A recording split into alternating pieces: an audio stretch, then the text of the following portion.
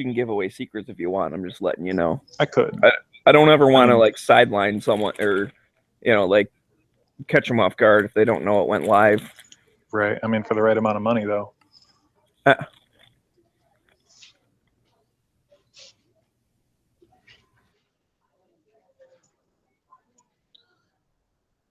Yeah, I should have been on here the other day when they did the Daily Show on traveling with your guns.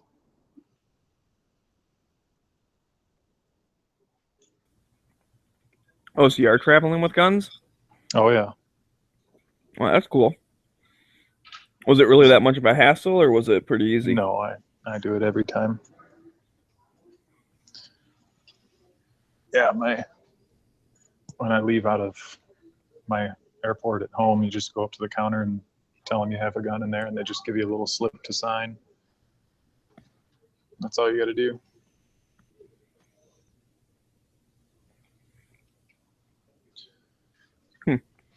Nothing special. Yeah, I'm debating on when I go to the NRA show. I've been tossing the idea back and forth. Do I drive down or do I fly down? And I want to take my gun, so that was part of where I was like, maybe I'll just fly down or just drive down. Yeah. Yeah, it's not too much of a hassle. Depends on the airport, though. I've been in, like, Atlanta's really bad. It takes probably 30.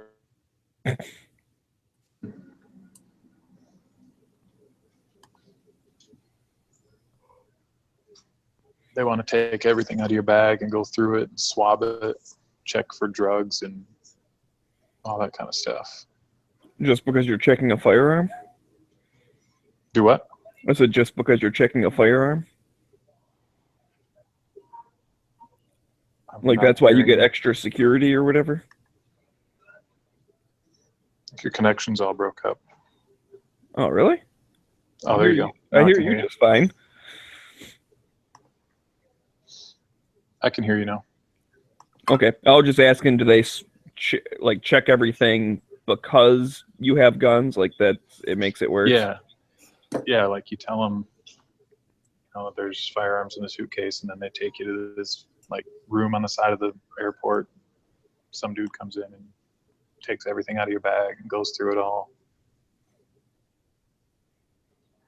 So I've had both ends of the spectrum now. Up here in North Dakota, they just say, okay, check them in, who cares?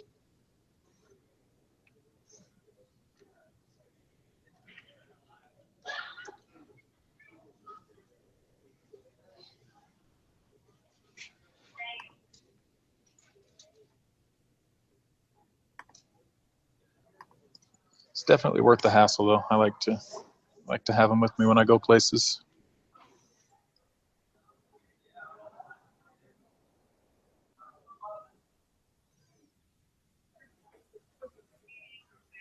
Yeah, I feel weird without it. Unfortunately, I travel a lot for work, and right. I can't carry at work and stuff. So a lot of times I do travel without them, and it's just like, I don't know, it's kind of crappy, but at the same time, I'm like, I don't know of a time I would be able to carry anyways. Basically, I fly in, go to work, and like I don't want to leave the thing in my hotel room like the whole time or whatever. Yeah. So it's, I guess it's a trade-off. I just make sure I have everything else with me. At least I have a flashlight and knife and that kind of stuff. And then I'm just kind of on extra guard if I don't really know the town. But I mean, sometimes the places are in kind of bad areas. It's like, shit, dude. Like when I go to Chicago, it's in like the south side of Chicago. Like, so it's not like in the city, right? I mean, it's it's the city of Chicago, but like not really kind of thing. And holy crap, man. It's sketchy down there, man. And I would definitely want to have it going to Chicago. Yeah, the problem is I don't think Illinois recognizes my permit anyways, though. So it's like I wouldn't be able to carry. Yeah, they don't think they recognize anybody. Yeah. I know I'm good in 40 out of the 50 states. I don't know And how many that's I'm good about in. the best you can ever get. There might be some other states that are tied, but there's not anyone that is like better than my permit. Yeah.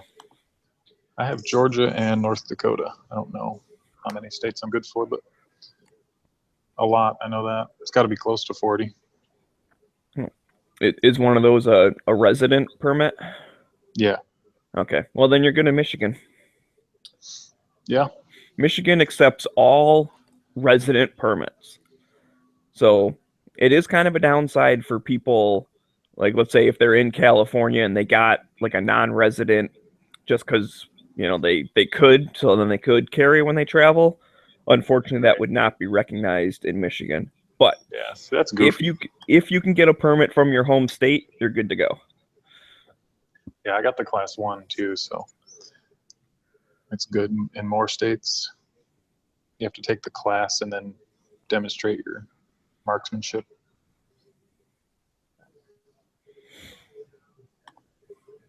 If you do just the class, you can get the class 2.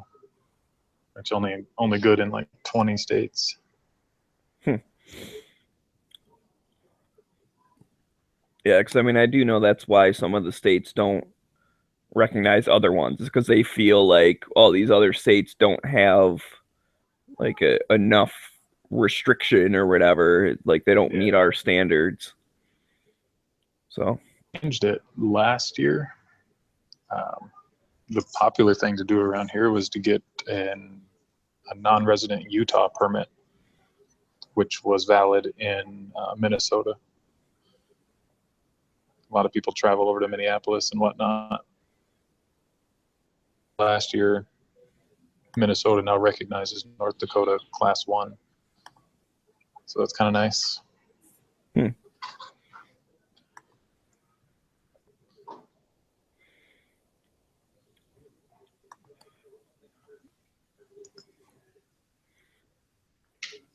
Yeah, I know North Carolina, they honor, I think, almost every state's CCW. We're pretty close to it. Well, yeah, we honor all 50 as long as it's a resident permit. And I mean, if national reciprocity goes through, then this will kind of be a thing of the past as far as having to worry about which ones you get, this, that, and the other. Just get one, you're good to go. But I'm still I want to cheerlead for it for sure. And actually read an article by Masada Ayub that basically was like, why are you pushing for this or whatever? And his answer to that is like, well, why not? I mean, because they said, what the government gives, they can take away. That was the argument against it, right? So he's like, okay, well, let's say we have national reciprocity for 5 years, 10 years, whatever, and then they change their mind and the federal government takes it away. He goes, then we'll be back to where we are right now. But at least for that time, like we, pushed the ball forward. We had the national. And then the other thing is, if you don't have problems with like out of state permit holders causing problems in your state, it's going to be a lot harder for them to make the case that it's a bad thing. Because they'll be like, yeah, but then anyone can go get a permit and then travel to my state and then cause problems. It's like, theoretically they could, but have they? Well, no, we haven't seen an uptick in, out of state concealed carry holders causing problems. It's like, okay, so then what's the problem? Yeah, I like it just so states like Hawaii, you could get an out of state permit and they'd have to honor it. Right. Oh, exactly. And that's, I think, if anything, what would happen with that, if that goes through as it is now, that they do honor, non-resident permits and stuff, or that they would have to, then those restrictive states might say, you know what, we're going to start giving ours a little more freely. Because for one, if they truly believe that, we want people to take the training and blah, blah, blah. And so if they bypass that, they're dangerous and scary, which I don't know that they even actually believe that. I know it's not true. I'm just saying that I could see where they might actually believe it, but I think sometimes they don't even actually believe that. They just want to be as restrictive as possible. But if they actually do, they would say, okay, well, then we want our citizens to go through like our training because we think we know better than Utah or Florida or any of the other ones. So we'll make it easier because then people would be encouraged to at least go through the home state stuff, and we can give them our permit, and then we can collect the money. Because otherwise, it's like people are just going to shop around and see, all right, which state has the cheapest one? I'll get that, and then my home state has to honor it. Yeah, I'm curious that if it does pass in say like 5 to 10 years, like you start to see like a major reduction in crime in these states that haven't really allowed people to carry, if they'll try to just blame it on something else and not try to admit that, oh yeah, maybe more guns does equal less crime. Right. That's They just wouldn't even talk about it. They wouldn't even bring it up. Yeah, they certainly wouldn't acknowledge it. But I'm still not 100% sold on that point. And I really like John Lott. I know he's written a book about it, like called just that, right? More guns, less crime. And he does go on that like affirmative position that when you have more guns, it causes less crime. I'm not as like solid on that, but what I am sure of, like what I will stand behind, is that more guns does not cause more crime, because that's what they want you to think. And I know for a fact that's not true. I don't know if I would take that extra leap to then say it's less crime because of more guns. Howdy. Hey, man. And that's, and here's the thing, there's crime in all sorts of places for all sorts of different reasons. And one of the things, I know this is one of my own just kind of pet peeves, but people will always like to say, oh, there's all these crimes in anti-gun cities like Chicago, New York, LA, Detroit. And that last one always, it's like just jabbing me in the side. Because Detroit's not that bad? Yeah, it's not. We have... What is it, comparatively not great?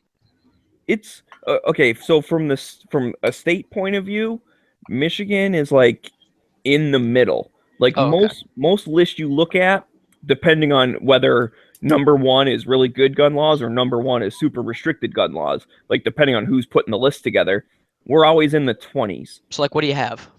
Like, what's the restrictions? So say, okay, I want to buy a handgun. Walk me through it. If you want to buy a handgun, you would Like go to the store and say, hey, I want to buy a handgun. And they'd say, okay, give me money. And you would fill out the 4473, which you have to do in any state. That's a federal thing.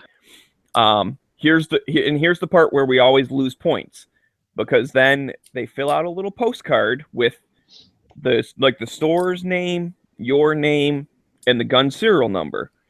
And the store keeps a copy of it, you keep a copy of it, and you turn a copy of that into the state police, because we do have a handgun registry, and that really sucks. That's the worst. That's like the worst part. But just handguns in Michigan. Just handguns. No assault weapons and all that nonsense. You can buy as many ARs as you want.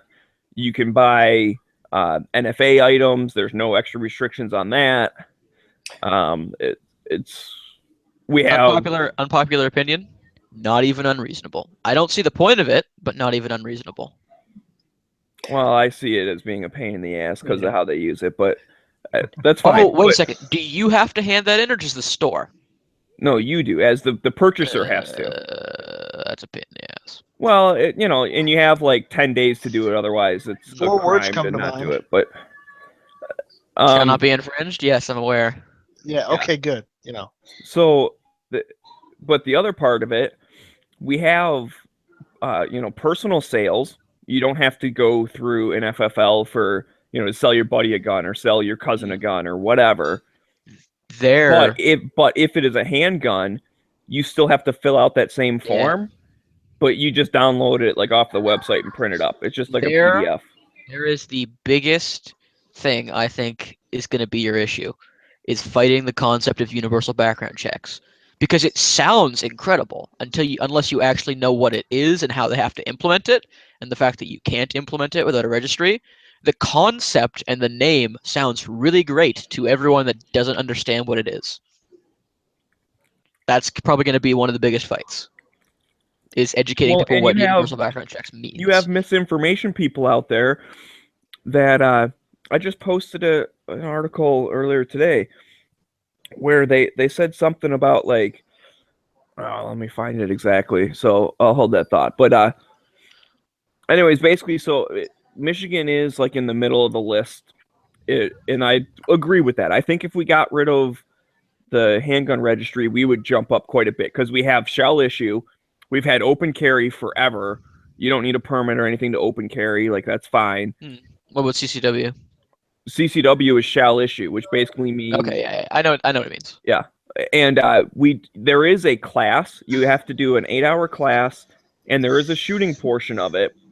But the shooting portion of it basically is just the instructor has to sign off that you're capable with a firearm. There's no set like you have to get 10 bullseyes or you have to do this. You're not a retard, basically. Yeah, and so like I actually took mine from like my buddy, and it's like he already knew I knew how to shoot, so it was a small class. We taught it in his living room, and yeah, it was just like, you know, a bunch of people going to the range together. So we just made an afternoon range trip, and when we got home, he signed off as like, hey, none of you guys like shot yourselves, so you're smart. I assume we're all like, I assume the consensus is get to constitutional carry as fast as possible. Like, having to do that course is still not good.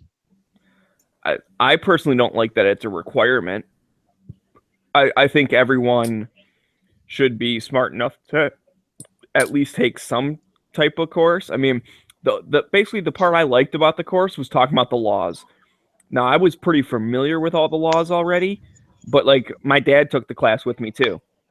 He's not a gun nerd, so he didn't know all those laws of, you know, self-defense type stuff, like when is it legal, when is it not, where you can carry, where you can't, like all this. He didn't know that, so that was really good for him to do, and it was good for me to, you know, get a refresher on it.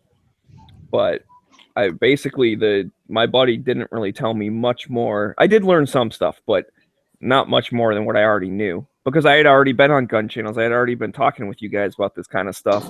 And my one friend, gun registries suck. It does. No, I agree. That's like the worst thing that's hurting our score as far as being a freedom state. Can I admit something? I gotta admit something. Registry has to be like the perfect example of it works, but it's literally the worst thing you can allow to happen. Like, its intended purpose of preventing people from, like, if at least here, because you guys have a Fourth Amendment, so you guys don't have to worry about this. At least here, the concept of them being able to check to make sure you still have your registered firearms, it definitely does prevent trafficking up here. I'm not going to deny that, but it's such a bad idea, especially when you look at things like High River. It's one of those things where it kind of does work, but I don't know if we should allow it.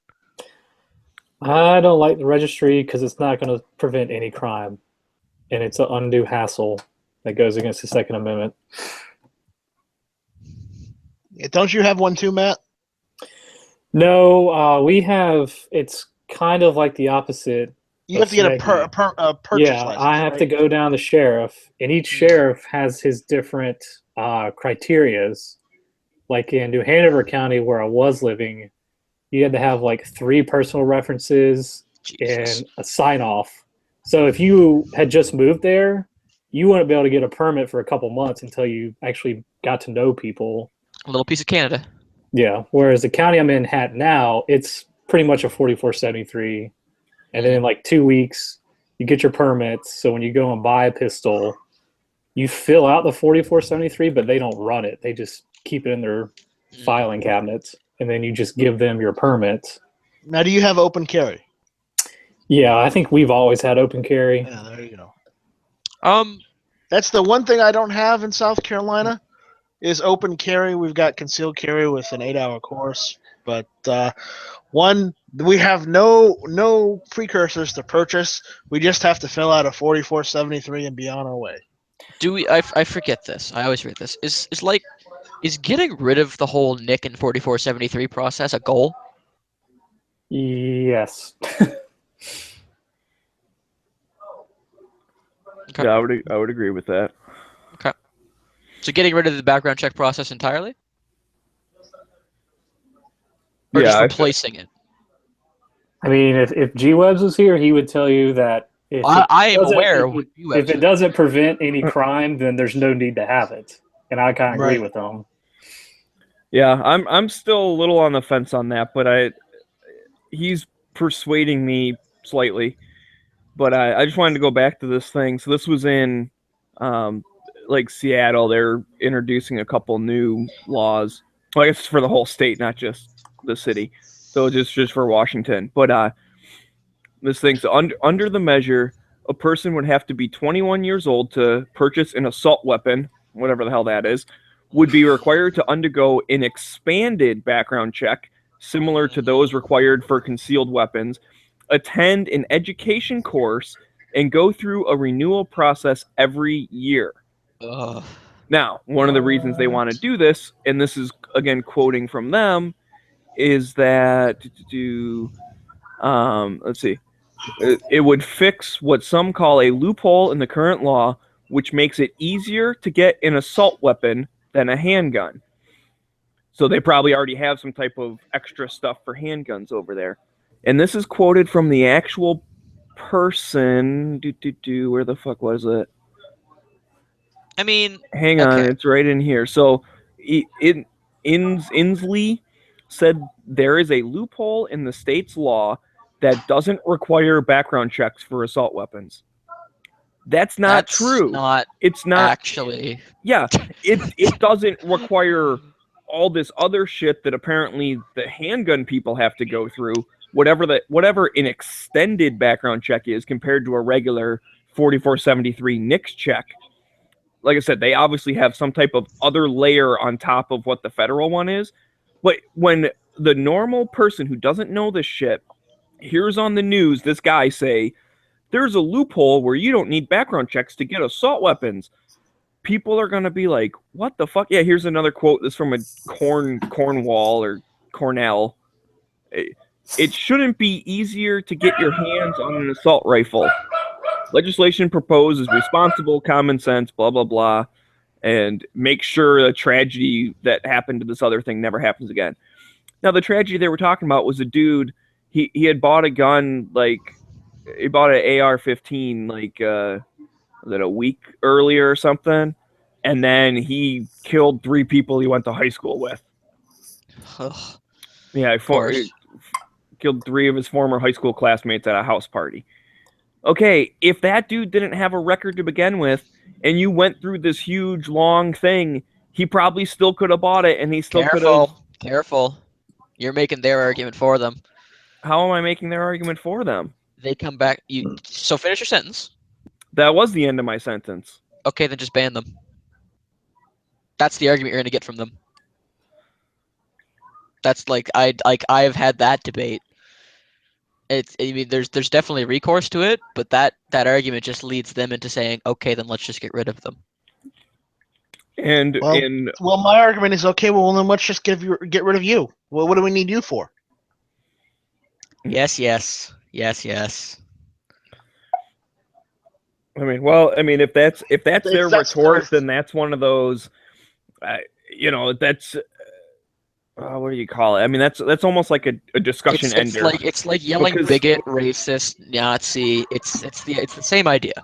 Yeah, and so that's if that's their mentality, then we're not having an open, intelligent discussion. We're just, they know they're bad, and you're not going to change their mind. Yeah. So those are the people. If that's their answer, we'll just get rid of them, just ban them. That's like arguing, what the speed limit should be on a certain like side street. Like, should it be 35 miles an hour or should it be 40 miles an hour? And you're talking the pros and cons between the two, and some guy walks up and says, "Cars are evil. No one should drive. Just take the bus." Well, then the discussion has now ended because we're on two completely different, whatever. Like, we're not comparing apples to apples anymore. And so I have no interest in the people that would say that as a retort. Again, I was talking to the people in the middle who don't know any better. When they hear that and they think, "Oh my God, there's no background checks for anything," you say, "No, that's not true. You don't know what you're talking about." And if you can explain to them that you already have the federal one, Yeah. The state does not need to go above and beyond. And freaking having to do a renewal process every year. Let me guess what happens if you're late by a week on your renewal permit. Knock, knock. It's Yeah. the ATF. Give me your Well, dogs. I wouldn't say ATF because the federal people don't care. But knock, knock, state sheriff. Oh, by the Where- way, you guys are felons now. Where are your German shepherds? So, in fact, we keep talking about this, and it keeps reminding me I have to renew my CPL. So is that renewal thing like an acquisition license or a possession license?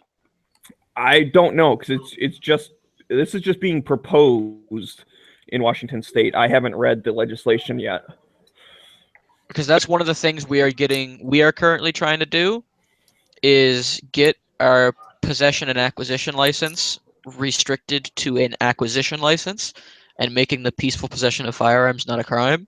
So you only need a license to acquire ammunition because, we're already up shit creek. We're trying to paddle our way out with our hands. Yeah, man. I mean, you got to fight every way, There's no problem. People have different starting points. Like, for states' rights, there are some states that are starting ahead of the curve from other states. But I don't discourage California. the people. Yeah, I don't discourage people behind the curve to at least fight to get level with us, and then we'll fight together to get level with something else. So we're all pushing this rock down the road. Exactly. I think the assault weapons they're talking about is that 30 caliber magazine clip thing that fires 100 rounds every second. Yeah, Listen, from the hip. if Jerry Miculek can't do that, then no one can. Hello. Well, apparently that guy in No. California thinks you can. So But he also thinks it's a ghost gun that can walk through walls and is spooky scary and send shivers down your spine. Well, yeah, and does he actually think that, or did he just learn the right buzzwords to say? That's the thing. I'm skeptical of the really Never attribute to malice. public anti-gun people. There is no way that they could be that dumb to still not know this stuff. I disagree. You mean the person Look that put at the what word state barrel they're shroud the senator of. The person That's who put all I have barrel to say. the person who put barrel shroud in their legislation and doesn't even know what a barrel shroud is, just thought it sounded scary. Well, she The didn't make shoulder up thing that goes up. Here's the thing. She didn't make up that word out of thin air and be like, "This is scary." Somebody handed that to her, and she just didn't. All she knew was that Bloomberg said this stuff is scary, and she doesn't know what it is. So you're right. I mean, politicians are ignorant on stuff. Fucking idiots. Well, there's What is Aleppo? yeah.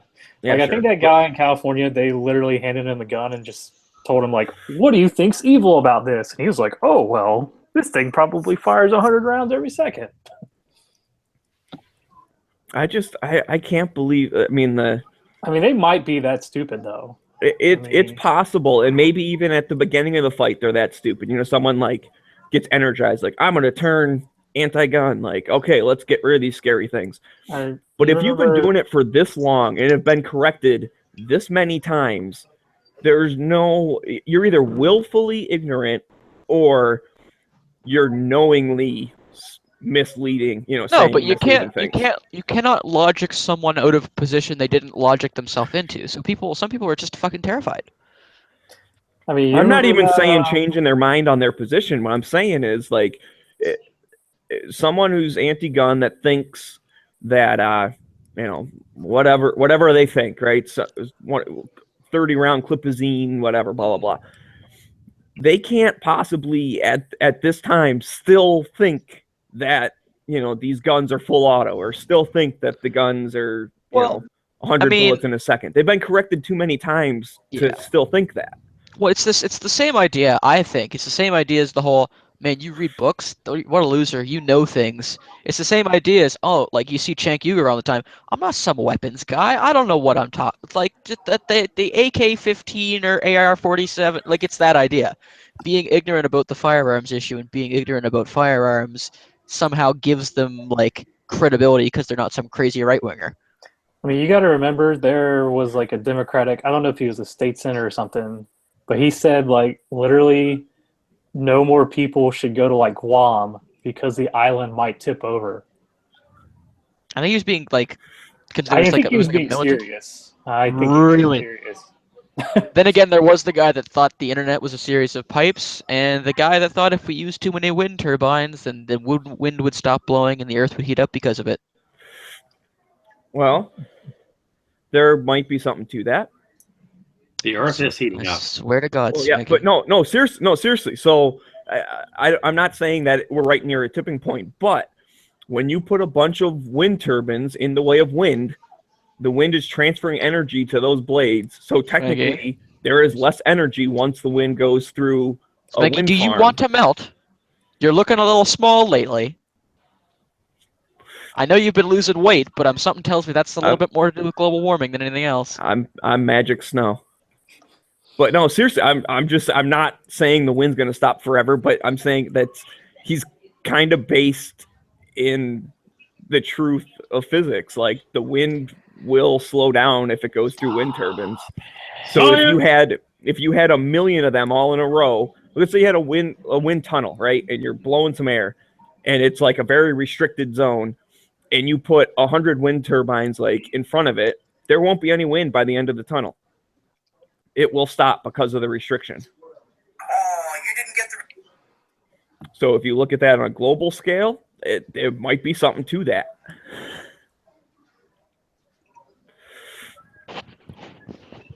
And my neighbor just looked at me. What are you looking at, fucker? I'll beat you up.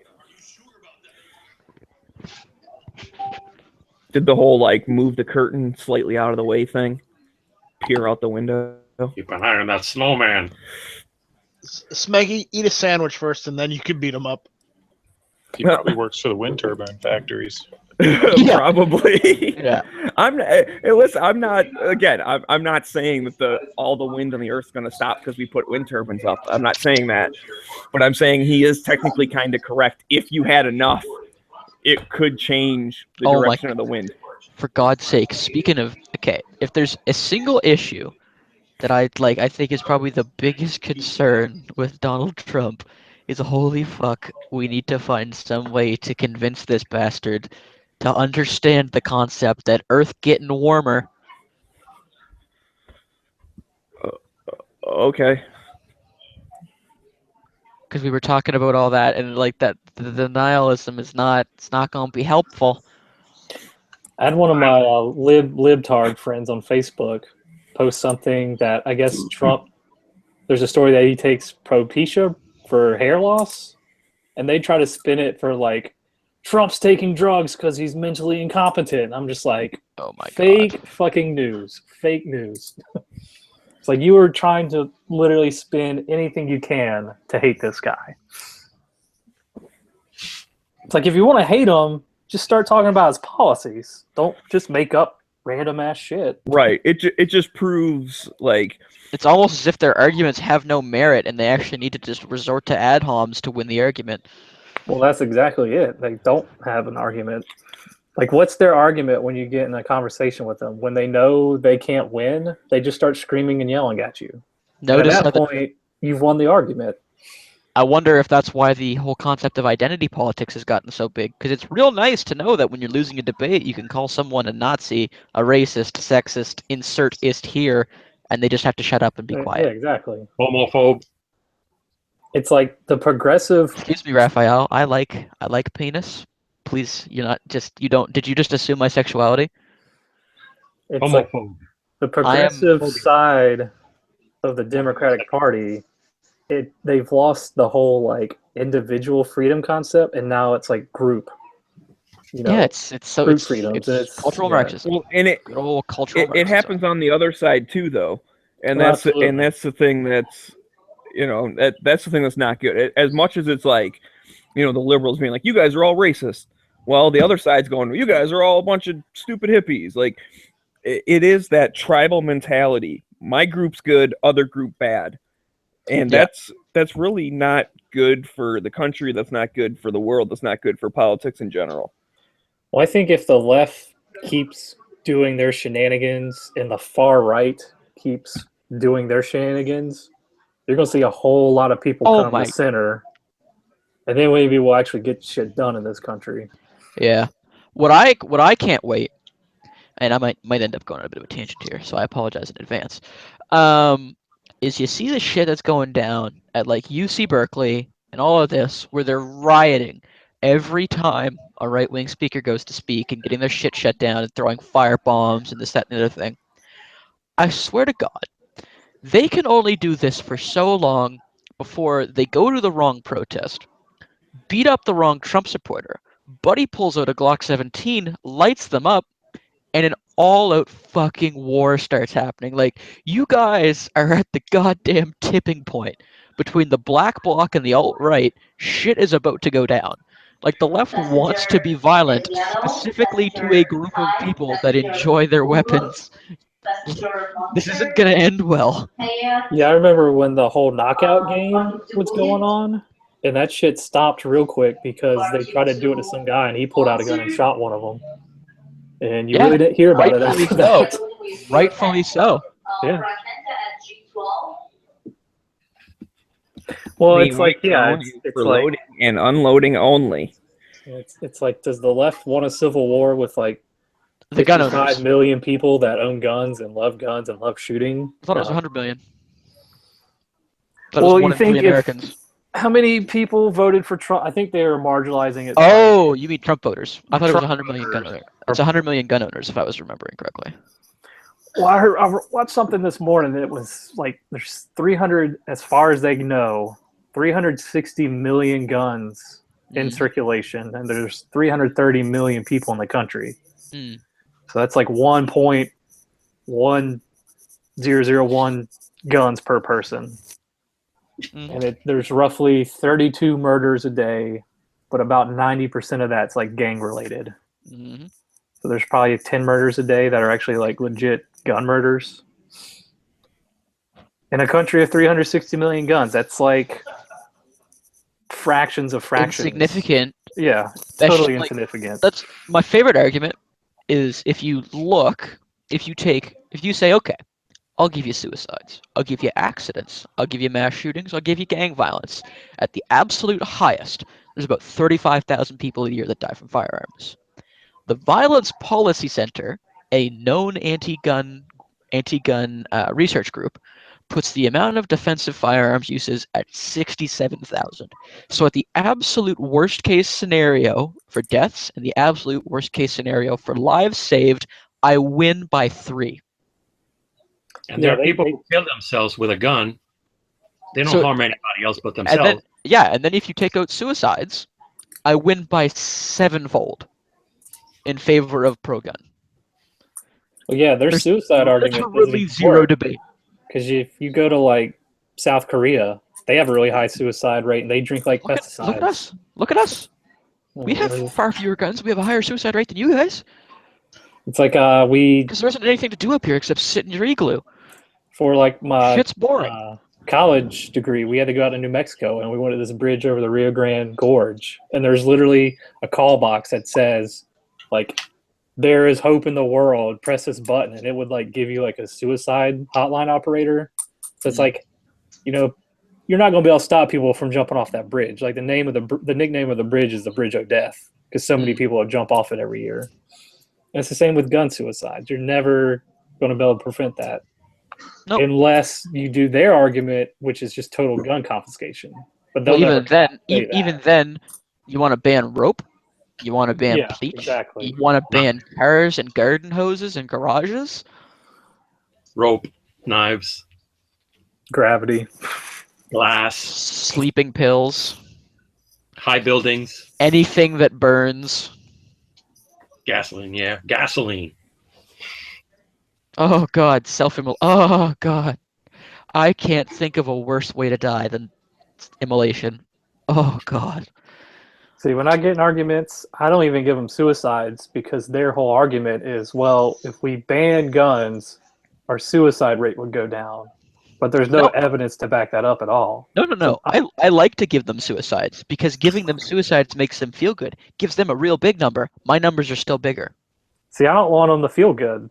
I want them to feel like, yeah, I'm just Yeah, but when they feel entitled good, elitist that doesn't like guns, so you know, therefore the I'm gonna higher get up they are, the farther that fall is when you just in the face with reality. I mean, the reality I use is, you know, I go to work and some of the people I work with, you know, they own guns and some people I work with are anti-gun. I'm just like, you know what? I have like 10 guns sitting at home and they've never gone out and killed anybody. And like 99.9% of gun owners' guns never just get up and go kill somebody. It's always the individual that does that. They can't load themselves. They can't Yeah. fire themselves. It's like for the past 10 years, I've had like a Sig Sauer loaded in my nightstand, pointed at my head essentially. At any time, if he wanted to, That's he just could just dumb. pull the trigger. That's actually just dumb. That's just a bad idea. Why would you do that? Because I know it's not going to do anything. No, like have it point at your head, point it the other goddamn direction. Shit happens. Well, I have confidence that their safeties and whatnot will prevent. See, he things has from confidence. You know, he don't need that. Fuck that.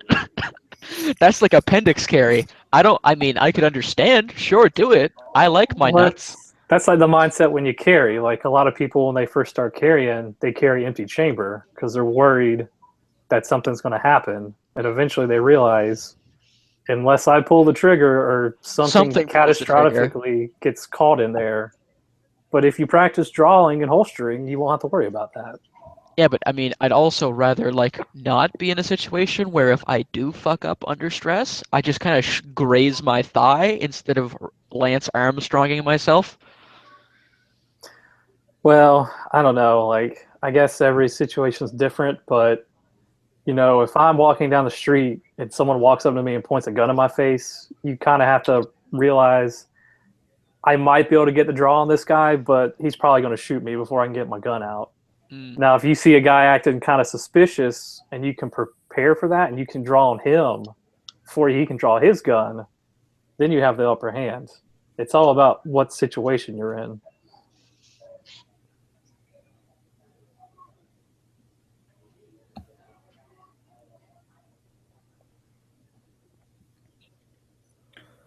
Yeah, or like what happened in Detroit, excuse me, a little bit ago. This dude came in to like rob this place, and he had a gun pointed at like this guy's wife's face or something, and like they took their stuff, like they took their wallet out and stuff, and tossed it on the ground. And when the guy was like looking at that to go pick it up or whatever, then the dude ended up like shooting the bad guy. Yeah, it's all about, So if you can distract them a little bit, like that helps too. Well, there's a video of, it's like a CCT video feed of like a gas station, and it's like an undercover off-duty cop, and this guy walks up and tries to rob him and like the other gas attendant. He like looks away for like a split second, and the cop pulls out his gun and shoots him like right in the head. Well, the one I saw that makes me laugh my ass off is it's like this super nerdy looking guy walking down the street. This guy comes up, puts a sawn-off shotgun to the back of his head, but he turns around, looks at him, grabs the gun with his offhand, and then cocks it, and Buddy just takes off. Like, people don't expect shit like that. It was the funniest thing.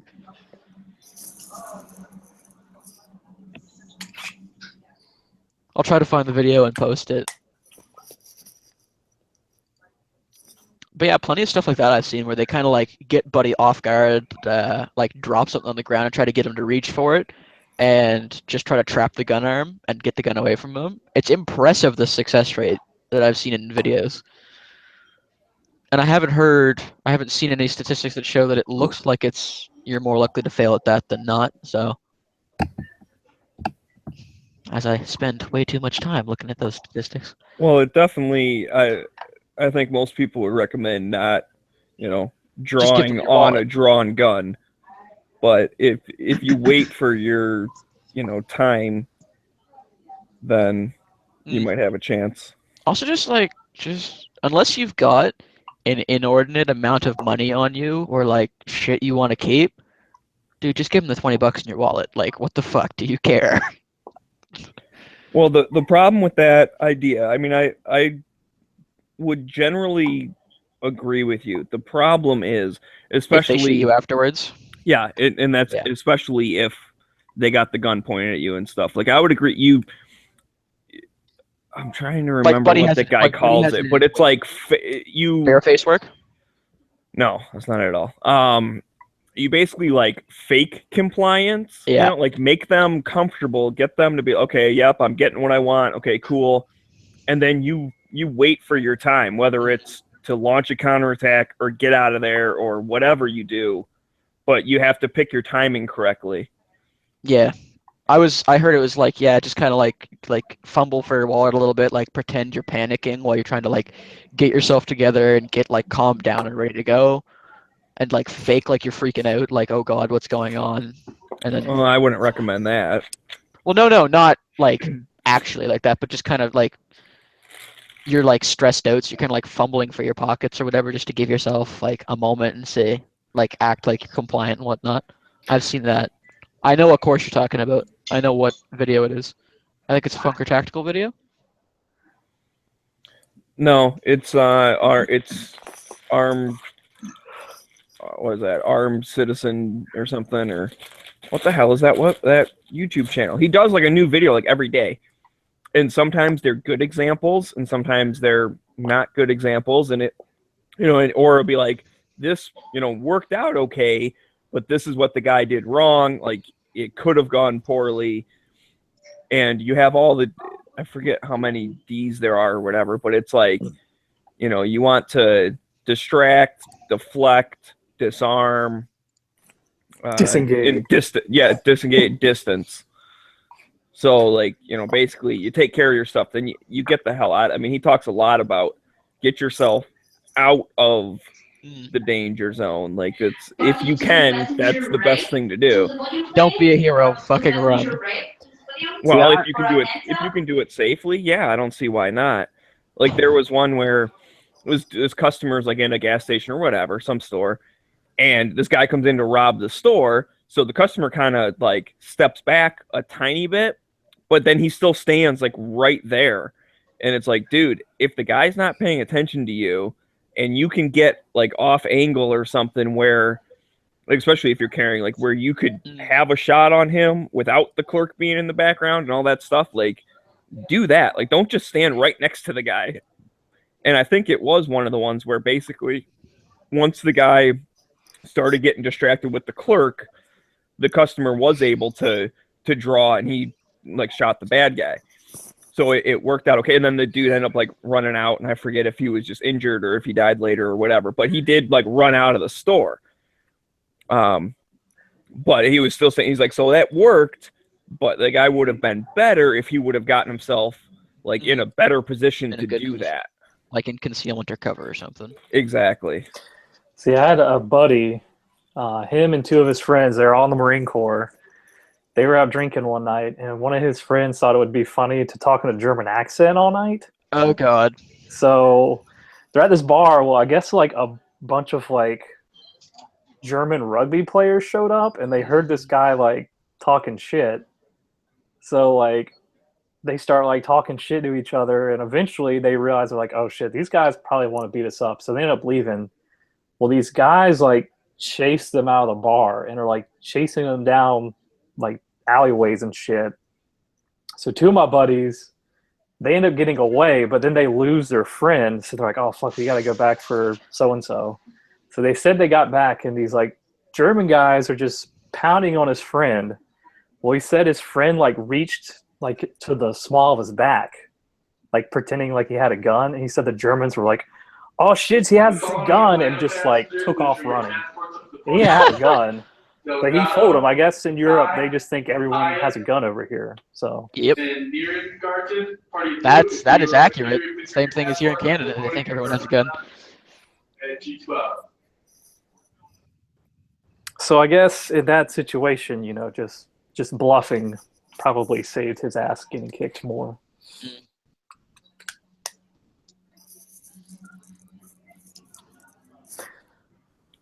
And in that one, yeah, that probably did help. The unfortunate thing would be if they also had guns, in which case, You've just But yeah, yeah, he'd be bluffing, fine. you just escalated it, and now you can't back it up. yep. So, You done did fucked up. But hey, I mean, we know all these, and you're right, Raph. It was active self-protection. I love that channel. The way he breaks stuff down is just awesome, and that's there are some techniques or whatever he suggests that I don't always agree with, but I with anything, with any type of trainer or anything, at least listen, keep an open mind, and then maybe decide later for yourself, like, well, I don't quite agree with this, that, or the other. But I'm not closed-minded to it at first when I watch it. And I think he has some pretty good principles as far as, like I said, distract, disarm, whatever the other ones were. Again, more dumb questions. Doing some stuff for a future video. What do you guys think of the whole, instead of a background check system, the whole F on your license, if you're a felon? Or are we all of the opinion that the felons should not lose their rights permanently type deal? I think if you're a non-violent felon and you say you go to prison for like 10 years for tax evasion, like once you do your time, as long as it's a non-violent felony, you should have your rights restored. Drugs? Because I don't think you should. If we're doing that, I don't think drugs should fall into that. Should fall into the violent category, or like having your rights stripped. Because there's a difference between. Drugs are tricky because, like, yeah, if you get caught with marijuana, you shouldn't be going to prison anyways. You Well, I shouldn't mean, be even if getting you're caught charged. selling. But if like you're peddling like meth and like angel dust that is fucking up people, I'm not sure if you deserve to have all your rights restored. I mean, I guess. Like, But yeah, that's what just- do that's we just my think opinion. in the situation where certain felons cannot have their rights? What do you guys think of the whole F on your driver's license? Well, we used to fake our driver's license in high school to buy beer. So if we're willing to do that to buy beer, there's probably people out there that are willing to make fake IDs for felons just so they can get a firearm. Or they'll just go to the black market, or they'll steal them like they always do.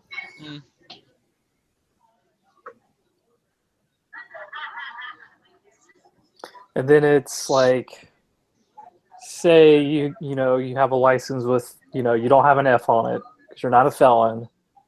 And then say you get like a domestic violence charge, because in North Carolina, and I'm pretty sure it's federal now, you can't have, you've been convicted of domestic violence, you can't own a firearm.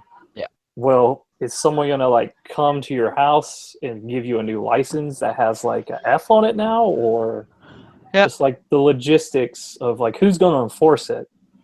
It's like I think Nevada, they just passed some universal background check. And I think their attorney general or somebody came out and said, hey, we don't have the money to enforce this. And So there's no rule saying you have to make us enforce it, so we're not going to enforce it. So their whole, it was like a ballot initiative.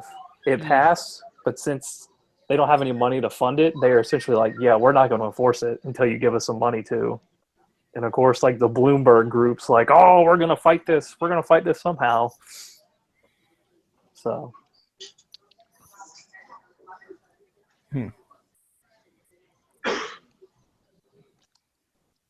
I don't know. Isn't that your idea, Smeggy? The F on your license or the good guy card or something?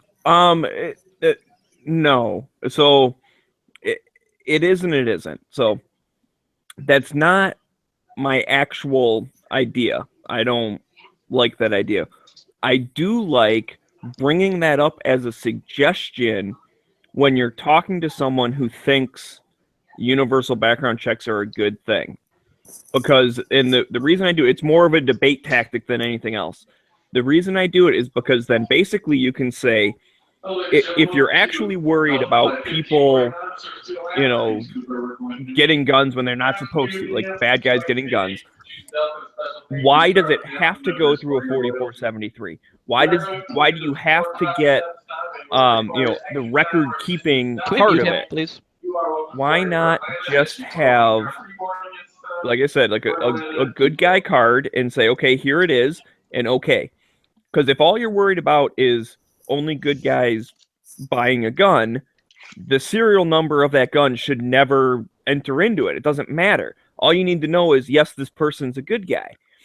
And so when you bring that up as a debate point, and then they say, well, I mean, we can't do that, blah, blah, blah, it's a way of then saying, well, then really what you're saying is you want background checks because you want to have the history, because you want the record, because you want the registry.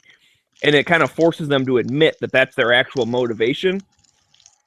And then once they do that, then you can fight against that and say, well, why would you want that if you're, well, we're not taking any guns away. Well, then why does it matter? If you're not coming to take them away, why do you care? Never forget High River. I have or not.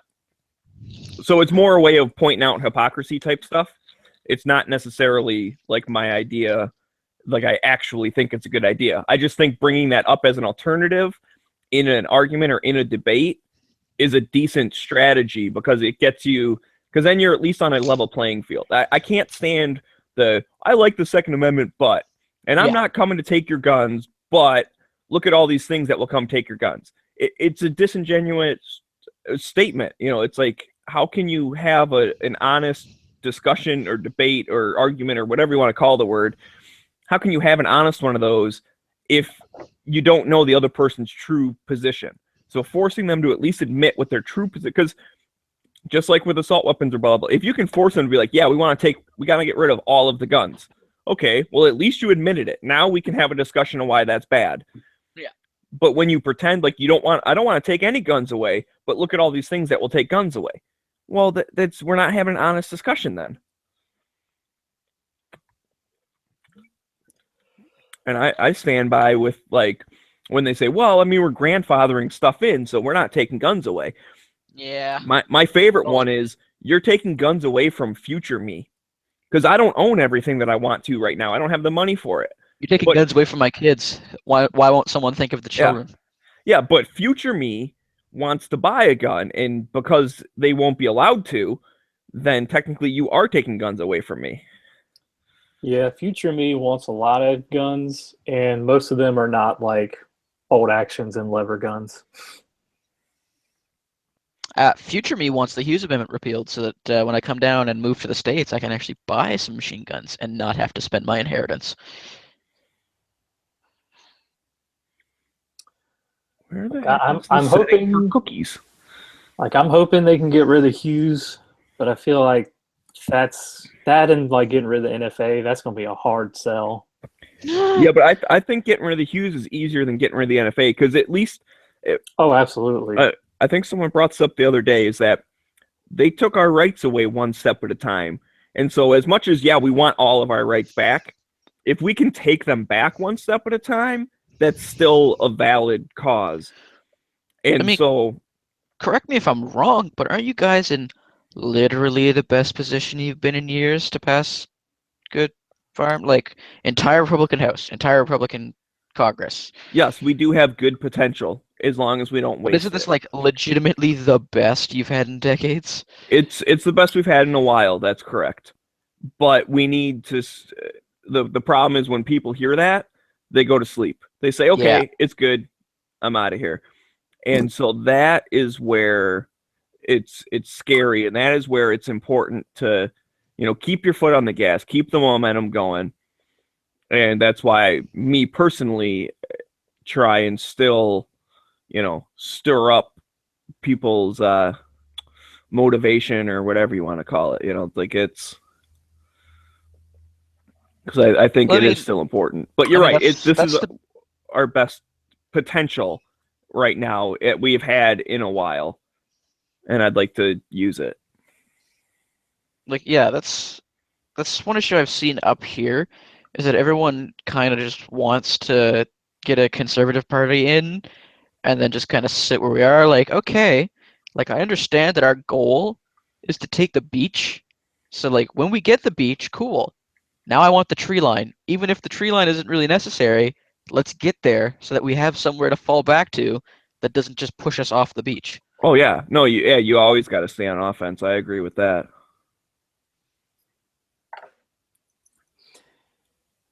Yeah, I'm hopeful for the Hughes because I'd really like to have like a Glock 18 at some I mean, point. I feel bad for all the guys that have bought them since '86, but See, that's another not, thing. not too Well, bad. not I don't feel necessarily, too though. bad. Because here's the thing: is that maybe it's not in here. What the fuck? Anyways, the thing with that is that there are maybe some full auto guns that will lose their value if you can make new ones. However, there are a lot of guns that are like, let's say they're old World War II guns or something. Yeah. Those things will still be old World War II guns. They No, will but the still guy- have collectible value. The guy Just that spent 10 grand on a Lightning Link or a DIS just got fucked.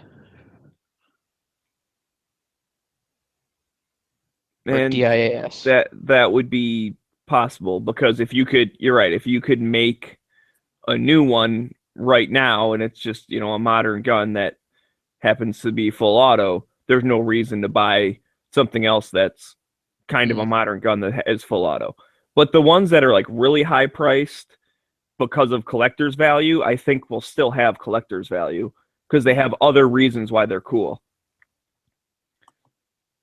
Yeah, I agree with you on that. Like if it's something really old or it's not manufactured anymore, then they probably would keep their value.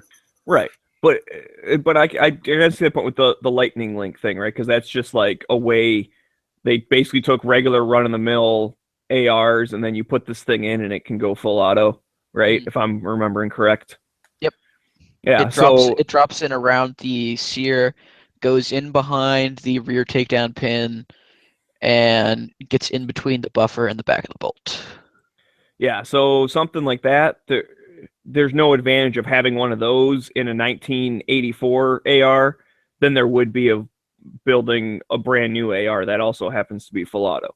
Like people would rather have the new one. So yeah, I could see that. And you know what? That's a sad day for them. But they spent all that money and they've had the thing for the past 30 years. So that's where their value came in, is that they've had full auto for 30 years when other people haven't. Oh, no. I meant the guy that just bought a Lightning Link last year from some guy for 10 grand is just going to be... Oh, because, one that was already registered. Yeah. Possibly, but hey, same thing happens when you buy gold and then all of a sudden, price goes down or something. Like, investments have risks, and if you bought it for an investment, then sometimes you win, sometimes you lose. Well, I saw the best one on the West Bay I saw it put was, I think it was Iraq Veteran 88. You made an investment and you bet against the rights of the American people. I don't have any sympathy for you. Well, there you go. That's a good way of looking at it. America. But yeah, it was like you shorted the market on the rights of American citizens, something like that. Yeah, no, that's a good way of looking at it. You bet against Americans ever getting their rights back. So then when they do get their rights back, then you lost. Suck a dick. Yeah, I mean, I don't necessarily have any ill will towards them. Like, hey, dude, do whatever you want. But you're right. If they are fighting against the rights of everyone for selfish personal reasons, then then I would agree. Yeah, that guy sucks. But I know a lot of people that have NFA items that are like, repeal the NFA. And it's like, isn't that you're hurting your own investment? But here's the thing: if you're a person that has a lot of NFA items, don't you NFA have enough money to not worry if you lost a little bit. Don't NFA tax step items get refunded when that kind of thing gets repealed, like the Hearing Protection Act? Not necessarily.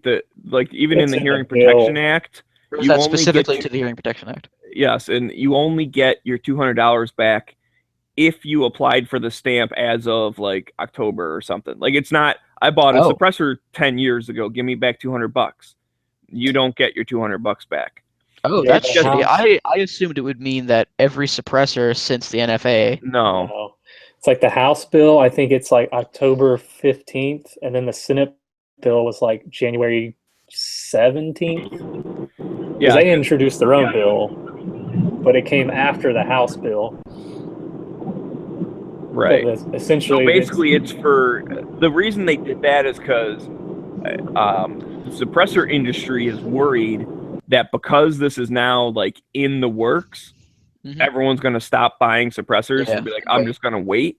So they're trying to encourage people like, go ahead and put in for it now, because when it gets passed, for one, all these people are going to storm the shelves, and they're like, do you think we're going to make these things like 1,000 a day to catch up to demand? Like, there's no way. It's going to be out of stock for a while. So go ahead and get yours now, and you'll get your $200 back. So no harm, no foul.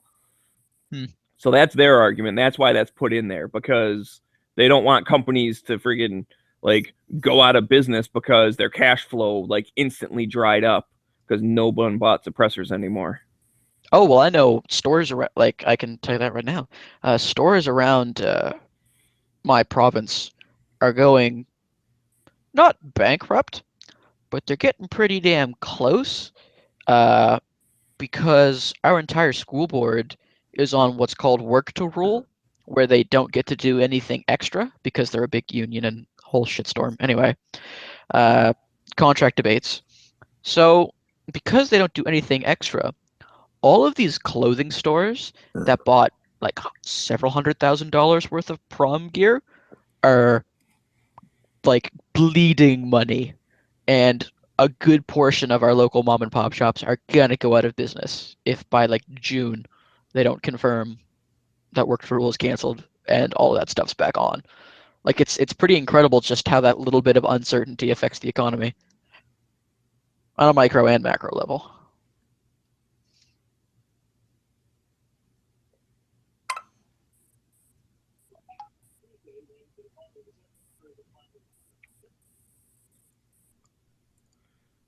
Yep.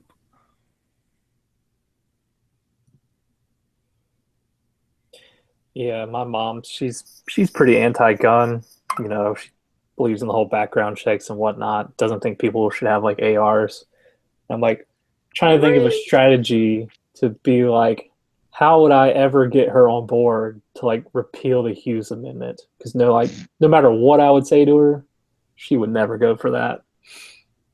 And I feel like she's a lot like a lot of the voters in this country. So Re-education camps, dude. Yep. Make them happen. Get the black helicopters. Make re-education camps great again.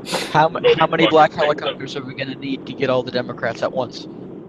You don't need that. All you need is fucking. We'll trick them and we'll tell them it's an art museum. God. Tell them it's Shia LaBeouf's new installation, and we're all gonna go chant "He will not divide us." Yeah. I'm just gonna seriously, when I'm the director of re-education camps in Southeast, I'm thinking I'm just gonna open up Whole Foods in areas that didn't have, and then when they're in the store, I'm just gonna close the doors. Be like, look, you're here now. It's on. Metallica will start playing 24 hours a day. That's that. What's up, guys? Hello. yeah, Sup? you just What tell up? them like there's Nazis in the camps and they need punching. Yep. They'll flood And in then there. and then we purge them all. They don't need purging. They just need re-education. Purge. Yeah, they just need re-education. They're not But Stalin. what about the ones that Not we can't? leftists, because leftists and But what about communists the would ones we actually can't kill get us. They would literally kill us if they could. But what about the ones that we can't re-educate? We send them to the homeland. Listen, sometimes you gotta be Alright, prepared. We're still live. That's good. Sometimes you just We're gotta be gonna prepared send to them go from. Canada. No, Now that no, Trudeau is in Canada, yeah, we're Yeah, gonna no, accept you all are the not. liberals. That is not gonna happen. The Listen, liberals are sometimes- moving there, and they're gonna love it.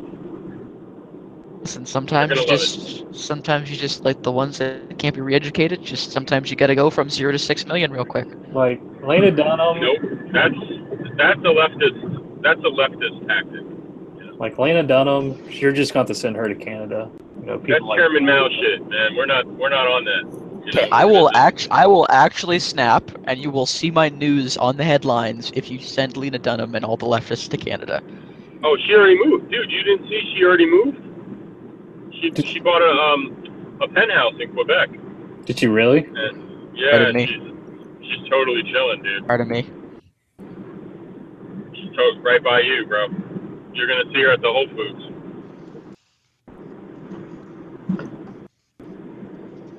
You know what? Her pussy's probably not that bad. Oh God! Don't even. Yeah, Oh, it's probably not. And dude, it's probably tighter than frog's ass. You know what I'm saying? So I wouldn't worry about it. Fresh bread. I'm guessing she does no upkeep on it because you should love her how she is. Upkeep. It ain't getting stretched out. You know, it's not like a fucking slug. Yeah, there's not very many miles on it, I don't think. Yeah, that's what I'm trying to say. She probably only fingers herself. Once in a while. Can we stop? I'm about to I don't actually know. vomit. I feel like I am gonna vomit in my throat. I feel like she's kind of like proud to be a whore. So I she think probably- I'm gonna have to go into my closet. I'm gonna have to go into my closet and crack one of my homebrews at this point. Like I'm gonna need to get myself some shine to forget this encounter. Yeah. Sure. You ever heard of that game, Fuck, Marry, Kill? Oh God, no! Yeah. Kill. No. Okay. Get You gotta fuck one of them. You gotta marry Exterminate. one of them, and you gotta kill one of them. Okay. Okay. We got Leonard Dunham, Nancy Pelosi, and who's Chuck Schumer's niece? That I hate her. Amy Schumer. Amy Schumer. Yeah. Amy Schumer, Nancy Pelosi, and Oh, Jesus. Leonard Dunham. I would kill Lena Dunham, fuck Amy Schumer, and marry Pelosi because she's about dead anyways, and I think she has a lot of money. Yep, that's I that. was definitely- I agree with your Mary part. Your spot. So yeah, I would marry Pelosi for what you said. She got money, and I'd take all her money and buy guns. And then I don't know. I think I would go fuck myself and kill myself.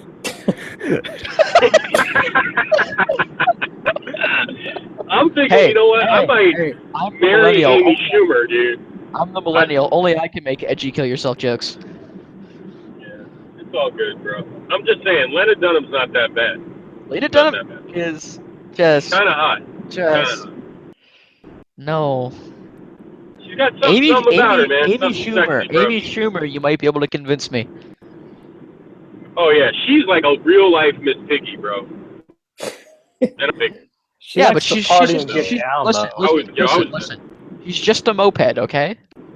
Kermit was getting that Miss Piggy pussy like early, you know. So Kermit, fuck Amy Schumer, dude. That's the way to go. Yeah, that is I indeed thought you my were gonna that is marry her. my you just strategy. said. Marry that's- Pelosi, fuck Schumer, and kill Leonard Dunham. Good, we're on agreement. Yep, Yep. you won. That was an easy round, man. Consensus.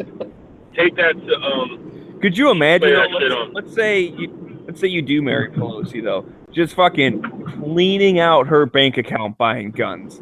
Like how awesome would that be? Like walking into Cabela's and being like, "I'll buy everything you have. Here's my black credit card." Yeah. Oh yeah. Well, See- dude, if you're hitting that right, you know, and eating that pudding right, yo, she'd be down with that shit. She don't give a fuck, bro. Oh my God! You know, I am- Probably I was enjoy it not so much she'd have a prepared. heart attack and die. I was He would not be set. prepared for this Or you- chat. You weren't prepared for that mental image, bro. I Come on, think man. I am gonna disappear now and go get She probably stoned. shaves Sounds down good. there, bro. Yeah, I think I'm gonna disappear, go get stoned, and forget about this. Nah, she probably shaves, bro. all right, What seriously, TV man. What if you Yeah. replace Pelosi with Feinstein? Oh God, or Clinton. Oh my god, dude, I totally would take Replace Pelosi over Replace Pelosi with Clinton. I definitely would not eat out. Fine. There's no fucking no dining on the fine side. Ugh. We're good on that, bro. No fine We're dining. good, man. No fine dining for you. Pelosi's like fucking. She's like Olivia Newton-John compared to. What's her name? Jesus I feel like I Christ. need So A big So wad of anyways, gum, guys, like She's Ace like Ventura. Olivia Newton-John in Greece, bro. Hey guys, guns. yeah, I like. Oh, back to gun? I thought we were talking about Canadian prom season, dude. Back to fucking Well, that prom was dress. fucking weirdo talking about Canadian prom, which I'm not even Well, sure. we that's a were real talking thing, about but we were talking about laws Quick, affecting I think you just local go into the businesses. woods and like kiss a moose or I something. swear Yeah. to God, we were Back talking up about quick. laws affecting Gotta local get businesses. back That was to pertinent. David All of you Hasbro. shut up. See, first you got to get Bob's blessing to take his like granddaughter out, and that's not going to be easy. Yeah, but I mean, if you want to, but then I have to go clean his guns for him. That's his whole All you deal. gotta do is bring him an eighth of And like I- the and I dirtiest think- dirt weed ever, dude. But I Just think- a bag of dirt weed. And I'm pretty sure cleaning his guns might be a euphemism. I don't know. I'm pretty sure if you brought some of the dirtiest weed in the world, he'd just be happy and he'd smoke it and straight, bro. That's it. That's all good. Hey, DB, have you got your holster from SOB yet? Nah, I didn't. I canceled my shit. But I haven't ordered it again, so. I went the cheap route and I bought the filter thing for it, the skeleton, for like, I think it was $30. Cause that other one is like $70 fucking dollars. So I'll let you know if I get it though. Yeah, because I was just curious if you got it, because I've been thinking about getting one for either the No, they 19 look or dope. 42. But I have a very similar holster, but it's made of Kydex. But it's very, very similar and everything. And I love It's called a magazine, DB, not a clip. it. I love it. Oh no, the holster has the clip. It's cool. Yeah, it's called a magazine, not a clip. No, it's the holster clip. Dude. Be like, Hugh, it's a Hugh, clip. Hugh, It's a Hugh, clip. Hugh, Hugh, Hugh, Hugh. Yeah, I know. I'm pretty clever. It's It's called Clippy Clippage. Clippy Clippage. It's cool. It's cool. Not a problem, man. It's not a problem.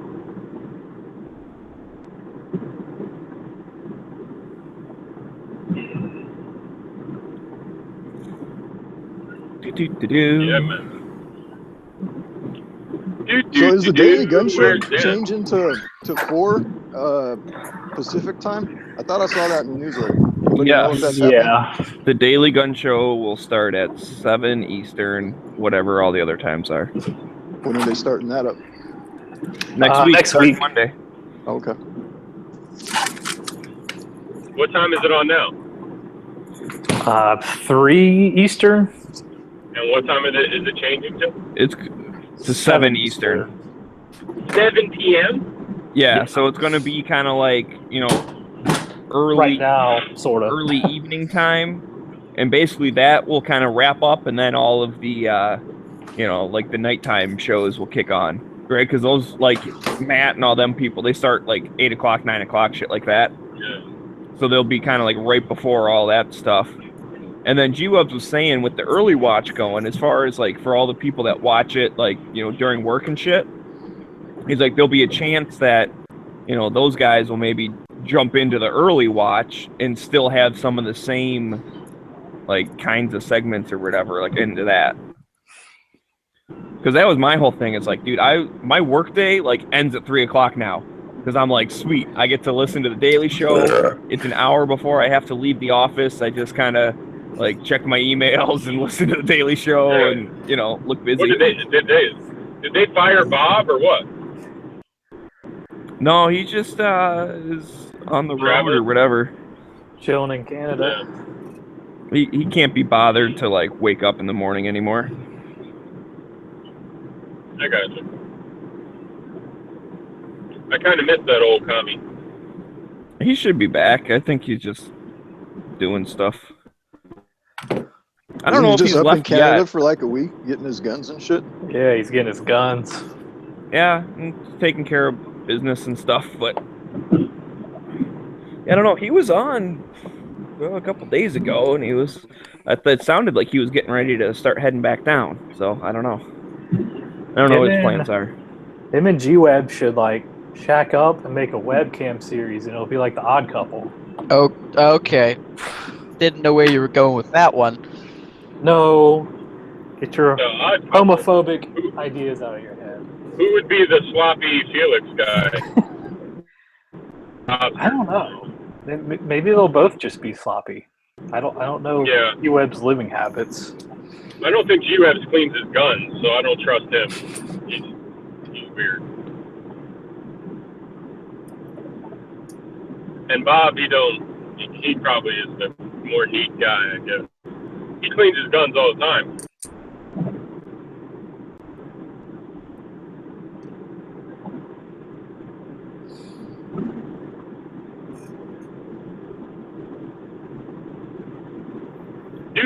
Do. I think that'd be a good way to get one of them dead. Yeah. Do. What up, DB? What up? I'm driving to Florida and Nice. take a pistol class that involves slap boxing people, punching people in the face, all types of shit, man. Just the tactical, man. Some guy tactical dude. Holsters and flashlights and knives and totally tactical bullshit. Who's guns, hollow points, dude.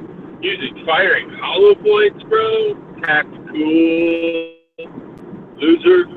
Who's the instructor, or what school is it?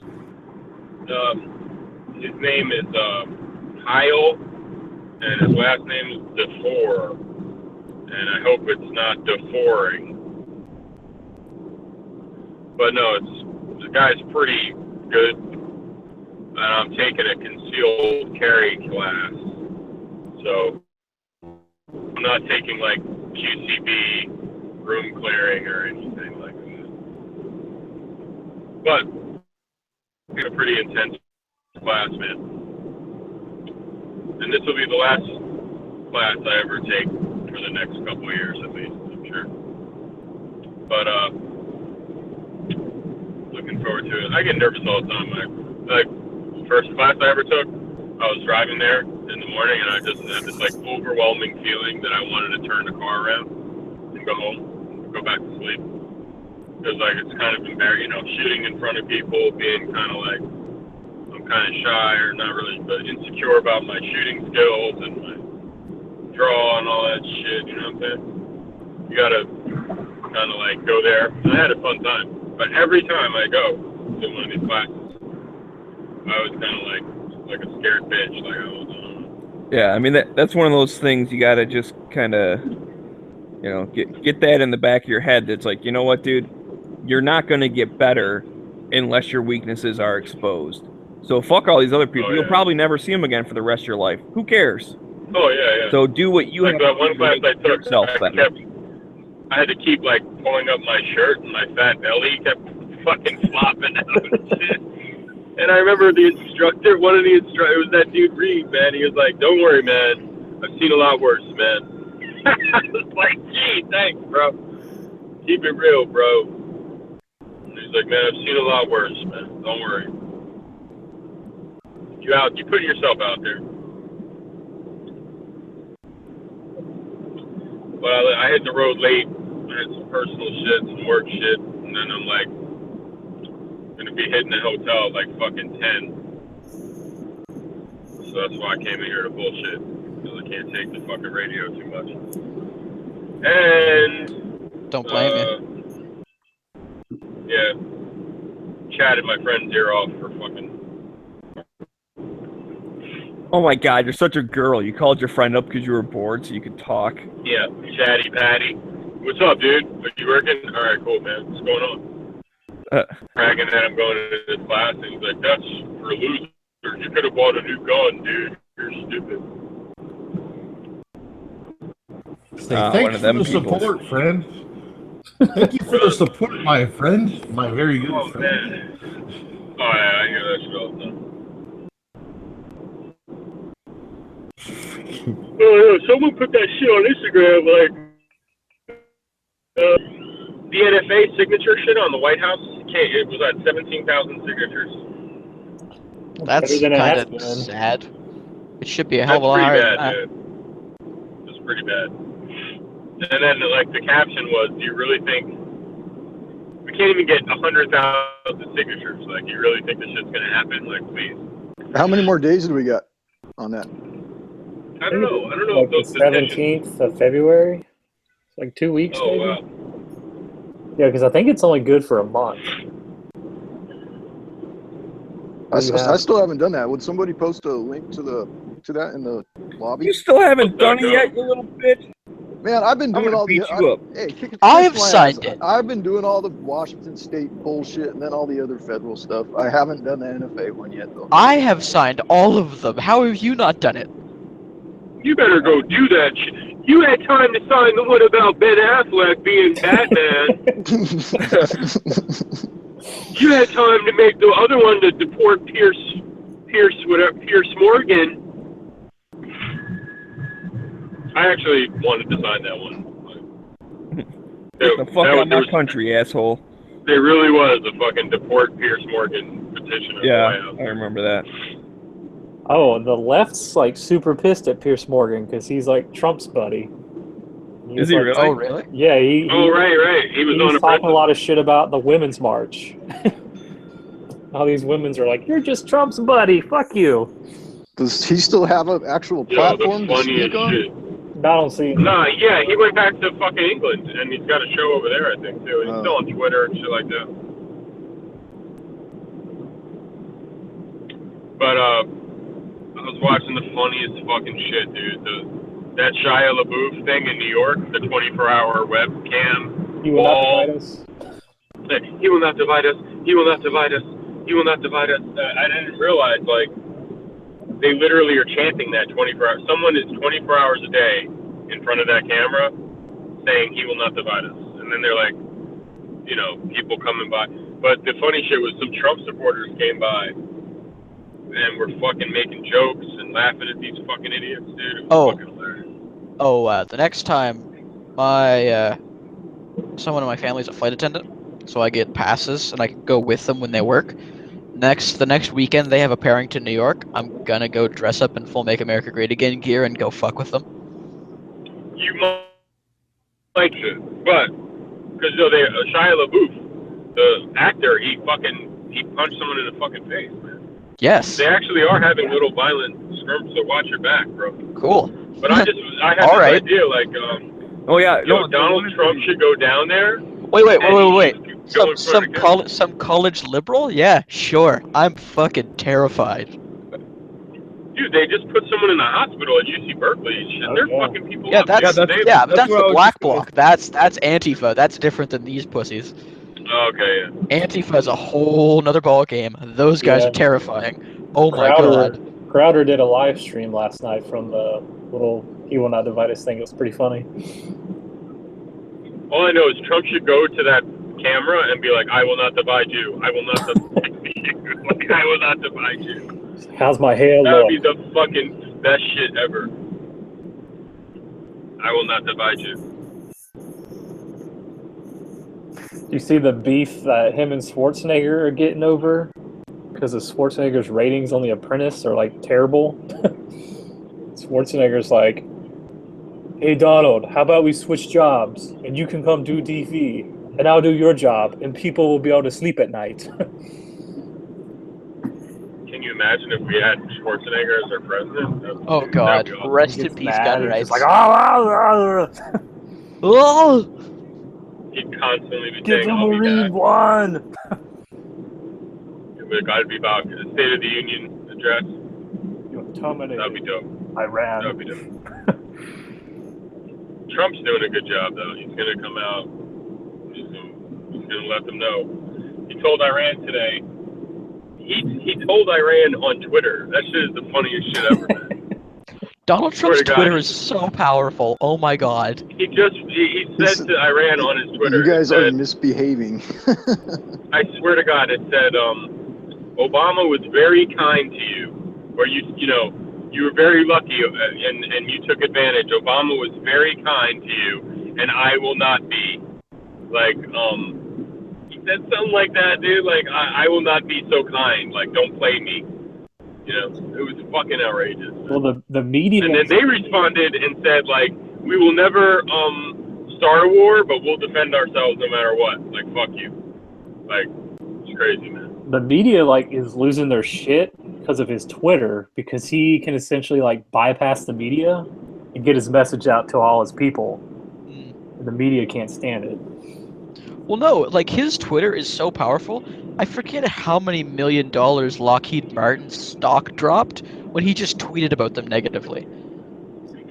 I don't know. Well, he wasn't. To be fair, though, he wasn't just like he's like Lockheed Martin sucks. The tweet was, "I'm gonna cancel an order for all the fucking jets," and so they're like, "Oh, that's why their stock dropped, because he was gonna cancel the fucking order for what's its face." Was that the F-35s? Yeah, it's the Air Force One or something, or the F-35, right? The Raptor or some other fucking jet. I think Boeing does Air Force One. So Yeah, So it was like the new whatever that new. You got on Boeing too. That's some more shit we don't They're redoing Air Force One. They're like trying to upgrade it, and like they're taking way too long. They're way out of fucking contract now. So like way over time, way over budget. They want way too much money, and he's like, "Nah, I don't think so. I think this should be done for a lot less money. I'll start looking elsewhere." And then all of a sudden, you know. Well, he's actually sat down with the Boeing CEOs quite a few times over the past few months. The best tried to get that shit back on track, but I don't know. Trump thing I've seen so far is he had like a Black History Month like meeting, and I guess one of the guys there, he works for CNN, and he was like, "It's like, yeah, Paris, I don't see you that much anymore because you are at CNN, and I don't watch fake news. And CNN's fake news." Yeah, he blackballed CNN. He was like totally like nah, I'm not gonna fucking report to them. He's like, the media is my I can't remember the word he used. Obama didn't take one question from Fox News in 4 years. So the entire first term of Obama, he literally, there might have been 2 years of his first term, he ignored Fox News.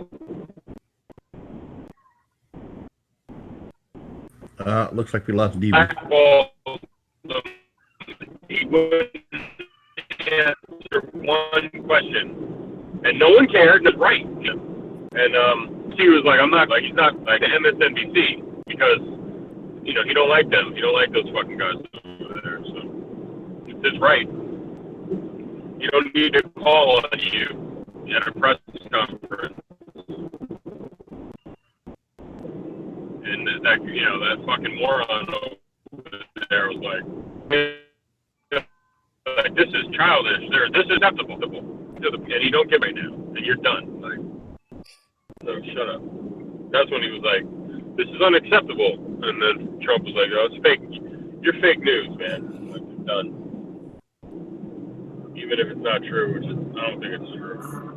They're not 100% fake news. Yeah, they're not 100. I mean, they'll show you something. They're like, all right. Either way, they are pretty bad. I mean, there's changes going on now.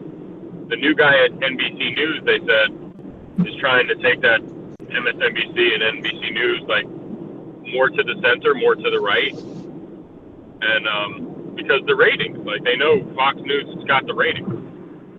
None of that shit anymore, they say. But like in terms of ratings, Fox has been beating the shit out of them. So then for ratings now, they're gonna try to steer it to the center or right on NBC's part. And then you got CNN, who made like a decision like maybe a year ago or 2 years ago to be like, "Yo, fuck it, we want to go left. Like we want to be like MSNBC, man." Well, it doesn't hurt that Fox has like a bunch of hot anchors. That's why I watch Fox News. That's true. They say Roger Ailes one time in his book, and there was a book about him. I didn't read it, but they say there's a part in the book. He had a wall. He had a wall of television his chair, televisions, and he'd have MSNBC on, CNN, CNBC, like all the news, and Fox, and he had going at one, and he would always fucking bring you in the office and sit there and talk to you, and he'd watch where your eyes were going. You know what I mean? Like, and the hottest chicks, bro. Like that's why it was like that. Oh yeah. Like, he wanted to, and he was like, "Oh, like your eyes are going to be drawn to the hot chick." Even women would be looking at the hot chick. You know? I heard a story that, like, I guess when they first started, that like the camera was always zooming in on this lady's cleavage, and I guess so. Like the production stage manager was like, "Oh, telling the camera people you can't do that." So like Roger Ailes called this guy in the office, and he was like, "No, you will focus on these women's cleavage because that's what's going to bring us in ratings." So yeah. Oh yeah. Well, I mean, if you just look at their set, like they always had the ones where like everyone would be sitting on chairs and there's like a little table in front of them or whatever. So that's so you could always see their legs. Oh yeah. They don't sit behind a freaking desk or anything. Yeah. They always had those open type shows. The guys were sitting behind a desk, but whenever like all the ladies, they were in like the morning show or the night show, or where it was like these different chairs that are just exposed, and it was always a full shot. They never zoomed in on their face. It was like a full, you could see everybody at the same time. Like there's a show that comes on Fox. It's in the afternoon, and it's 4 usually really hot chicks in short dresses and one dude. Yeah. And they're all in they chairs. call him one lucky guy, dude. Yeah, He's like yeah. the one. And it's That's always funny. they always put the hottest chick with the shortest dress like directly in front of the camera. So when she like uncrosses her legs, you might get a little peek. Like he knows exactly what he's doing. Oh yeah, but well, Ray Ailes got fired for sexual harassment, basically, you know. But you know, it's funny. It's like 20 years later, like he did that shit for 20 fucking years, you know. And then like you turn on MSNBC and they have like Rachel Maddow, who's essentially looks like a boy. It's like I don't want to watch this. And then you hear what she bats out, and it's like this is total like Clinton. Brzezinski's daughter is the hottest girl on the network. Brzezinski. Oh, she's like Vika? fucking 50. Yeah. Yeah, I was watching Fox News the other day, and they had Senator McCain's daughter on there. I was like, damn, her tits are huge.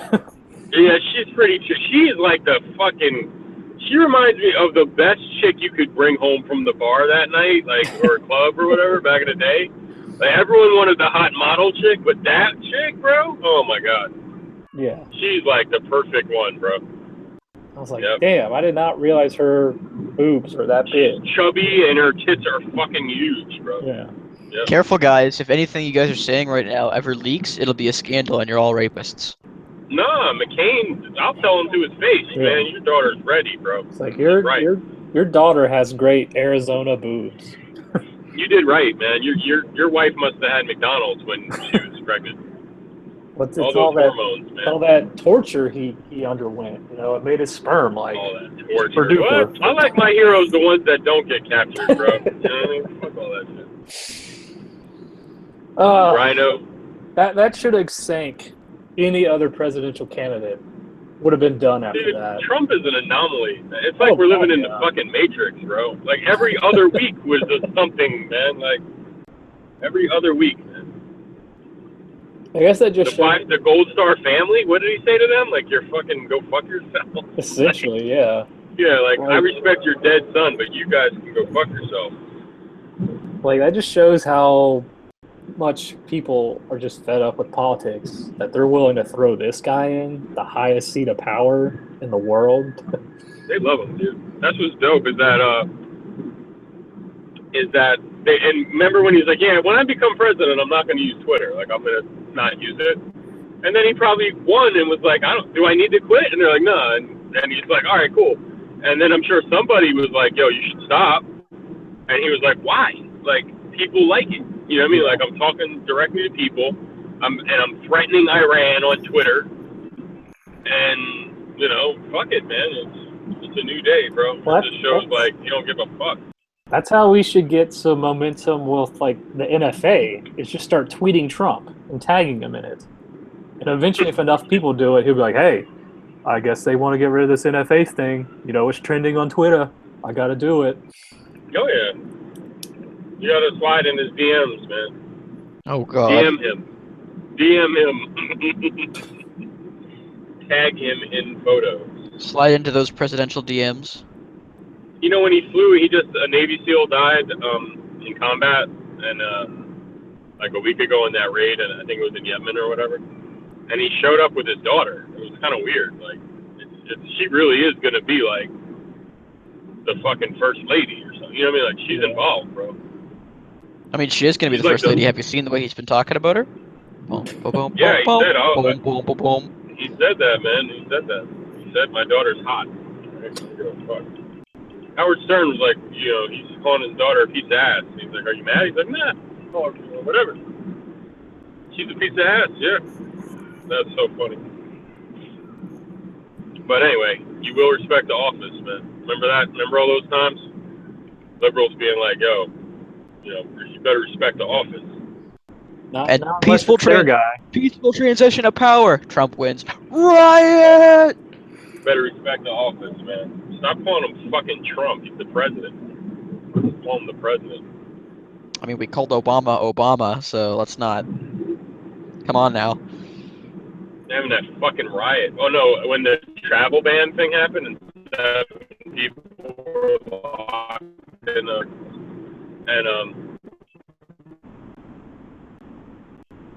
I was listening to Data, and she was like, Bush's press secretary since Hurricane Katrina. Like, and it's true, man. Like, the fucking way CNN and MSNBC and even Fox was covering the fucking airport protests and the travel ban thing, it really was like a 9/11 event, even though it was only 6 people, you know, that were like, and I think most of them let go. And it only affected people that were in the air when he passed it or something like that. Either way, bro, it's fascinating to watch the war against Trump. I saw a funny story on one of the social medias the other day about there was a military convo. Did you guys hear the story about the military convo that was flying a fucking Trump flag, traveling from one base to another, and people got all up in arms about it, and they asked the Army and Navy and Marines, you know, is this convo yours? And what the hell are they doing flying an unauthorized flag? And it turns out it was a fucking SEAL team traveling from one training location to another, and their lead vehicle was flying a fucking Trump flag. Can't you get fired for that shit or no? From what I read, you can't get fired, but there might be some disciplinary action. But Don't then do again, that. Slap. But then again, they can't say that it was the actual SEAL team because, you know, there's different units that transport them and support staff and all that. So they said the Navy was looking into it. They said the Navy was looking into it and going to determine if they were gonna. Yeah, they ain't gonna do shit. No, probably not. Did you see They're how like, oh, we'll look into that. Fuck off. the Women's March, some like rich guy paid like a plane to fly over with a banner that said like, "Where's my dinner?" or something. I know, that was funny, dude. That's all that Oh God! What a legend! What a legend! Like how to troll 600,000 women. What a goddamn legend! Yeah. It could have been worse. He could have flew like no sometimes mean yes or something like that. No means no yes. doesn't always mean no. You can't rape your wife. Dude, I didn't see it, but I heard a lot of those women at one point were fucking screaming out "Allahu Akbar" and shit. Like, Oh, yeah. Allahu Akbar. Well, Oh no! So one of the people that was the speakers at the Women's March is a known misandrist that was arrested and got out because she tortured and sodomized a guy, Nice. and one of the other ones is a Sharia law proponent. Yeah, I was gonna say the lady that organized the Washington one, she's all in favor of bringing Sharia law here. And believes that Islam is the most feminist religion. Yeah, my Except ass. in Muslim countries. Only here. Except in like Only Muslim Muslims countries. here can. Except yeah, in like exactly. Muslim countries and the Quran and the Hadith and literally everything to do with Islam. Yeah, they're Except your ridiculous. little delusional world. Rich Saudis go to Dubai, I think it is, to drive around and shit and have fun in their cars.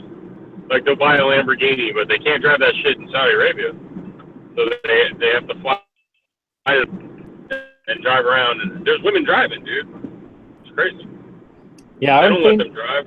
I would think Saudi Arabia's got the best drivers because women can't drive there. Yeah, but they're all from fucking New Jersey, bro. Sick. Oh yeah, you're right though. Women Dude, can drive. Prince, like the Prince or King of Dubai or whatever like that, and Saudi Arabia, they have like NHRA fucking drag racing teams that they pump millions of dollars into. And the UAE and all them. Yeah. Yeah, I don't understand, man. Trolled somebody on Instagram, like some fucking liberal person I was following. They had a whole bunch of women holding up signs like, you know, dissing America, whatever the fucking sign was, like, you know, America's full of hate or whatever. And they're wearing their fucking burqas, and they're doing all that shit. And I just was like, man, are you fucking kidding me? Like, we suck so bad. Why are you want to be here? I mean, fuck. Yeah, if do that we're shit so at home. terrible, fucking leave. Can you imagine if it was? I think they were Iranian. Can you imagine if you were in the streets of Iran and Tehran or like doing that shit? I mean, you wouldn't be. You'd just get murdered. They'll kill you in the street. I mean, when that fucking Iran thing was happening a few years ago, that was like the start of a revolution that got squashed. I remember watching how they squashed it. You know what I mean? Like, cop cars were driving around through crowds just hitting people, running them over. Like, they don't fuck around, man. They're getting out and shooting and then getting back in and running people over. When they were having those riots in Iran.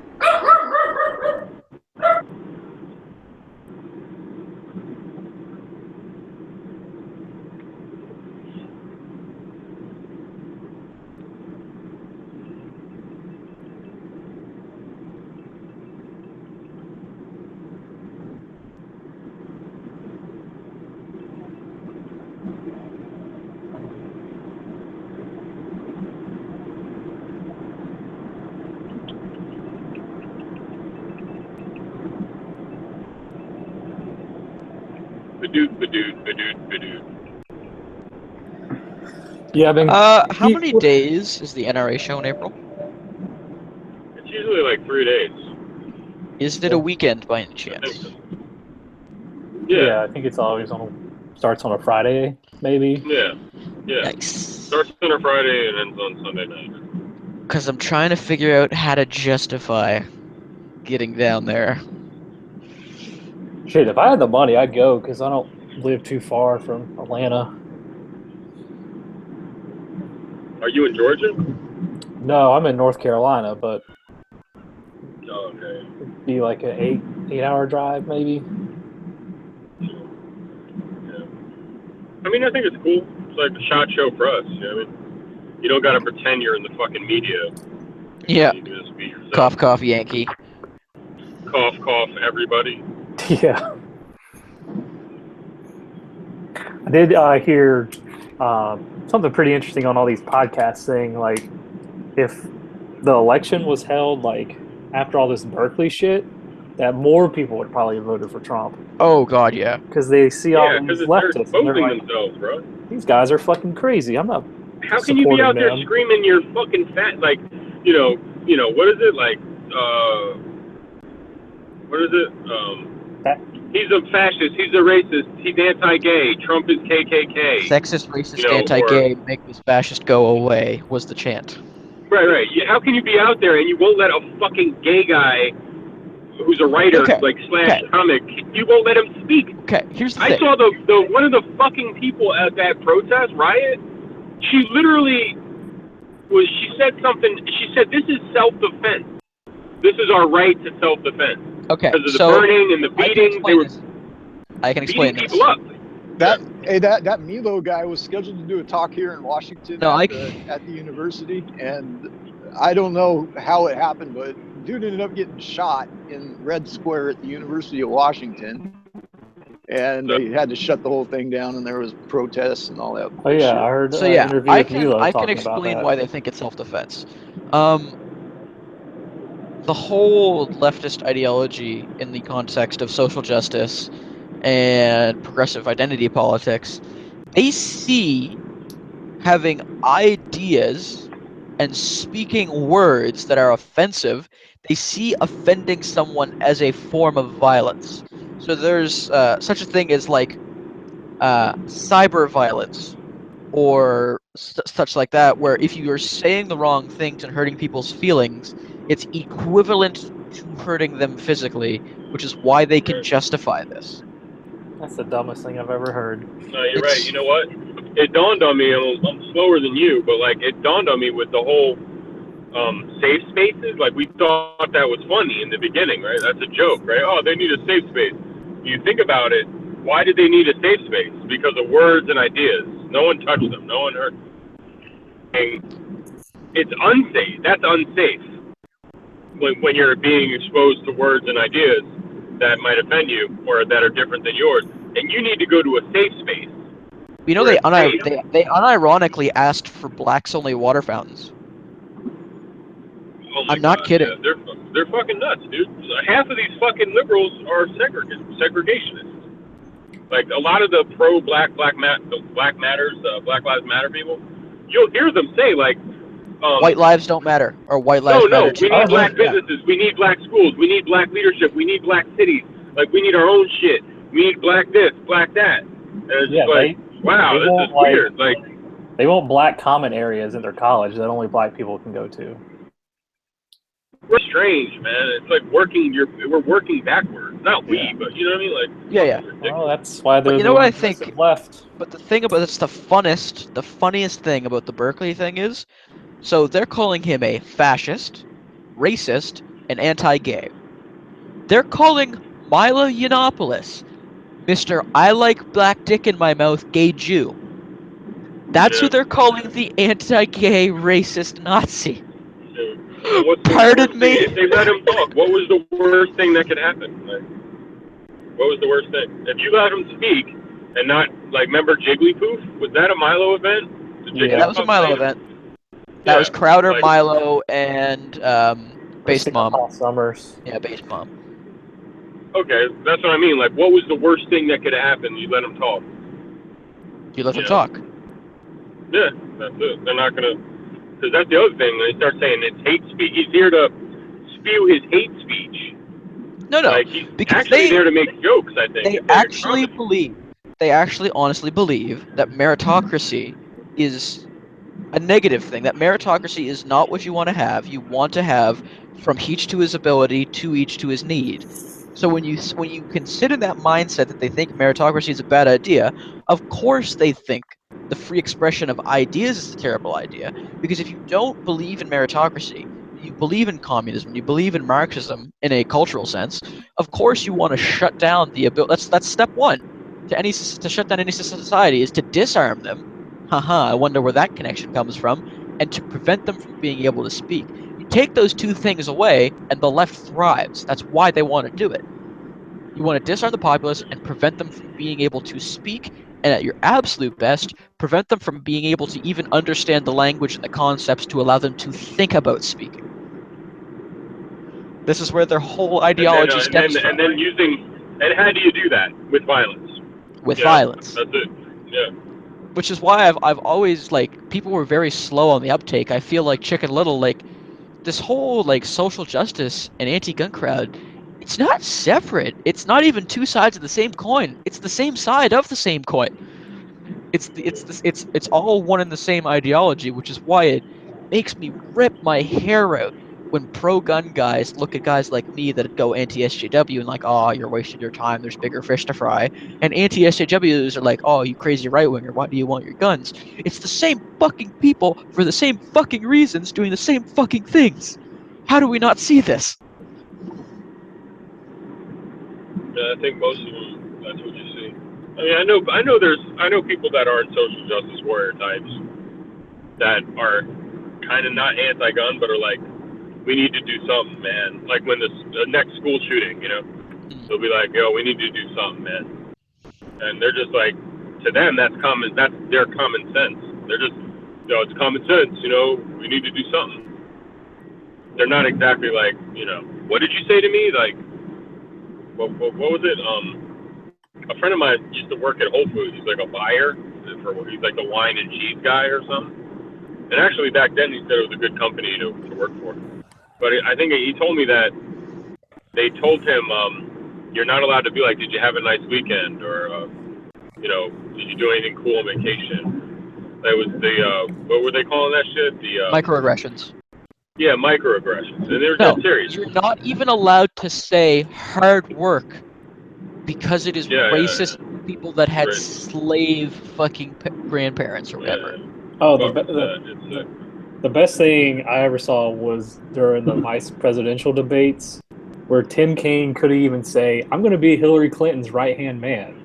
He had to say, I'm going to be Hillary Clinton's right-hand person. Yeah. And that shit exposes people that are older. Like that's what's scary about the younger kids, man. Like when you're 10 and you're like 8 to fucking 13 or 14, that's normal to you probably. No, a lot of people were like, oh. There's a recent revelation. So me, I'm in the bracket of 16 to 19. You can feel free to guess. When you look, so I think it's from 30 to 40 is the standard political area right now. From about early 20s to 30 is the most left-leaning group of people we've seen in decades. However, because of that, because of how far that left go, recent studies have been showing people in the area of just like 19 to 15 are the farthest right-wingers that we've seen since the 50s. Really? Well, I'm 34, and everyone in my family grew up a Democrat. I used to be a Democrat up until about 8 years ago. And, like, from what I'm seeing on the left, like, I'm never going back to that party, ever.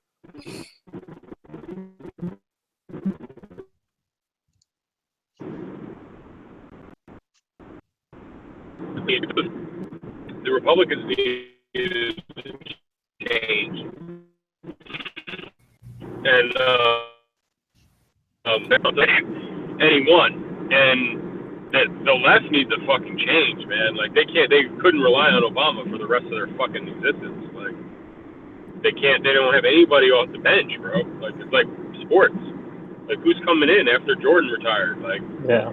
What are you gonna do? Well, and now they don't have shit. It's like Bernie Sanders now, but he's like old. He might die in the next 4 years. Yeah, you need young. They don't have anybody. Their whole party is just a bunch of old people. Yeah, they got a couple hopes, man. They think Cory Booker, who was the mayor, and then he's a senator. You mean the guy that testified against a fellow senator? I think he just killed his chance at any nomination. Yo, and they said it was fucked up is he was that guy's friend. And all of a sudden if he testified against Hillary Clinton, then he just killed himself. He went off on Jeff Sessions, and they were like, wow, this guy got super political because he's like, I think like a month ago, he's like, oh, I like Jeff Sessions. Like, he's a great guy or some shit. And then they sent him out like a hitman, dude. That's what it is. They're like fucking hitmen and assassins. It's identity politics, and he had to like sway the far left base because it's like the Democrats at this point, like they have to get something like 94% of the black vote. If they get anything lower than that, they can't win. So now it's like they're trying to find the next young black guy that can be the next Obama to trot him out in 4 years. Yeah. Well, Corey's a good one. I remember, I think it was what's his face, Michael Moore was like, "We need to run Oprah." I was like, "No, she's dead serious. Like, we need Oprah to run." Or No, it fills the identity politics game of black woman. Like, oh my absolutely. God, yeah, she could be the first president. She's black. She's Oprah. It's just like she's famous. Like Trump was famous. So she's from Chicago too. Be on Twitter. Yeah. Problem is she's always on Weight Watchers and shit. You know what I'm saying? Always trying to fucking get fat, get skinny, get fat. She's fucked up, man. So do you guys Trump think they're walked gonna? out the other day. He looked fat as fuck. Do you guys think they're gonna be able to continue to hold up the confirmation of Sessions, or do you think he'll eventually get through? No, I think he's getting through. Like, yeah, they just did DeVos too, or whatever her name is, the Secretary of Education. They did it this morning. Like, they got Tillerson through. I thought they got Sessions through already. I didn't. I thought they hadn't got Sessions through yet. I don't think he got through yet. And they were also holding up the education chick, because now a couple. Yeah, well, that was it. What I heard yesterday on the radio was like, if they have a chance of stopping anybody, it was the education one, right? Because like, she's actually not that great, or she's okay, but she's not like stellar. And they got her through today with 52 votes, 48 to 52 or something. Oh. Right? What is it, 100? Yeah, it's like 52 to 48. So if she got through, Sessions is getting through. I'm almost positive. You know what I mean? Like, because they were thinking, oh, he's going to be put through anyway. So do you think it's worth Mitch McConnell doing the nuclear option to get that justice through, knowing that in 4 years, if the Democrats take the Senate back, there would be nothing we could do to like stop any said person. No, you still got presidential veto. Oh, you mean dude, like that guy is 49 years old, bro. It's worth it. It's worth it. That guy they're so scared of him because of his age. Oh yeah, that's all. That's why he's young as shit, man. So, fuck, dude. I think he'd be the youngest since Alito. Yeah. And evidently he's supposed to have like a really stellar freaking record. Oh, not Alito.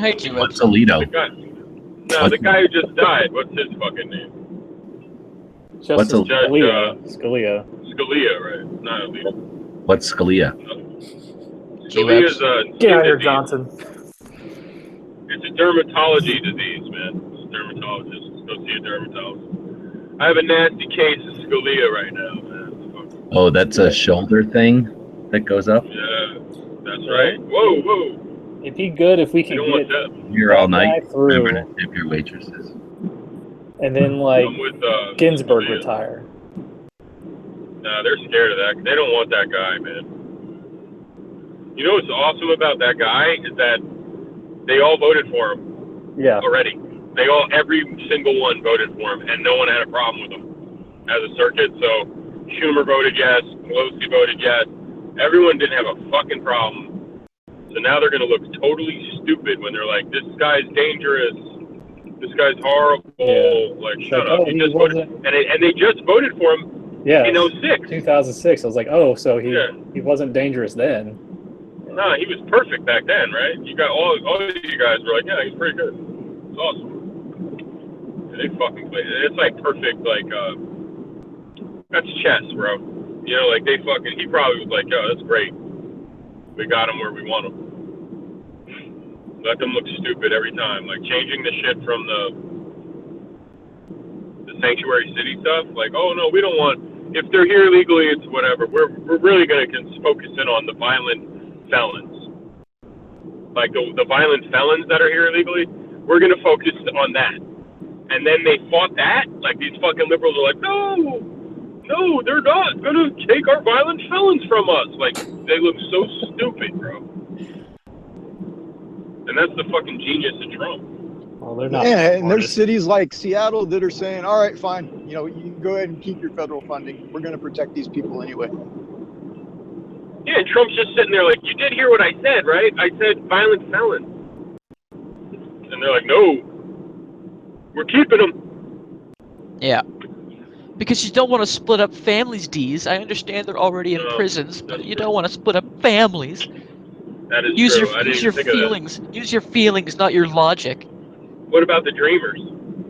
Facts don't care about your feelings.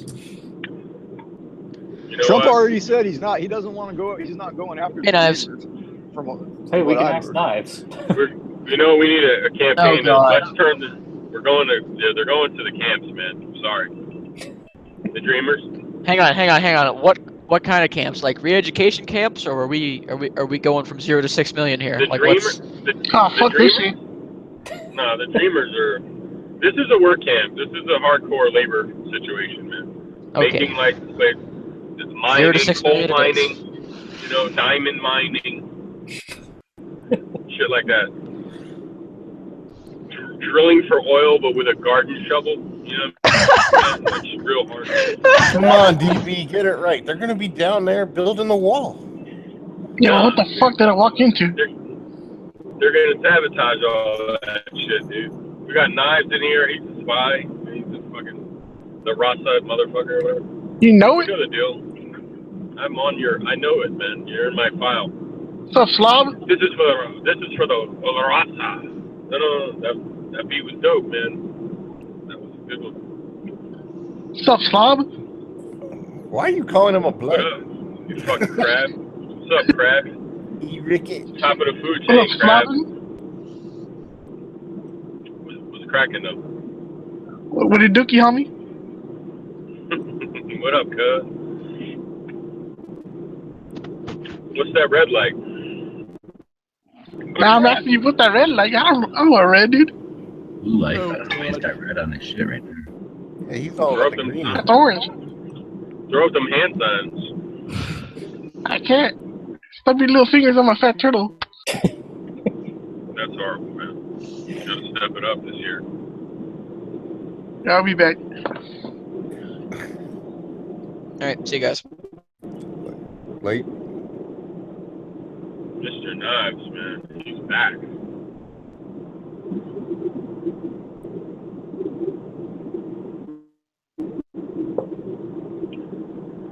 Mr. Knives is back in effect.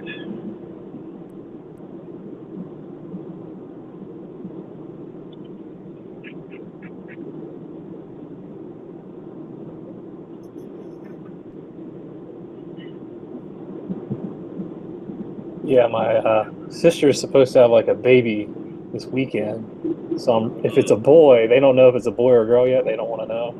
But if it's a boy, I'm really gonna push for them naming it Donald, just to kind of What? like piss my sister off. What's the name? I'm gonna suggest naming it Donald because she hates Donald Oh, Trump so Donald. much. It would just be like Oh my god. trolling her. After You she should gets ask him, what home. if the kid is binary? You know what I mean? Z. Like, have you ever thought of that? What if the kid is born binary? You don't know. Call it Pat Yeah. or Kelly. That's all right. I'm not having this shit. I'm not having it. Yeah, and I'm not having it, bro. I'm not her having this. baby daddy, soon to be husband, he's a Republican. I don't know how they make it work because she's like ultra feminazi liberal. He made it work. I guess it helps. He's got a ton of money, so Yeah, he don't have to listen to her. He shoves money in his ears. Big fucking $100 bills, stuffs them in his ear. like she's so anti-gun. He had a pistol for home defense, and she was bragging over Christmas how she makes him keep it at his office now. I was like, well, what happens when someone breaks in? She's like, well, that's not going to happen. I was like, oh, okay. Good luck with that. I mean, dude, seriously, that's really the worst, man. Because if someone broke in, you know what would happen? She'd be like, get the gun, you know? Oh, I forgot it. It's in the office. He'd be like, you made me put it in the office. No, if somebody broke in, he'd pull out the gun and defend them. As I really don't think he fucking keeps it at the office. I don't know. Yeah, I would that hope would be fucking domestic. he wouldn't. But yeah, if I was in that situation, I would literally look at her and be like, well, this would be a good time to have that gun that you don't let me keep here. And then he pulls a fucking ankle gun out. And she's like, where did you get that? I want a divorce. Colin Carey. I'm like, look, hon, these two dudes that just broke in, they're not here to sell us some shirts. Yeah, they ain't Girl Scouts selling us some damn cookies. They didn't come here to do your hair and your nails. Honestly, they're here. They're here now. I like arguing with like liberals who blame my family about like the anti-Muslim shit or whatever. I'm not anti-Muslim. I really am not. But I'm just saying, like, they're talking about something, and I'm like, you know, there's people over there that would like actually cut your head off with a butter knife. Like, they would kill all of us, and they'd cut our heads off with butter knives, and then they'd light us on fire. And they don't care. It's like they don't care, man. People don't understand. Like, there's evil out there, and it's pretty fucking nasty. Yeah, I like getting in arguments with my mom because she's just as liberal, and like I was talking so much shit about Hillary Clinton like before the election, and like she was getting on her iPad to like look up this stuff because she had never heard it before.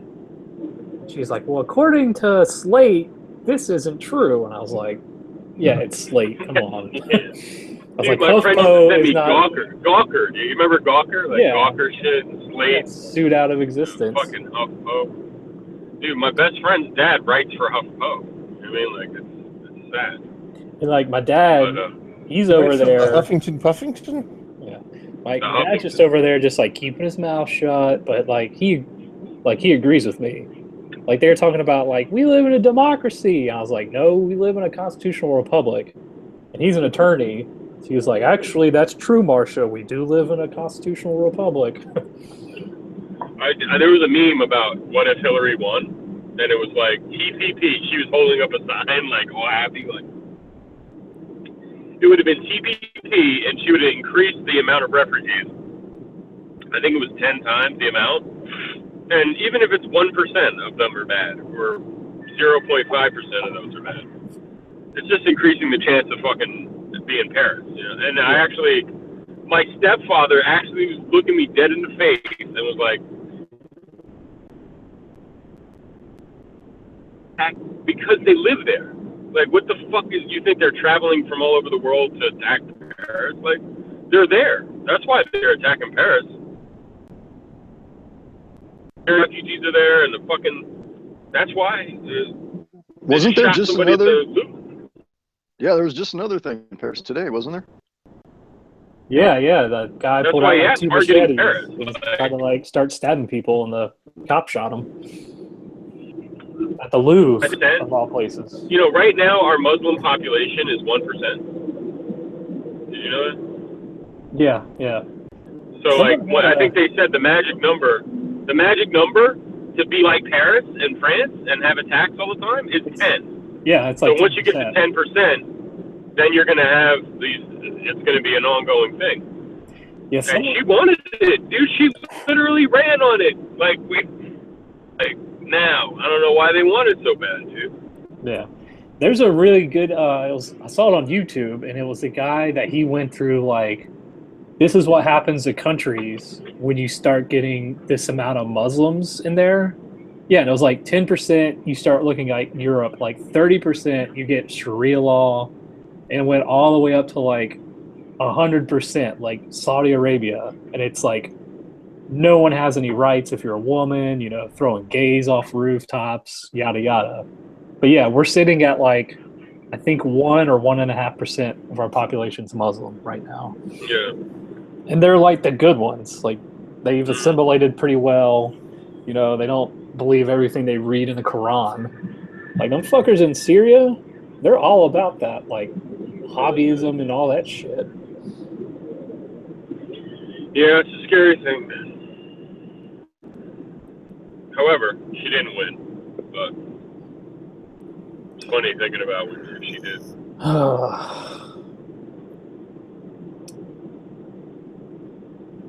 Yeah, I'm glad I don't have to think about that. And then didn't Yeah, all you Muslims who aren't being welcomed in the U.S. anymore, you're more Yeah. than welcome to come here. Trudeau was like, "We'll take you with open arms." Let them have them. I don't know if I want them there either, because then all they do is fucking cross from Canada down here to yeah, fuck yeah, shit up. you're right. They'll hitch a ride on Bob's trailer. It's fucking, Yeah. you know, leave them over there.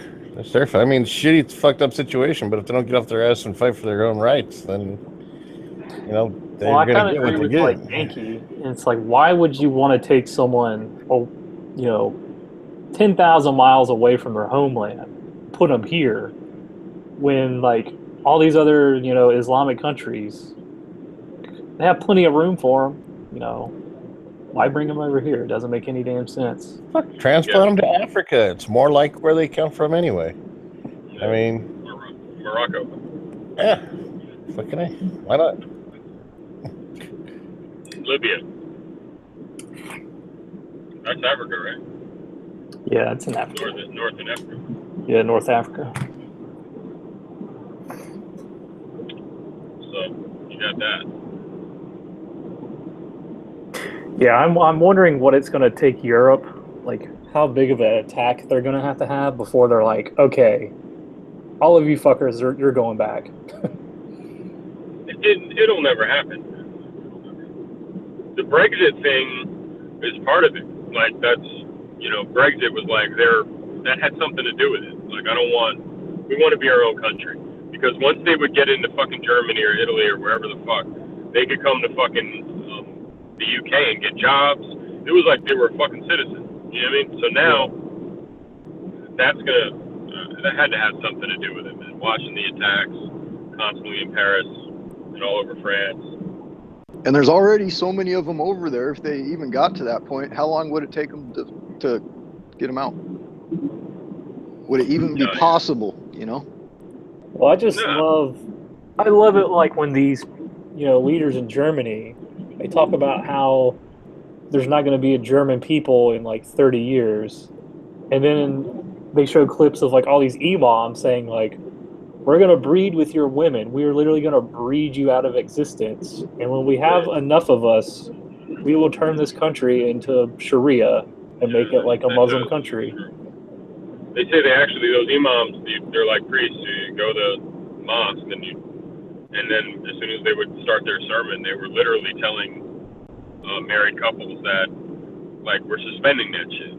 Like we want these men to get out there and start fucking these women, like these foreigners. And it's okay. It was like part of war or whatever. It's part of jihad. And telling wives like it's okay, your husbands need to get out there and start fucking these Germans. You know what I mean? Like, it's fucking bizarro, man, and they don't give a fuck. The Germans have a fucking guilty conscience, man, and you can't. And the English don't. Like it's like the world's still paying for the fucking Germans, man. Like for what they did. Like it still affected the fucking planet. And like then you come over here and it's like we need to take them too because we were evil at one point, had slavery and shit. Yeah, no shit, no joke. But I mean, come on, man. That's what it is. It's repentance. Like it's sacrificing yourself for past fucking bullshit that your country was involved in. And I think the more fucked up you think your country is, the more you're willing to fucking, get on your knees and repent by taking these fucking people in, not knowing who they are. And then telling your people that it's their fault they're getting raped because this culture shock and all this weird shit. Yeah, then you got Turkey and these other. Look at the size of Turkey, man. Like they could take them there. Like they're going through Turkey. That's how it's still being done. So. Oh, yeah, I think Turkey's taken 2 million of them already. 2 or 10? 2 million. Yeah. And what did Germany? Germany took a shit ton. 1 million? Was it 300,000, 30,000? Oh, okay. 500,000 maybe? It was a lot. And that's the thing. Turkey's fucking huge compared to Germany. And Muslim. Yeah. Yeah, like my roommate, she was on the phone with one of her friends the other day, and she was like, oh, they have great prices on like European trips. I was like, if you want to see Europe, you better go now because there might not be a Europe in 20 years. It was like that when I was there in 2000, man. Like the fucking Paris, man, was off the chain with the Algerians. Like it was like 50-50. It looked like the city anyway. Maybe not the suburbs, but they were entire Muslim like neighborhoods and the Muslim housing projects and Muslims. They were cool though. I met a couple of them. Whatever. They weren't like radical. Most of them are radical. If all Muslims were bad, we'd all be dead. There's like a fucking billion of them. It's like Starship Troopers, man. They're like the Bug Planet. They're throwing rocks. What can you do, man? You have like someone like Trump. They're saying like between Trump and Brexit, like a lot of Europe's starting to swing more like almost to a nationalistic parties.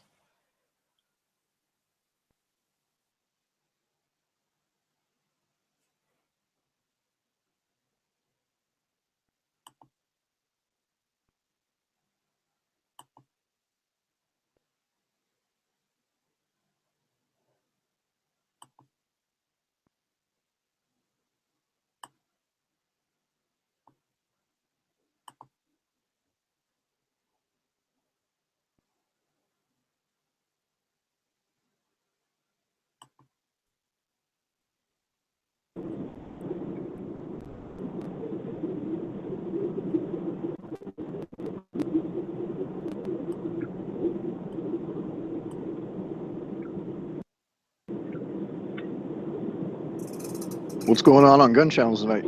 Anybody know? Heavy B, man. Heavy, is it your week? Who knows?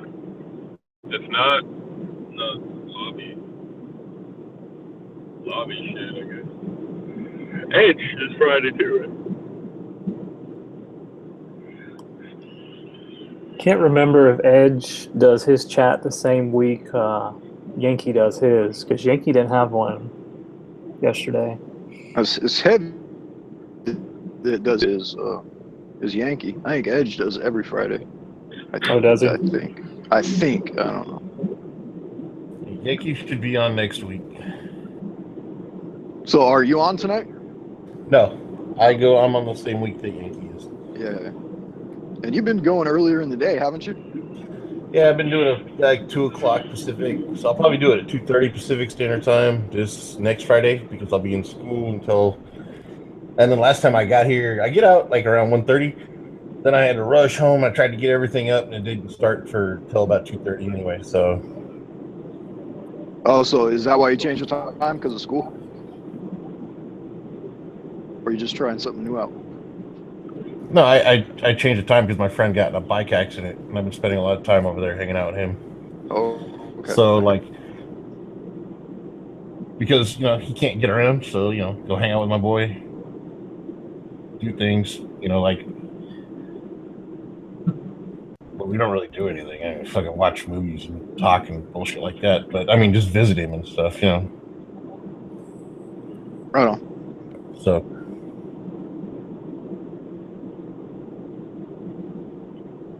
Where's fucking Robbie out there? Am I muted? No, I got you. No, Robbie, I'm carrying my 19, and I have another 19 in my bag. I don't even own a cig anymore, dude. The last cig, I think I decided my favorite cig of all time, and then I sold it. What happens? But I think my favorite cig of all time is the Sig P220. I had an old European 220, but I had to sell it. I love it. I mean, it's like, I don't own it anymore, but it's like a 226, but a much thinner grip.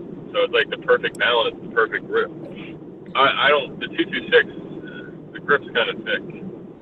Still have my I can shoot it. West German 228. Isn't the 220 the single stack 45?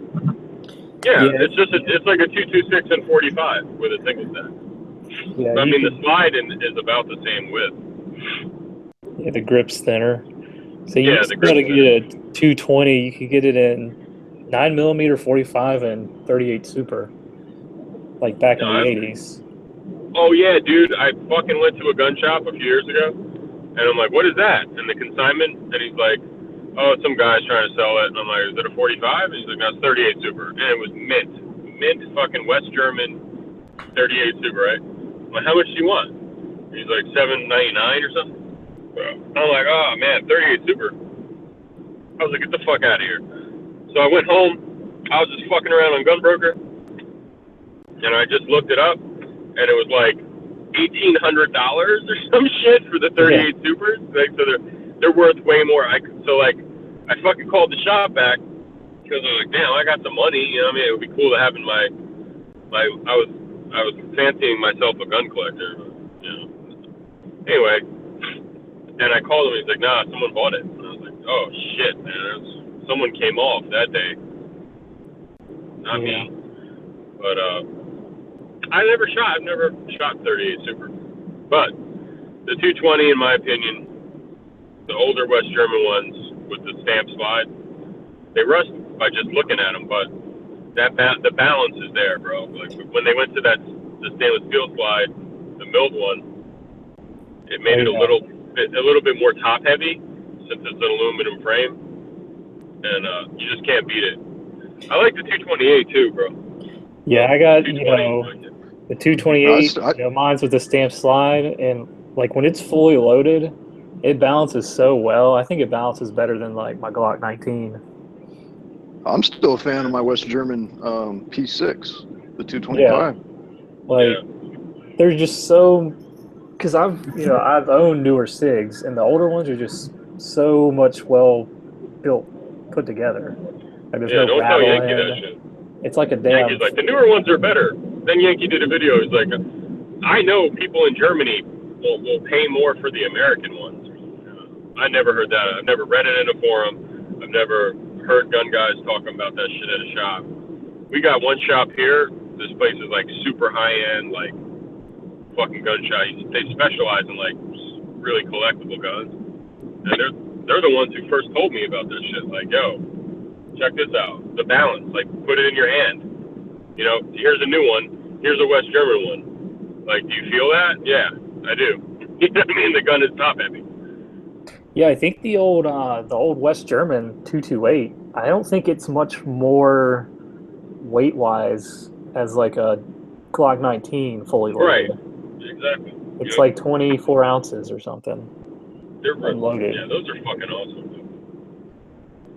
Yeah, I went through my phase. The thing is, the fucking double action, I don't trust myself, and especially at the time, like, my grip and my stance, it wasn't like, and fuck, even if, I just don't trust that double action pull, the first pull. Like, I have to have perfect sight picture, sight alignment, and perfect grip and stance to get that 12-pound, 11.5-pound pull off to hit bullseyes, or to hit where I want to hit, you know what I mean? And then I just always felt like, then there's the people who think, oh, I'm just going to cock the hammer back. I ain't got time for all that shit, you know what I mean? And, Single action's nice, though. Oh, yeah, for sure. If you had time to cock the hammer back, go for it. But I wouldn't bet on it. I wouldn't plan on it. And then I would, I love double action, single action guns for the safety part of it, kind of. I felt like they were safer. But draw and shoot as fast as you possibly can from concealment. And you got to be right with that trigger, man. Like, that's trigger control, sight picture, sight alignment, and shit like that. And in the beginning, I sucked. Like, so my first shot was always like 4 inches left or something, you know what I mean? Like 3 or 4 inches left, 4 inches left. And then my follow-up shot would be dead on, you know what I mean? But I don't know. That's why I didn't get rid of it. The fucking HKs, man, were even worse. I love HK guns and shit, but like those triggers were the worst double action pull you, in my opinion, ever. Like they felt like 15 pounds. Well, I mean, I've never had a Taurus or anything like that, you know what I mean? But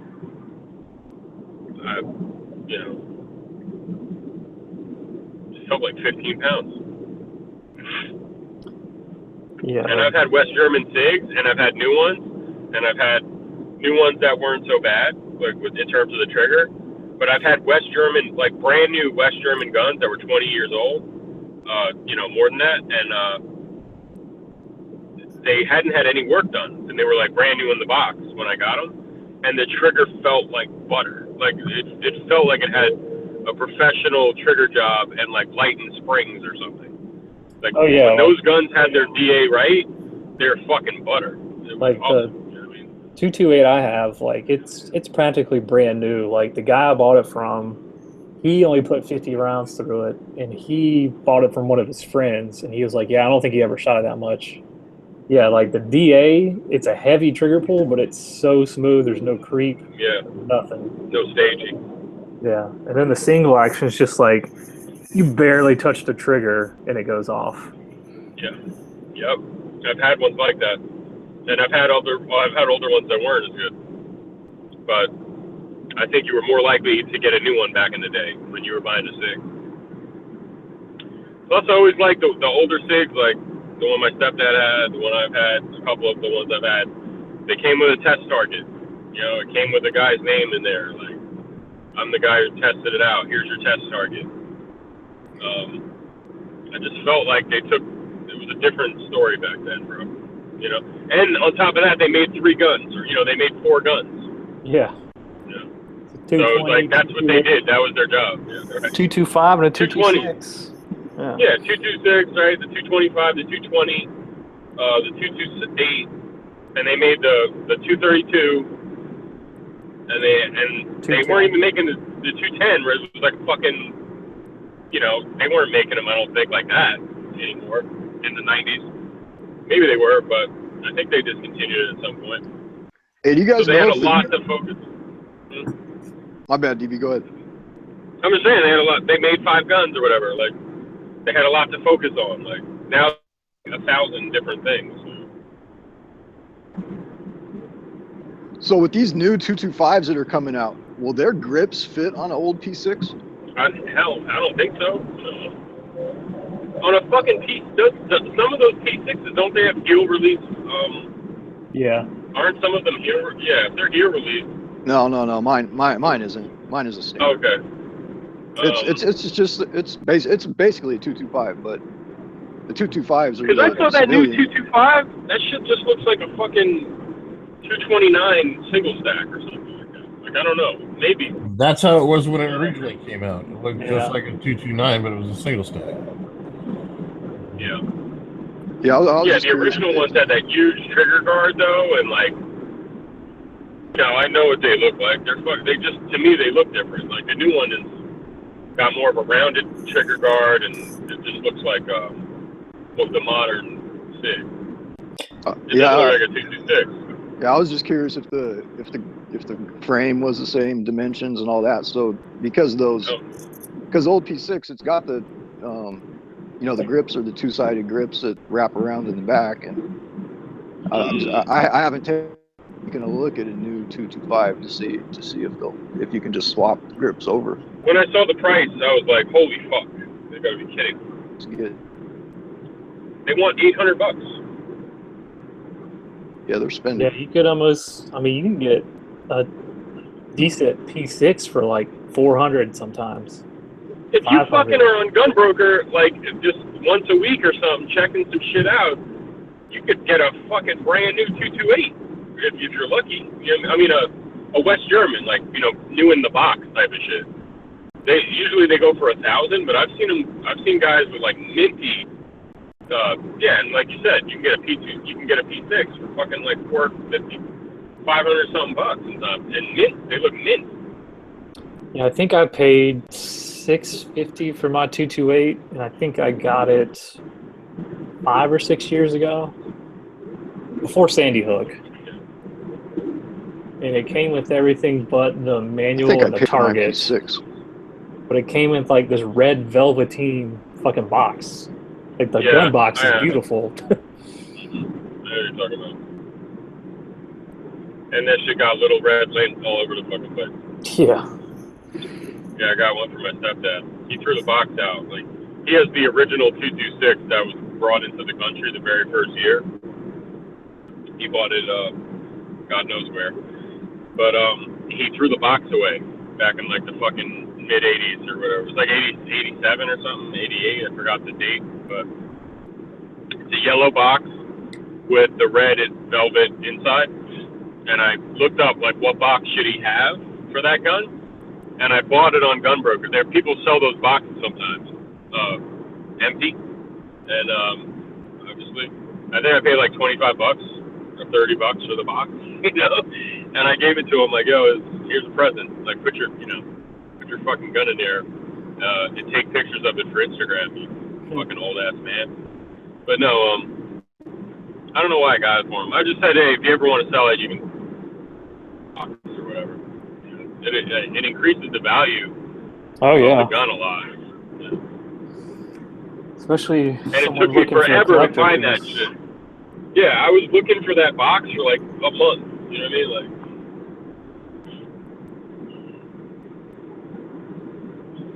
Yeah, I don't think I'll ever get rid of that 228 because it took me forever to find one, and I ended up buying it like private party, yeah. and I had to drive like 4 hours to meet the guy.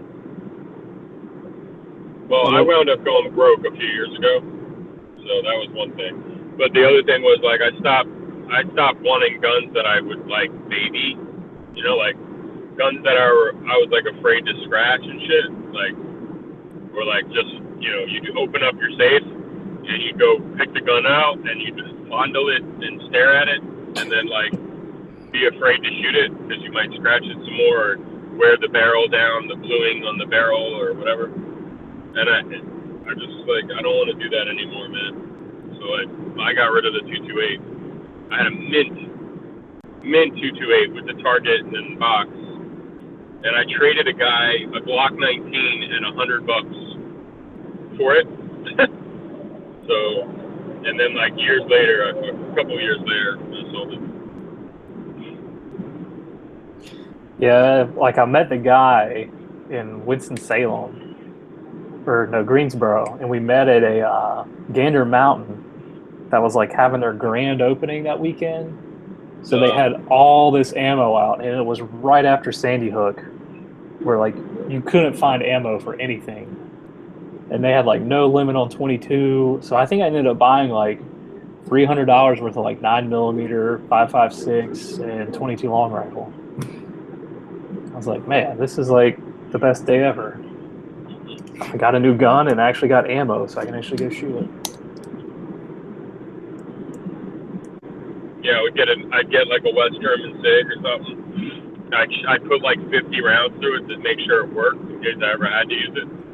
And then I would just stare at it. And I'd buy a nice holster for it, as if I was going to carry it. And I would just like look at it and go, how cool is that? It's so cool. I'm not saying it's a bad thing. If I had the money, I'd still have those shits. So I still have toys like that. Nothing wrong with it. Yeah, I had to sell a bunch of my guns. Me and my whore ex-girlfriend broke up. I had to like sell a bunch of that shit. And that 220, European 220, was one of them. I really regret having to sell it.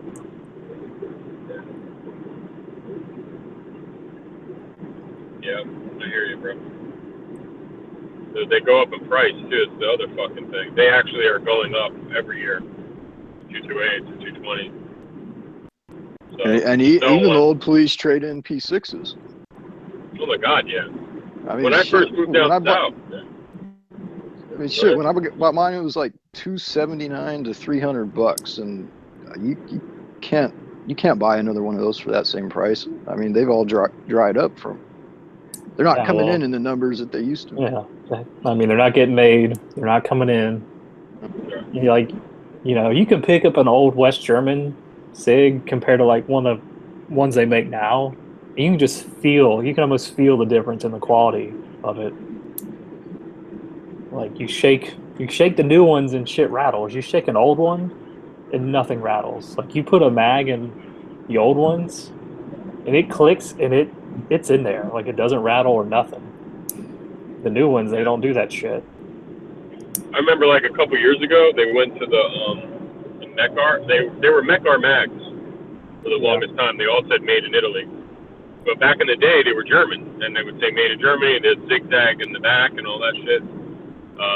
And they're worth more money, right? Whatever. But the Mekar mags were good. Like I think a year ago or 2 years ago, they went to Checkmate, and they started making. Ass. Yeah, and everyone on the forum, I'm on Big Forum, and I'm on a lot of forums.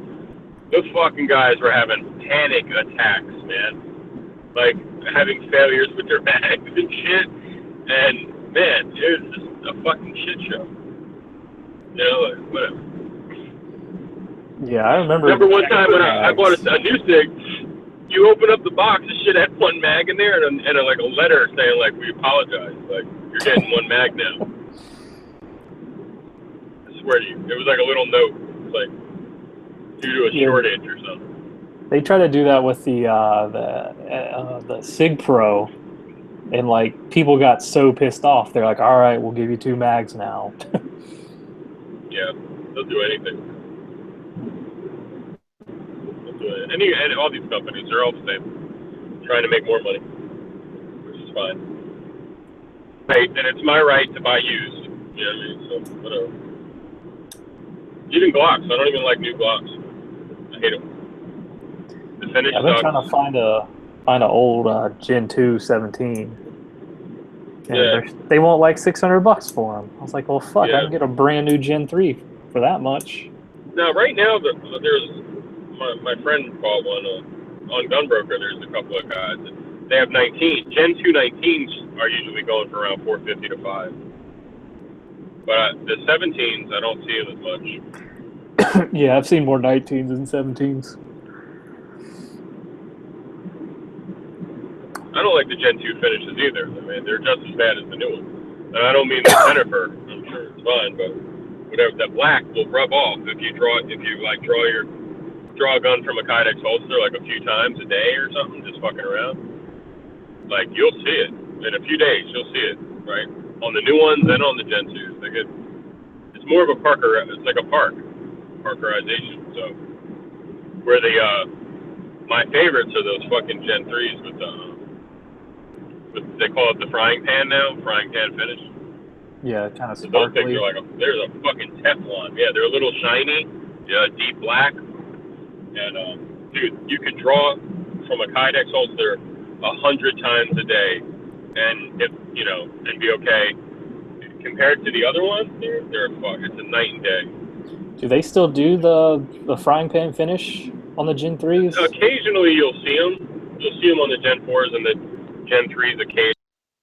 But shiny.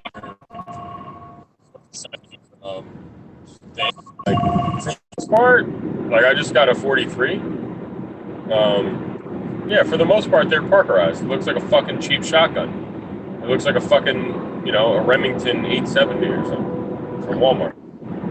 Yeah, I'm kind of. You'll see, but you gotta pay attention when you're buying it. Like when they go in the back and you open it up, you'll see it'll be all dry.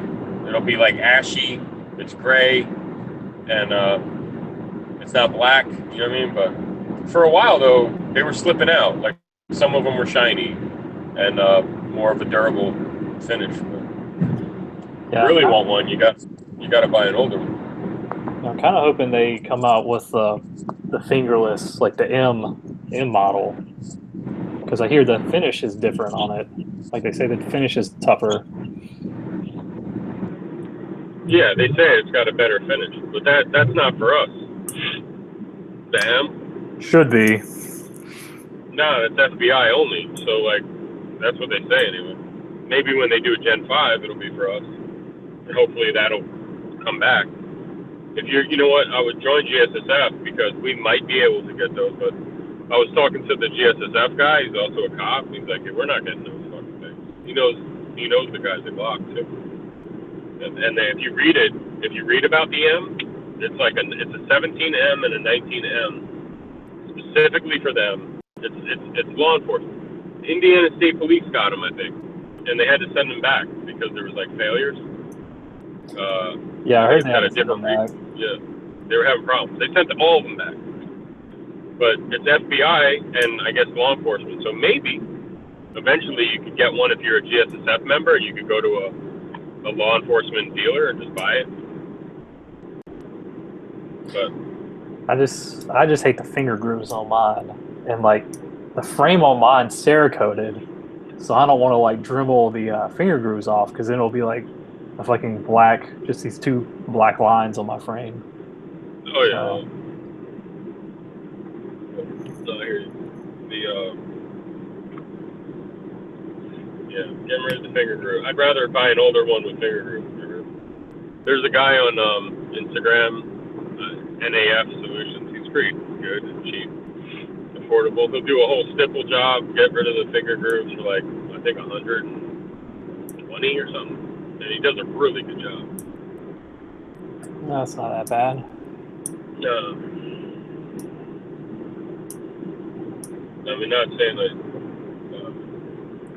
I think the Gen 2 19s, the Gen 2 17s, they're great guns. People have them with super high round counts. Like, there's guys that have hundreds of thousands of rounds. But I think the Gen 3 is just a little bit more durable because it's got the third pin, and I think it's a little heavier or something. Maybe the locking block is a little bigger or something. Yeah. Yeah, I thought about just buying, a new Glock 17 Gen 3 and just dremeling or having someone like do a stipple job, just dremel it off and just forget about the Gen 5 if it ever comes out. Yeah, well, the rumor was it was coming out at SHOT, and it didn't. So maybe the NRA. I'm thinking maybe the NRA show, if they end up doing it. No, I think They've been will. talking about that M for like 2 years now, haven't they? Oh, the M is out. Like the Indiana State Police got like I think thousands of them, 1,000 of them or some shit. They got them, and they sent them back. They were having problems. They couldn't carry them. Well, I'm sure they're making them, so I've seen them, and the cops had them. But like I said, they did something with the recoil spring. It's like a different recoil spring, and they were having failures. I forgot the kind of failures, like failure to feed. Oh, the slides were coming off. Oh, right, that's what it fire. was. Yep, that's what it was. It was disassembling itself. The slides were coming off? That's what this article was saying. Huh. Like it was something either with the recoil spring or the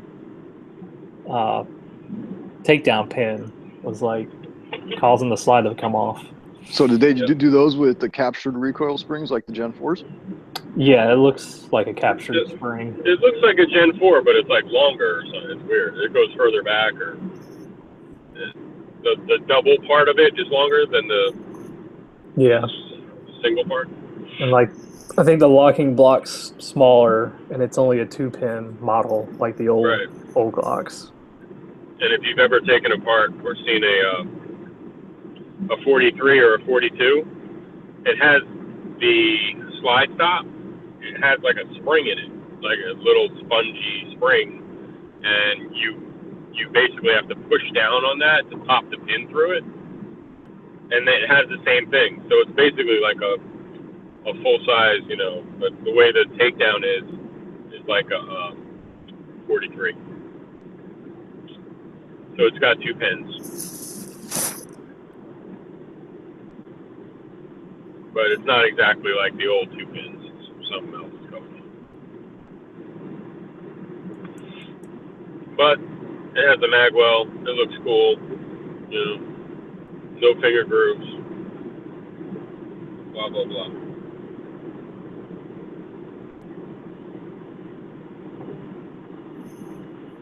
I'll take one.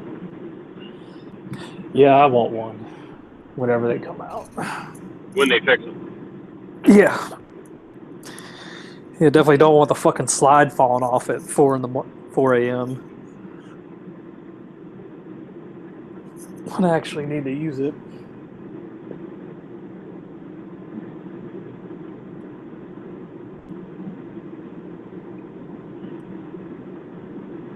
Yeah. I'm sure Glock's like, it's your fault. User error. Send them back. Like, whatever. I'm sure it's the fucking takedown spring. That little fucking L spring or whatever the fuck it is. Have you ever read the book about Glock? How he talks about taking them to like their clients to like fucking strip clubs and shit. Yeah. And blowing like $50K in a night on damn strippers. Oh, hell yeah. They weren't fucking playing, dude. I read half of the book. I didn't finish it, but yeah, I read a lot of it. I bought it.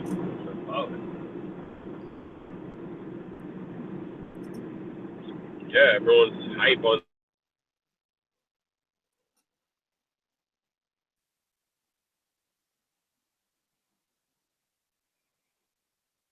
Oh, lost DB. Thought I froze up again. It did kind of freeze for a second.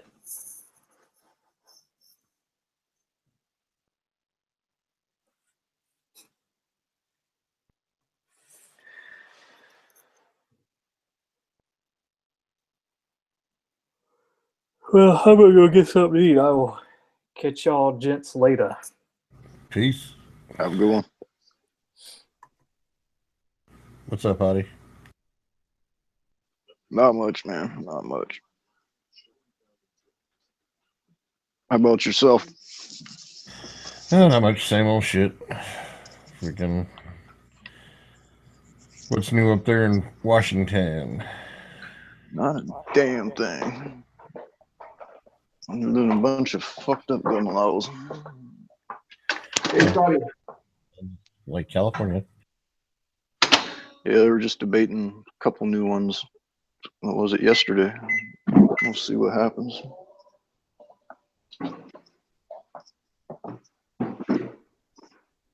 Governor came out today saying that we need extra restrictions on assault weapons, blah, blah, blah. It's like, you guys don't even know what an assault weapon is. It's kind of Because you guys have had so many people out there with assault weapons doing shit. I mean, it's obvious a massive problem. Yeah. It's like, we need restrictions on these things. These guys can, you can't be walking around with fully auto weapons. You're right. There are restrictions on that.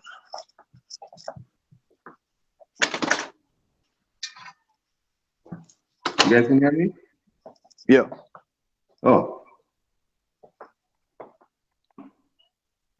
How's the reloading going? What's that? How's the reloading going? Oh, I slowed down on it. I haven't been doing all that much reloading. Well, you got everything up and running? Back into it. Have you tested any of your reloads? Yeah, I went out and tested a ladder of the 62 grain stuff, and I was having my primers, a lot of my primers were flattening out, and some of them were even looking like they were backing out. So I don't know what the hell's going on. I went out and bought a Dillon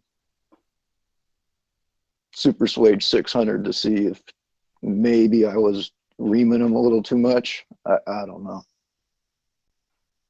I hear you. But, what's weird is I was even having primers flattening out on the low end of my ladder, on the low end of the loads. So that's what made me think, maybe when I was reaming, I was with the hand tool, just maybe a little bit crooked, taking out a little bit too much brass. So, yeah. That's the only thing I can really think of, because I wouldn't think it would be pressure caused at the low end of the spectrum. Right. Okay.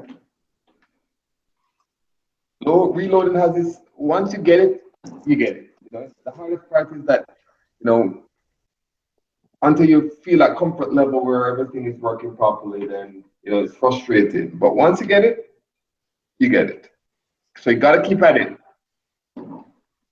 Yeah, I do. I got to clean this fucking bench off and get back into it.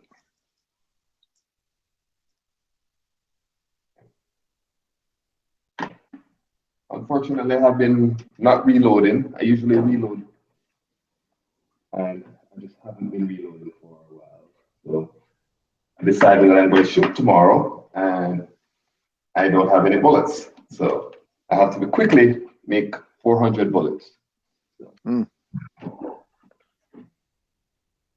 that for competition? Is that what you said? Yep, I shoot every Saturday in a Saturday league. And sometimes you just make enough that will last you. Forget that you have like I'll make 5,000 bullets and just pull from that, or 10,000, and then just ran out and I didn't realize. And I was just lazy. I was like, oh, next week I'll do it. Next week I'll do it. And tomorrow I'll do it. Tomorrow I'll do it. And tomorrow is a shoot. So now you're rushing just to get enough done for the shoot. Yep.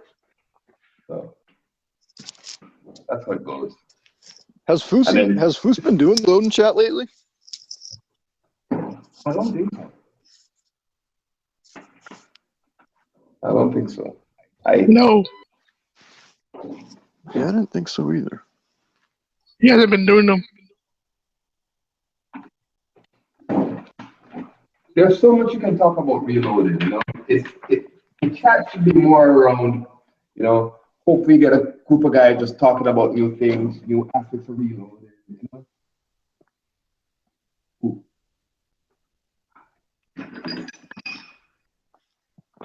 Yeah, and it's definitely something that not everybody's into, so you're only going to have the same few guys most of the time.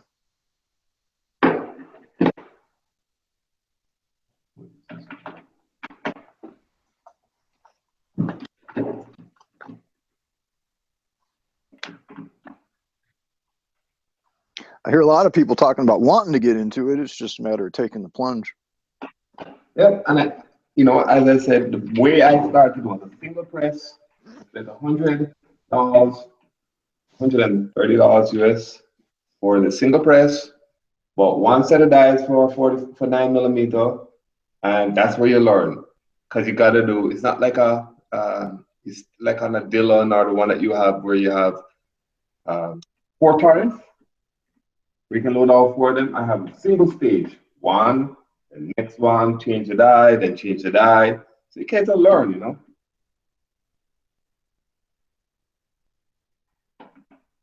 So your total investment maybe $200, if that much. And you tend to learn that way. But you got to do one bullet at a time.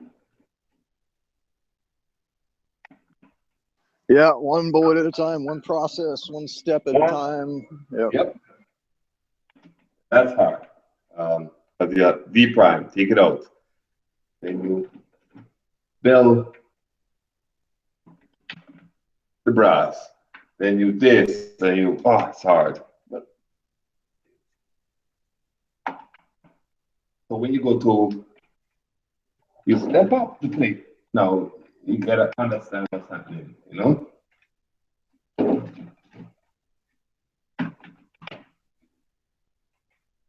All right. And then I bought a Bigaro. I'll show you guys. I just bought this. Where's the link? Bigaro.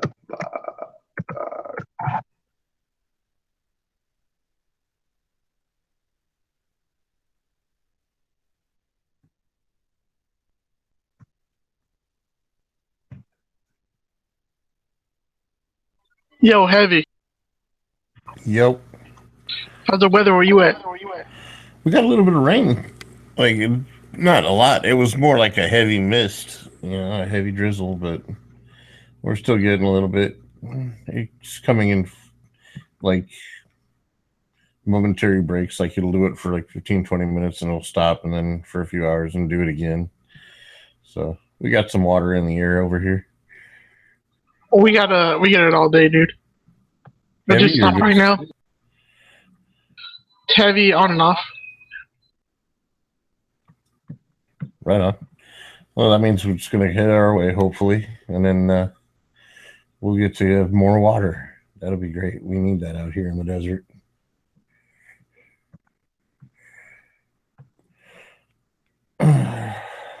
We're gonna complain about the fucking drowning now.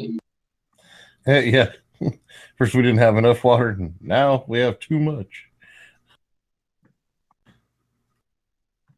I sent the link on the side chat. That's what I just bought. Oh, Can't wait. It should arrive here by next week, Friday. It just came out in SHOT Show. So I put 3 rifles on order. 3 different rifles. The Tika came out with a new one. Bagara came out with one. And the other one was 4. Ruger has a 6mm Ruger precision rifle. And a Hawa. Yeah, I'm on my phone, so I can't see the side chat. Oh. Hold on a second. Yeah, what is that chambered in? Creedmoor 6.5. Cool. But the other 2 rifles, I have to wait until June. Although they showed it at SHOT Show, they said they won't be available until June or July. So I have to put my name on the waiting list. That's a nice rifle. Yep. Oh, it is nice.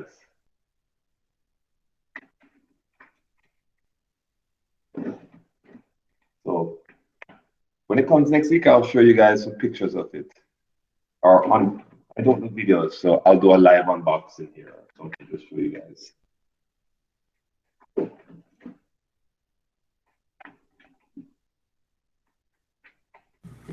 There you go, Scotty. Can you see it?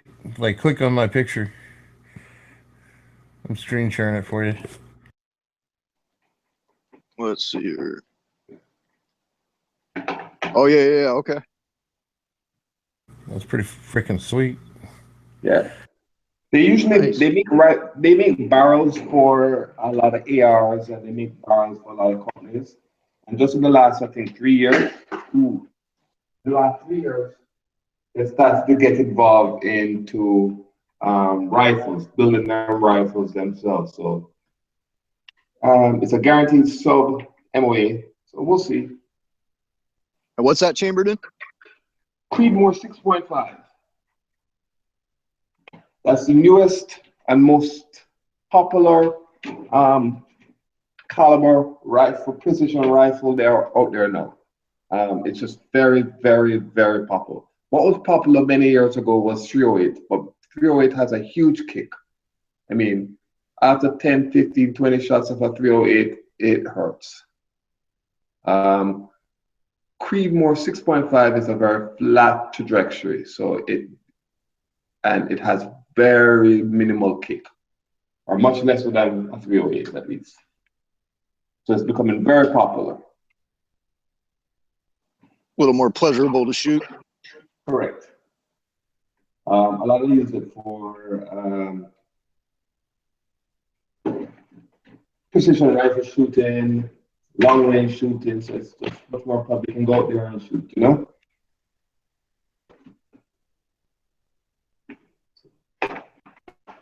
So all of my rifles that I have are in 6.0. Oh, that's a 9. I would say 80% of all my rifles are 6.5 Creedmoor. The rest are 308. 308 because it hurts to break on it.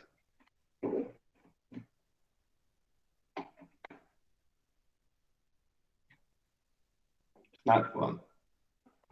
After 20 shots, I don't want to shoot anymore.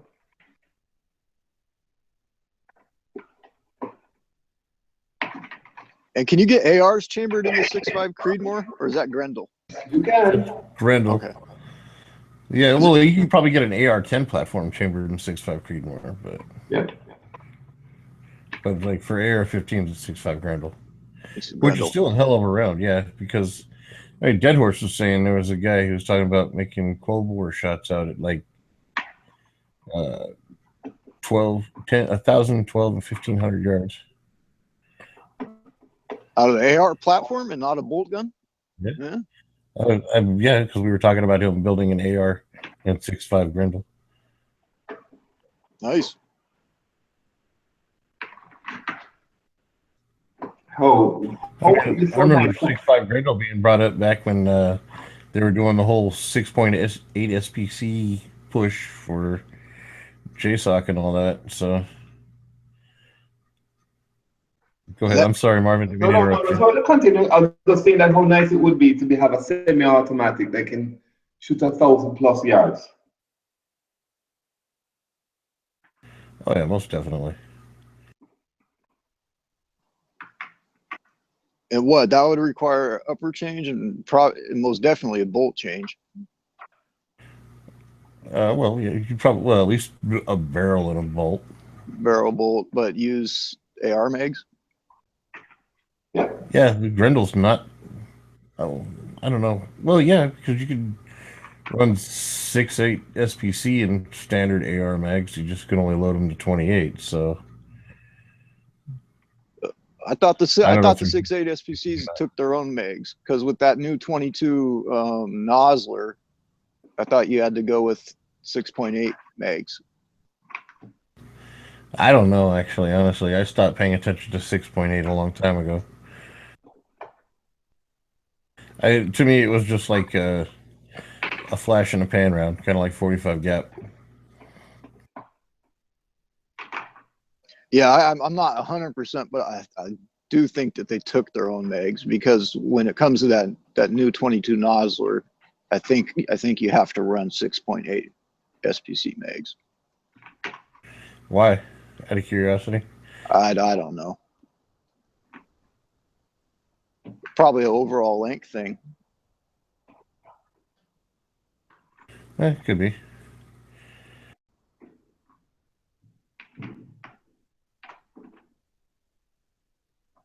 Although I don't see, it's probably a feed lip thing on the magazine itself because if the round was any longer, you wouldn't be able to use a standard AR lower platform for it, or standard AR lower for the platform. Well, that's true. The magazine would have to be bigger, so it's probably a feed ramp thing. Yeah. Or a feeding issue. Yeah, I'm not 100% either way. I just thought that that's something you had to do when it came to that new 22 round. I could be totally wrong though. I haven't looked into it all that much. We'll let Dead Horse build one and then see what he has to say about it. Yeah, no doubt, huh? How many Dead Horse has? Hundreds. He was showing a picture of his room, and they were just. Oh yeah, his whole headboard and bed frame was made out of them.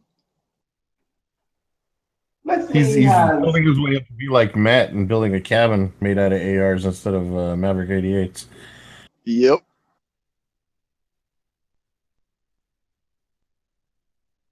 Let's say he has 50. 600. That's $30,000.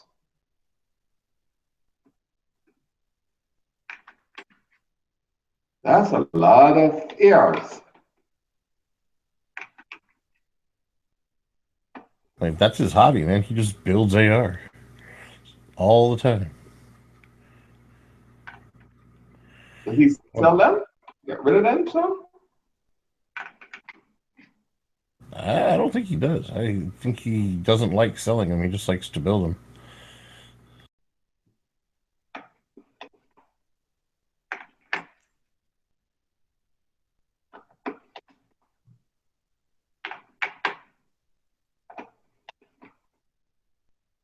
I need to be a build one.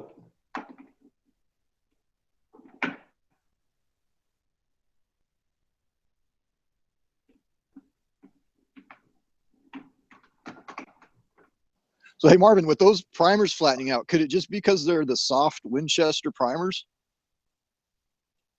Could be. It could be what do you mean by flattening out? So you fire it and the primers just flatten out and don't explain that a little bit more. All right, so instead of keeping that radius on the edge, that curve on the edge, they're flattening out, you know, like pushing back towards the bolt face. I need to see a picture. Do you have a picture of one? I don't. I don't. Are you sure you pushing towards the bolt face? Okay, so you put the primer in and it feels flush. It looks clear. Yeah, they're. Go ahead. Yeah, when I seat the primers, they're seat looks to me like they're seating at the right depth. I mean, they're not over. They're, if I were to mic it, they're seated down inside the in the primer pocket. Okay. But then after firing, the primers are actually flattening out, and it looks like they're moving back towards the bolt face. Does that happen to you when you fire on a regular factory ammo? No. And I would just go to Cabela's or wherever you go and buy one small little pack of primer. Just a pack. I think the packs can't be more than $4. Don't invest in 1,000. Just break it down. Or just go there and say, can I get a combination of 3 different packs? Yeah, I actually have a couple different brands. I just haven't tried. I haven't tried the CCIs yet. CCIs are good. Try that and do no more than 10 rounds. So I don't know if Fustel told you, when you start in this thing, don't do too many. Just do 20. 20 of another kind. 20 is too much. 10 of one. I forget you guys are AR, so not a lot. So 20 of one, 20 of the other, 20 of the other. So what you're doing is just trying to test until you reach the comfort level. Remember when we just started the conversation, I said to you, hey, and make a lot of bullets that end up you're not going to like. Just make a few, and then make a few more until you reach to the comfort level where you say, oh, you know what, this is the load I like, this is the one I want, and this is what I'm going to use. So just play around with all kinds of different combinations. Yeah, I hear you. And you can't quit. You have invested in equipment. I know where you feel. I can feel it for you. I hear it in your voice. It's like frustration. Hey, it's not doing what I want to do. It could be a simple mistake you're making or a simple primer. And when you get it right, you're going to say to yourself, my God, I can't believe or just this stupid mistake I made, you know? Yeah. So you got it. You have all equipment already. Rethink, look at it differently, and say, okay, what am I doing wrong? Let me take one bullet and do it. Don't worry about over miking it. All the primer has to do is just sit in the brass. That's all you have to worry about, and it's not protruding outside of the brass. So when you put the brass upside down on top of the primer, it's not rocking. That's all you worry about. Don't overthink the process. Yes. But don't get demotivated. Don't get demotivated either. I can hear it in your voice that you're like, oh man, just get up and say, you know what? I have all the equipment here already. I'm going to slowly do 10, and I'm going to do 10 of a different type, 10 of a different type, and I'm just going to the range. If it doesn't work, I'm not going to get demotivated. I'm going to try again. You know, you get it. It was one day, and I happened to jump off the boat, and I'm now on my own boat. You need to just get it done.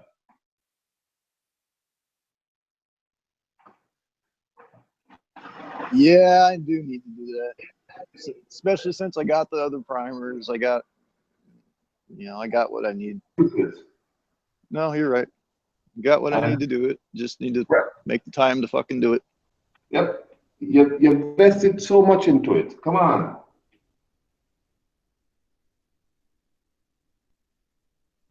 And try 10, or try 20, try different things. Go to the range, write your notes, tell you how it feels, and then you'll be surprised. You there, Heavy? Yeah, I'm here. What's up? How about that first episode? Oh, fuck yeah, dude. I was like, I can't wait till fucking the next episode comes out. Man, Oh, man. they're definitely stepping it up to. They're really It's stepping definitely it up. coming to What are you guys talking about? Black Sails. Oh, okay. It's they've taken it to the next level this season or last season, so they're going all out. It had some of the best. This episode had some great combat. Oh my god. Is that HBO? No, it's Stars. Oh, okay. freaking that one. What's that captain's name in the British Army, or the actually? Oh, the governor. Not the governor. His. Oh, his, his right captain. man. Yeah, he's like, I heard you had the kids go out and cut their ears off. Oh man, that was brutal. That was that. I don't know what to call it. That blockade they had under the water, and they didn't see it. That whole scene was amazing. They're just getting pummeled from that fort. Their ships are just getting blown apart. And I swear to God, that fucking show just outdoes itself every time. And it's hopefully only going to get better from this point. I mean, they got to come to conclusions. One more season, that's it. So hopefully, that's the sad part. That's a hell of a show, but I'd rather have them go out on the top than fucking jump the shark eventually. I agree. Did you ever watch Rome? No, I haven't watched Rome. Dude, check out Rome. It's only 2 seasons long. It is flipping amazing. And John Milius wrote a bunch of the episodes. Oh, right on. Yeah, I just like lately I've been checking out other things. Like I watched The Last Kingdom, which I think you heard me mention before, and then Frontier. Those two were pretty fucking good. Cool. And I just finished up season 3 of Penny Dreadful, which is okay. I mean, it's entertaining. But I've actually been looking for something new to check out. Rome's only 2 seasons, so it's easy to watch, you know. Right on. Is that on Netflix, Amazon, or? Probably on Netflix by now. It was an HBO show that they did for 2 seasons. It was supposed to be 2. It wasn't like they canceled it. The whole arc was it was like a 2-season miniseries, I guess would be the best way to describe it. All right, so yeah, I'll definitely check out that. Put that into my queue. I will find it and I will watch it. Not as high budget as like some of the shows that we watch, but it's with this limited budget, they did a lot, Well, you haven't steered me wrong yet, so I'll definitely check that out. Freaking dude, what's his name? Yes. That played Punisher in the Warzone movie. He's in it. And another, I can't remember the other guy. They're both the main actors you'll recognize. There's a bunch of famous actors or like British actors in that show. Right on. Freaking what was I gonna say? Oh, like Penny Dreadful has a couple of pretty big actors in it. And I recognized a couple of people in Frontier. But Last Kingdom, I don't know. I like The Last Kingdom. I don't know if you've seen it yet or anything like that. Yeah, I thought it was pretty fucking good.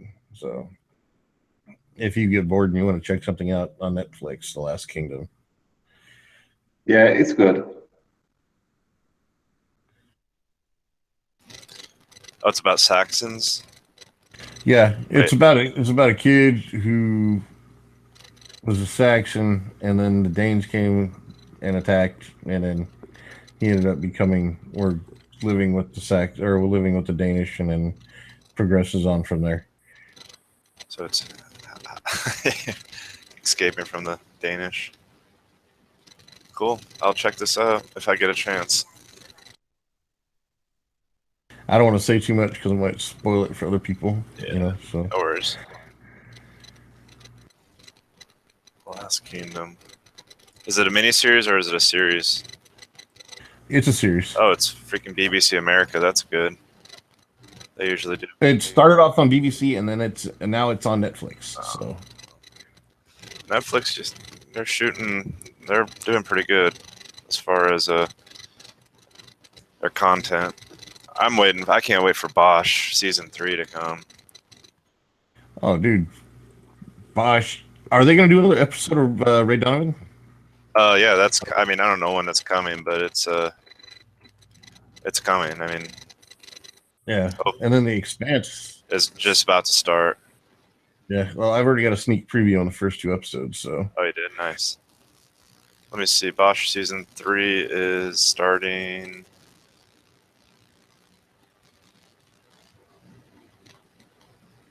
March? No, that's what. Fuck, I don't know. Let me see if I can figure this out.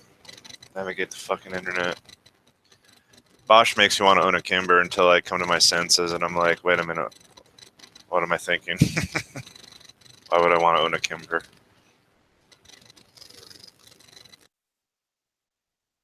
Well, unless it's like one of the earlier models. Oh, it's a Kimber Oregon for sure, but here's a preview of the new season of Bosch.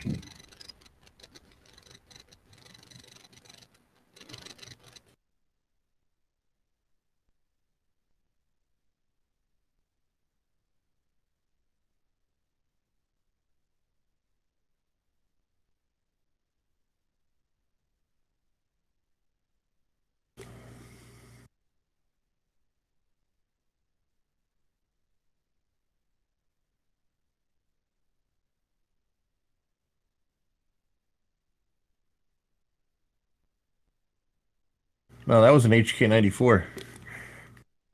Oh yeah. Simpson just released a couple good-looking guns. That $11,000 FN or $12,000 FN. 10, 11. Once you get above $5,000, it really doesn't matter anymore.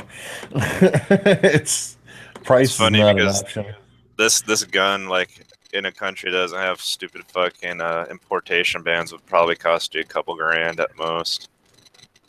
No, actually, I'll take that back because it is produced in '63, so it's an older one, so it might be collectible.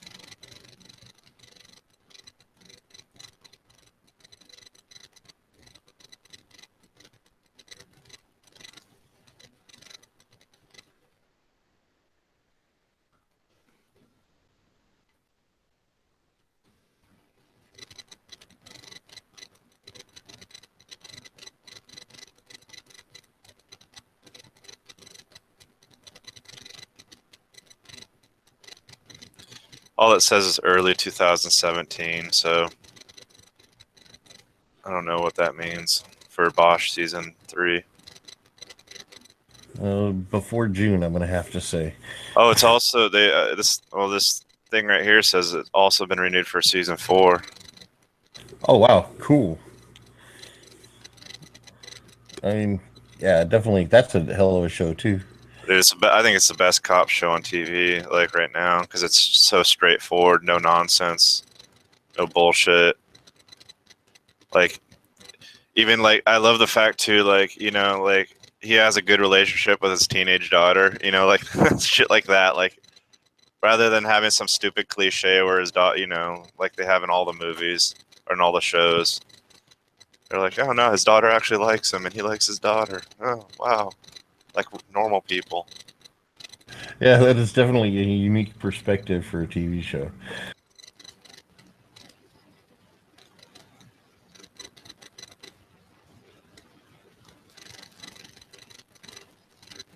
That's a good sign that's been renewed for season 4 already. Yeah, definitely. That's like one of those shows where it's not limited to a by the story. It can, go in different directions. There's a whole shit ton of Bosch books, to like, Michael Connelly wrote. So there's like, just pick one. That and that. And Titus, what's his name? Oliver is like, I'm looking at his IMDb right now, and it looks like that's his. You know, he's fully committed to just this right now. It looks like.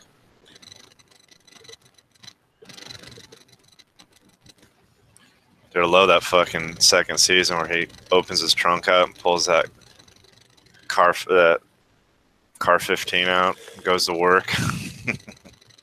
Oh yeah, freaking fuck yeah! That was actually pretty fucking kick ass. That whole fucking taking out the kidnapper thing. Well, it's obvious that they trained him well. I mean, you watch the way he uses his 1911. You can tell they did a good job of training up the actors. I also like the show because a lot of the actors in the show were from The Wire, which is awesome. I never really got into The Wire. Of course, I don't really remember watching any of it either. So love that show. Should check that out too.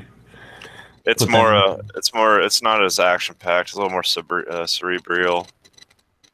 Like, you know what I mean? Like, it's more about it's the very realistic. You know what I mean? Like the red tape and the bullshit and that kind of stuff. That stuff kind of intrigues me. I mean, not every show has to be a fucking shoot 'em up, bang bang kind of show. You know? I agree.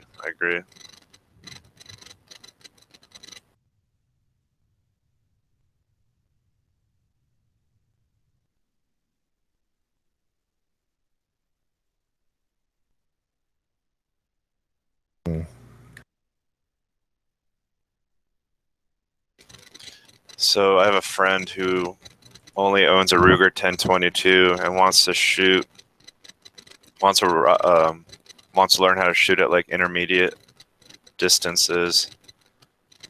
Has been asking me what rifle they should buy. Is he talking precision, or like we're talking 100 to 300 yards, kind of intermediate? Yeah, I would say 100 to 500. See, 500 is long distance for me. That's the furthest I've ever shot. So yeah. No, I take it back. I did fuck around once, and I got to shoot out at 1,000, but I didn't hit shit. So I've been going back and forth on what I think I would recommend. Is he going for does he want a bolt, or does he want I don't think they know what they want, but I'm trying to think cost effective with a Remington 700 308. What was that? A Remington 700. Oh no, I'm not a fan of modern Remingtons. Or a Ruger American Predator.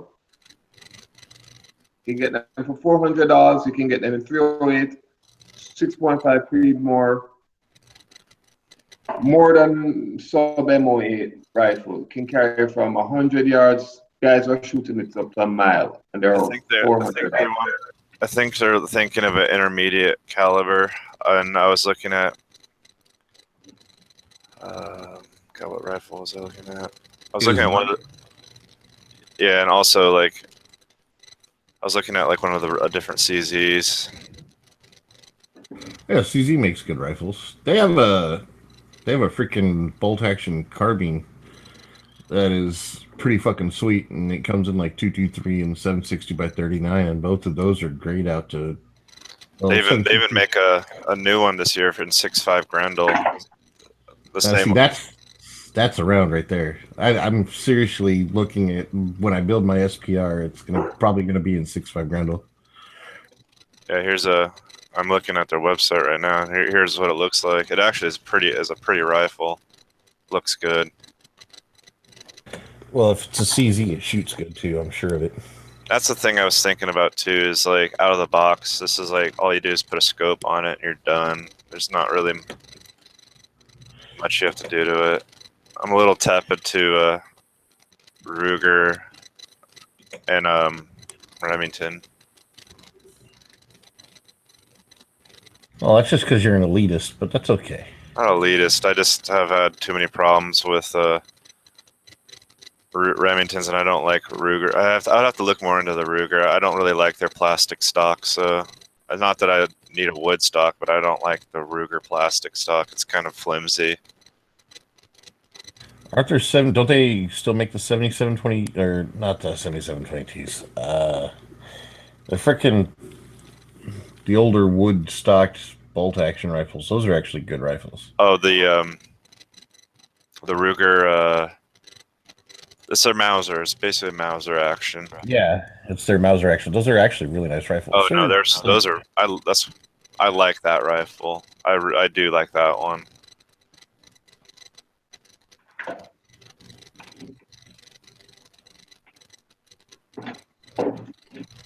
Yeah, I really would like to get a 6.5 Grendel barrel and bolt carrier for my SPR. Nice. Because I already got a 223. I mean, I don't need another one. You know, so I don't really need another rifle, but I want several. So I can't have enough. I couldn't have enough. I keep drooling at fucking Simpson Limited, looking at all the weird rifles that come in. I'm like, ooh, that's something new, something different. The reason why I was mentioning Remington and Ruger is one, Ruger has a great ability to, in my mind, in the community to help you, in the sense that Ruger has a lot of Remington. There's a lot of Ruger American Predators out there, and a lot of Remington 700s out there. Yeah. So they can help. The community can help them. When you buy like a CZ, which is not as popular, it's a little more difficult to get accessories. It's more difficult to get help when you're new to it. So it may not be the most ideal gun that or bolt action rifle you want. Entry level, it's not a lot of money. They don't like it after 6 months. They can say, hey, you know what? It's $400 spent. But the CZ will retain its value better, though. I don't know. The Ruger American isn't. I'll look it up, but it's not really my first choice. Yeah, it's not a perfect gun, but you have to understand. You have to think about for them. They're getting into rifle like everything. Yeah, it's easier for them and learn 1,000 things about this rifle because it's common, you know.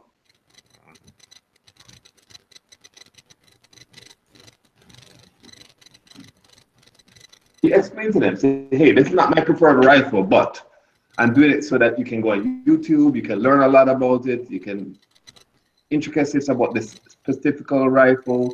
There's a lot of accessories if you want. This is a way of just getting yourself through the doors. Yeah. You know? I understand.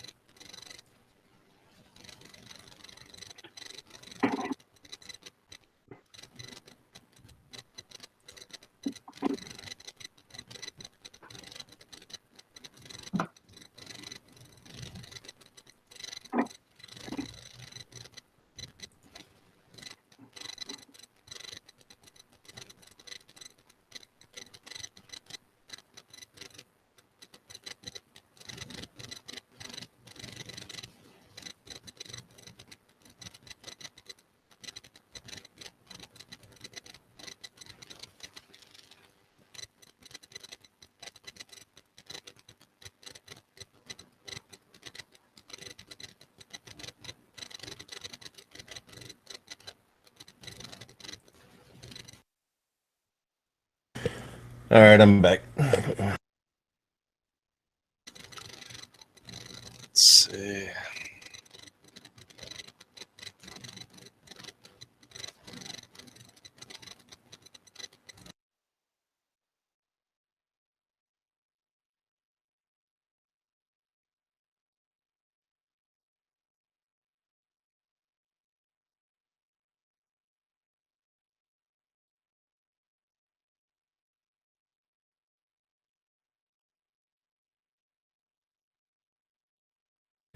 My computer freeze up again? No. All right, cool.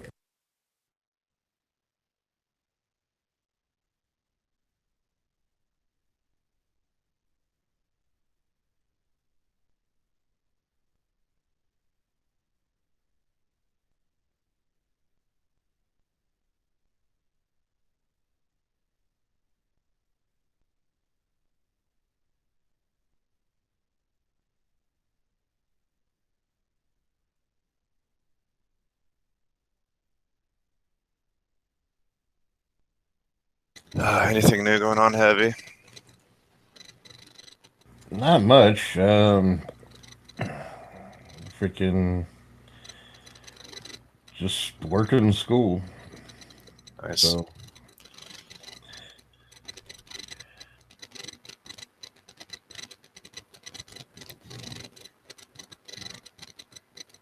what about up there in Oregon?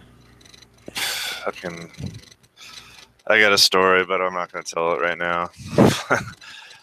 I had to step in an altercation and fucking deal with somebody who I don't know. Long story, but I'll tell it probably during one of Matt's chats or something, or off air or something. I don't know. I haven't. It's a fucked up situation. I'll tell you though. Well, that's never a good thing. What blew my mind though is one of those situations where like there's a bunch of people standing around watching, nobody did anything. I'm like, what the fuck? Bunch of fucking assholes. I don't even know assholes, just like, sheep. I don't know. I don't know what the word is I'm looking for. One of them times when you're standing around and thinking, geez, someone should do something about that. And you think, well, I guess it's me. Yeah, at one point I like realized that everybody's just standing there watching, nobody was doing anything. I'm like, motherfuckers, like, damn it, like, all right, well, better not let this guy knock me on my ass, because nobody's gonna do shit.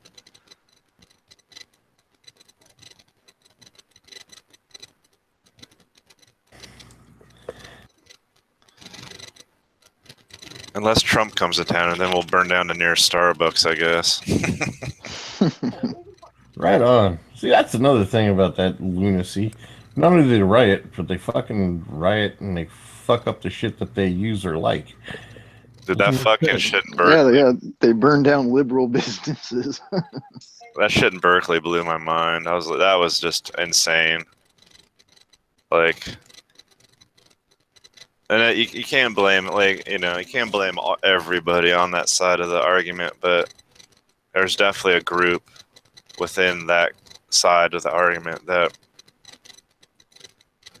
that's all they want to do is cause chaos. They don't give a fuck about. It's just an excuse to wreak havoc. Yeah, pretty much. Yeah, and here, like May Day and shit like that, we get a lot of people who aren't even from the community, but they travel from Oregon and the surrounding states just to come up here and fucking raise havoc. Oh, trust me, we're just trying to get rid of them. Send them back down here to California. Man, if I could, fuck deporting legal immigrants. Come up here and deport some of these fucking Californians out of my fucking state. I'll tell you what. Let me shoot Trump an email and tell him I'll trade all his illegal immigrants for all our Californians. Well, not all the Californians, but 90% of them. It's understandable.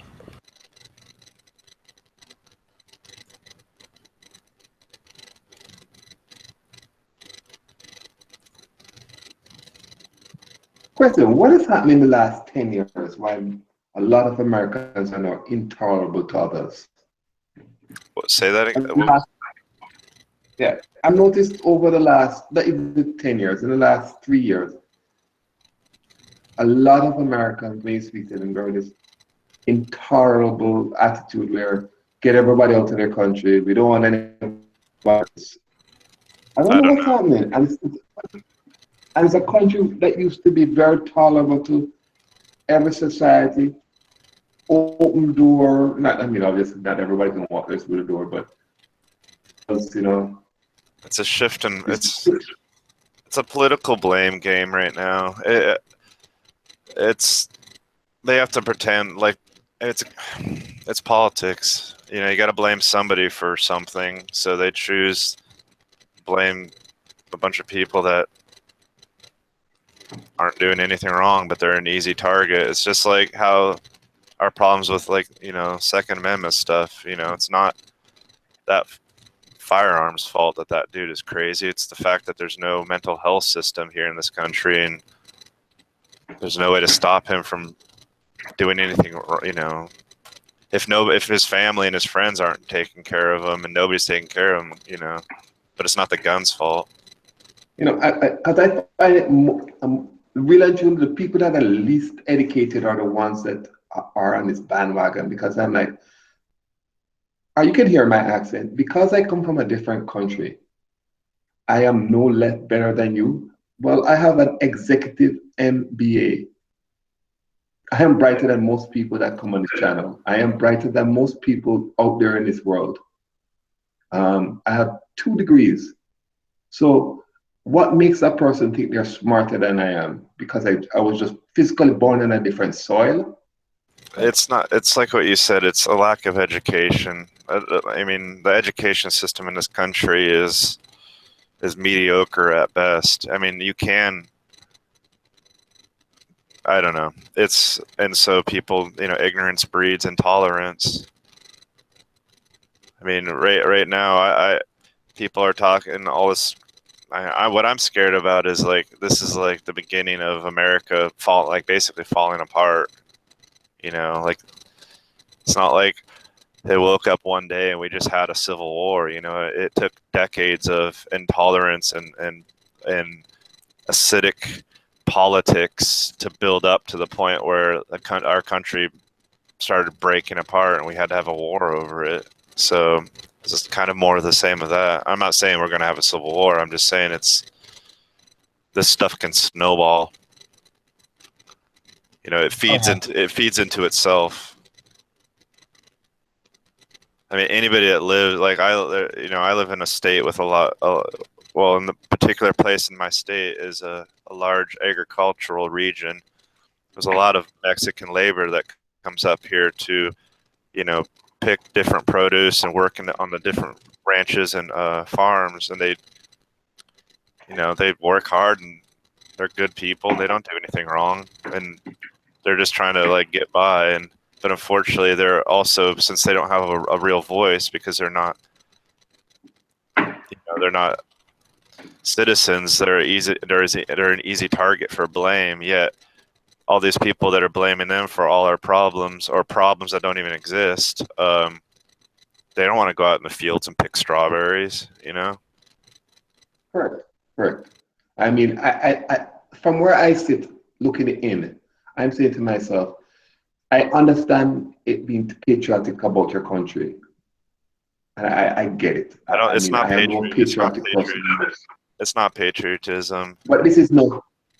Yeah, but this now has gone beyond patriotism. It's just getting very interesting. And I don't think, you know, I was laughing with somebody the other day and saying to them, I don't think there will be a civil war in the United States. I don't think this will create any war. Many countries that have great relationships with America may say, you know what, we don't like your intolerance towards other people. So guess what? We won't play nice with you. What country are you from, or in, or from? I'm in Jamaica now. Oh, nice. Yeah. But what happens is that, like, Australia, France, all of these countries, that's all they have to say, you know what, we'll buy our products. We won't buy American products anymore. Well, it's not just here, though. That's the thing. What's happening here is happening in, like, Romania. It's happening in Poland. It's happening in Greece. Greece has their own, like, these nationalistic groups are sprouting up everywhere. You know, it's not just here.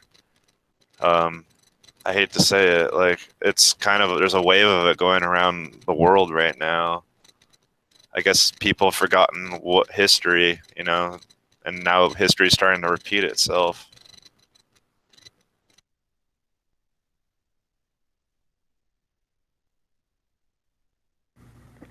It's been coming for a long time. It's been a build, and it builds on itself and doubles. And the more the ball's rolling, so to speak, you know, it's rolling downhill. The thing is, though, like it's not even like, and I heard a really interesting thing about this so-called, like, I mean, this Trump ban was, or this Trump, I don't know what you want to call it, this Muslim country, like 120-day, like, no, whatever, that, you know what I'm talking about, the ban, what they're calling a ban. Like, the fucked up thing is they got countries, like, they have Iraq on there, and right now that Iraq's our ally, you know, and Iraq, the president of that country is like holding on to, I mean, he's got people in his government that don't want to be our ally, and he's barely holding on to that. So, you know, Trump putting Iraq on that list has, you know, I mean, it's destabilizing that fingernail hold that, you know, they have on, the government has on its people, you know, in that region. And if it fucking fails, it's Iran is just gonna take over Iraq, you know, and then what? You know, Syria, Iraq, and Iran are all controlled by extremists. So, yeah, did you know that most terrorist acts against the United States were done by either? It's all local. It's local. It's a local people group. From here. It's, I mean, their family may be from some. I mean, either it's correct. A lot of it's errata. Let's go through them. The guy from Sandy Hook, an American. The guy from San Bernardino, he was an American, but his wife was from Pakistan. The third one, the guy was an American, but he was from New York, and his parents was from another country. So I'm not sure people correlate that, not because you're coming from another country or immigrant that you're going to. I just find it interesting, you know? There's also, well, the thing I heard that I thought was interesting was sometimes it's not necessarily what you do, it's how you institute it. So, you know, they've been talking for a while about going through the system to become a citizen and revamping it and making it work smoother, better, hopefully faster, and be more thorough. But the thing is, when the way Trump instituted it, it was chaos. And even though it was something they've been talking about doing it for a long time, it's not about what you do, it's about how you do it. Or it's not about what you know, it's about how you say it, you know what I mean? Like, if you would have rolled this out in a smoother, more like in a better fashion, nobody would have got upset, or maybe people have got upset, but it wouldn't have been so disastrous. So it wouldn't have created so much turmoil. And that's the thing. It's like, I wonder if these people understand how politics work, how you have to, you know, I don't know what I'm trying to say. I got you. And I think a lot of people don't realize the bigger picture. They think about their own backyard. So you're living in Covington, Kentucky, for instance. You think about what is in your surroundings. Hey, we don't want these Muslims here. We don't want these immigrants here. And you don't look at the bigger picture. You say to yourself, okay, if I say this in, say, Iraq, saying I don't want Christians here, and you are in the United States saying, why are these people persecuting Christians? Well, you think Muslims in another world are saying, why are you persecuting our Muslims in your country? You know, it's the same thing. And people don't look beyond that. They just look within their own community. I get where you're going with this, Marvin, but the analogy is kind of off. Like our variation of what people are calling persecuting here is by saying, "Hey, you can't come in until we check you out better," or "We don't want all your refugees." Yeah, but there's also a lot of their variation of persecution is, yeah, but no, let's chop their head off, let's stone them, let's throw them off the fucking building, let's light them on fire. I agree. There's levels to it. But the persecution of Muslims in Syria isn't. There's like a tiny fraction of Christians there, and most of the people that are being persecuted by Muslims are other Muslims, like different sects or smaller sects. It's not even like it's not. That's the thing. It's barely. I mean, what they can consider anybody infidel. It doesn't have to be a Christian, and that's. I don't know. That's the. I get where you're going with that. I mean, just like up in Canada, the freaking. What other church is called? A mosque. They're shooting at the mosque in Canada. The shooters turned out to be Muslim. No, they weren't Muslim. No, they were French Canadian white kid. Yeah. That they released that whole thing saying they arrested a Muslim guy, but they accidentally arrested one of the witnesses thinking he wasn't a witness, and then it turned out he was a witness, not a suspect. But then it took Fox News, I don't know, or not just Fox, it took a lot of the news channels a long time to redact that statement. And unfortunately by then people were running around with this false narrative because of course major media jumped the gun to promote whatever they're trying to. I don't know why they did it. It was a stupid thing they did. Yeah, I feel like an asshole. No, you're not an asshole. Trust me. And this, I read something and it's like I fired and forgot. I never bothered to research it or anything like that. My bad. This is why you need to do the research, people. The guy they arrested. The guy they arrested was a medical. He was a medical professional of some nature. I don't know if he's a doctor, or a nurse, or a medical student. And he was trying to perform he's trying to give aid, and then the cops were busted in, and he thought that they were the shooter coming back because the shooter was at large, and he ran. He got scared and ran, and then they tackled him and arrested him, and then it turned out it was just all a misunderstanding, and that's why initially they said they arrested a Muslim guy, but it was just, he got scared. He wasn't running because he had something to hide. He was running because suddenly he's sitting there trying to do CPR, and a guy runs in with a gun, and he's like, "Oh shit, the guy's coming back." Yeah. Well, that's understandable. I mean, plus Canadians, yelling, "Hey, it's the police, eh?" It's just isn't. It's not like here. That was a stupid joke. No, I'm just, I kind of find, I think that's interesting. Yeah. Yeah, there's a lot of vitriol, and there's a lot of hate, and there's a lot of blame, and unfortunately, people. I don't know. It makes me sad because a lot of there are bad people out there, just like there are people that misuse firearms, but it's a tiny minority within a much larger group that is, by all means, law-abiding and good people, and to label everybody with one big ass brush, paint them all with one brush it's wrong. Stupid. Yeah, it's wrong. Yeah, and that was a perfect example of how you used the gun. There's just a few people that make it bad for gun owners. I'm assuming the same that there are a few people, Muslims, that make it bad for 1-point-something billion people.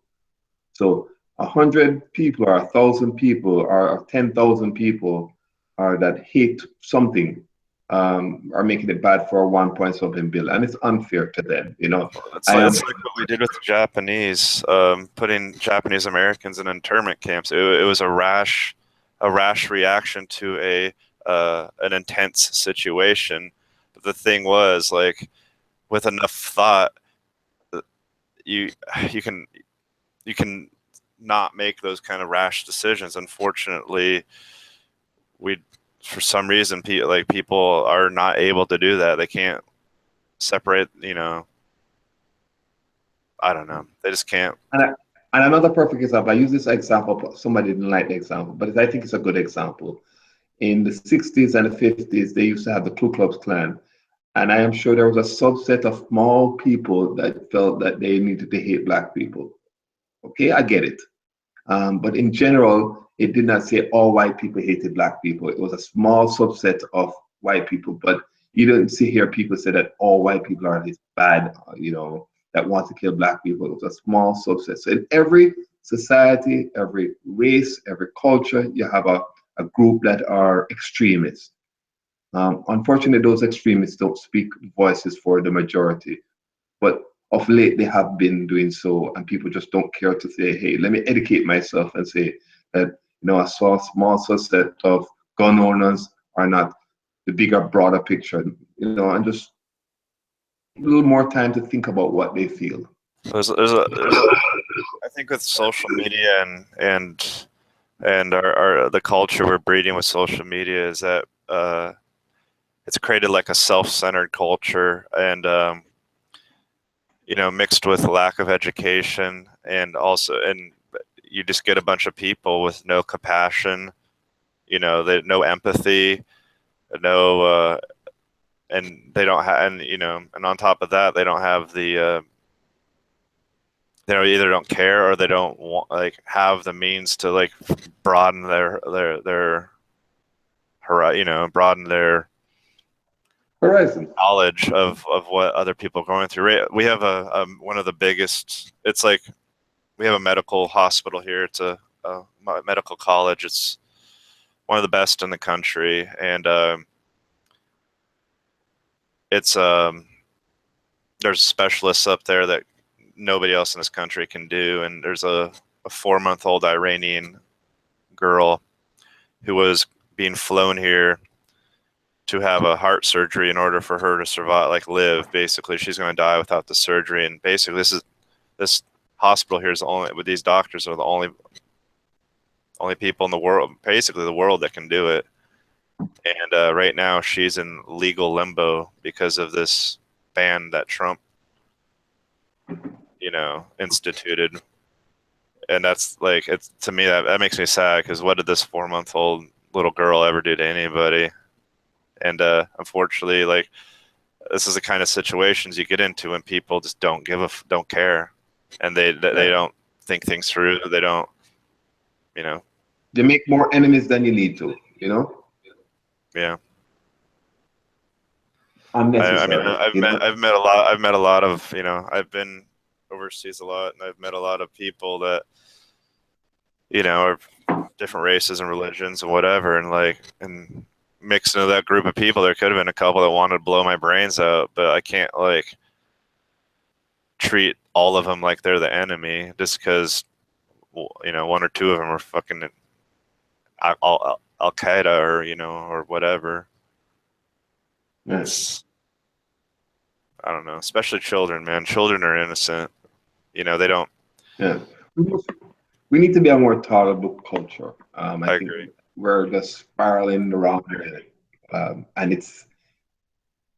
I'm 44 years old, and I find it very disappointing that over the last, 3-4 years, it's like a death spiral. How intolerable this world has become. Like I said earlier, it feeds into itself. It's like some kind of I don't know, it's just ignorance feeds into ignorance. It just keeps going because these, the people are generally of that nature of ignorance. Whether it doesn't matter if they're Iranian or American or Syrian or whatever, they're going to be isolated in a group of their own types of people, and they're never going to have, a lot of them won't have or don't want the opportunity to meet, the person that they hate. Here, I'm going to find this. This radio. There's a radio show that does documentary stuff about people. Mm-hmm. And there's a story about this blues singer. I think he's somewhere down in the south. Not singer, excuse me. He's a pianist. He does blues and boogie woogie and different styles of old school American rock and roll. He's a black man. And one night he had a guy come to his concert, a white gentleman that approached him, and they started bonding over music.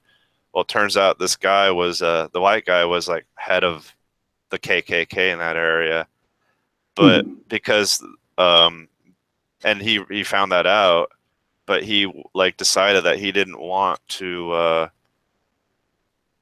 not engage this guy in conversation, and basically by treating him like a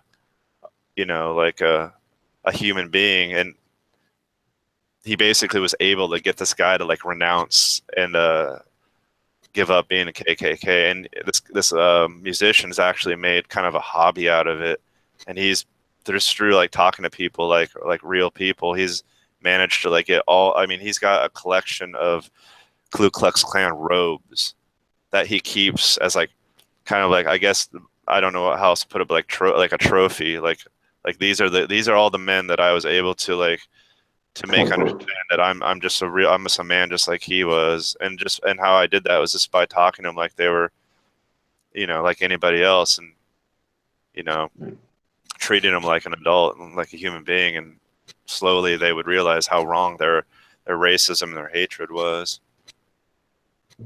Yeah, and as I said, a lot of people forget that in America there are very extremists on every side, and people just forget it. They just forget, oh, you know what? I don't know. We need to get back to love and unity, like in the 60s. Well, I wasn't around in the 60s, but that kind of 60s love and passion, compassion. I think there was a lot of there's also a lot of hate in the 60s too. After a while, it got extreme. Like you saw a guy, soldiers coming home that got drafted. And, they're probably poor kids from poor kids from poor communities that that didn't have the option of going to college and getting out of the draft, and they're getting spit on and called baby killers, and for what? They didn't have a choice. Here's a link to that radio show, and that robe he's holding in the photo, that's a Grand Dragon's robe. That's like the head, like one of the leaders of the KKK. But and there's also a lot of there's the Black Panthers, and it got there's parts of the 60s got pretty ugly, and I don't think there is ever a time when everybody can just like be all butterflies and bumblebees, you know what I mean? It's like it's always going to be like a little bit or a lot, sometimes quite a bit of ignorance going around, but I think we can do better than we're doing right now, that's for sure. Yeah, it just seems, I don't know, it just seems more now than any other time. I don't know. Maybe I've not lived that long enough to go through generations. I see years, but it just seems that it's bad. I don't know if there's more now. I feel like there's more lately, but I don't know now than ever. You know what I mean? Like I'm sure there's times in the 50s, the 40s, the 50s, yeah, definitely the 50s. I think there's a lot of hatred in this country during like segregation. There's a lot of hate. There's a lot of hatred post American Civil War. True.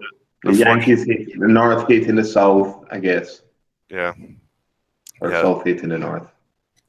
Well, if you want like a little bit of hope, that link is a very hopeful story about. I'm reading it as we speak.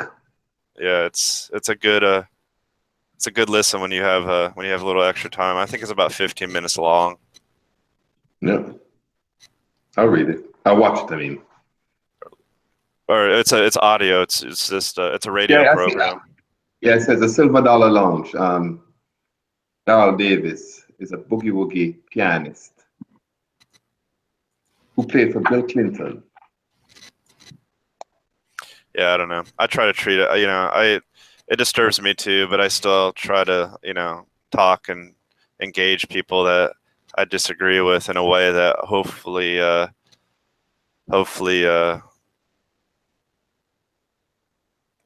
instead of arguing, because once you argue with somebody, their minds they don't. As soon as you like debate or argue in even a slightly heated manner, they just close down. They're not going to listen to you if you're yelling at each other. So I try to just talk, and I've had some pretty good.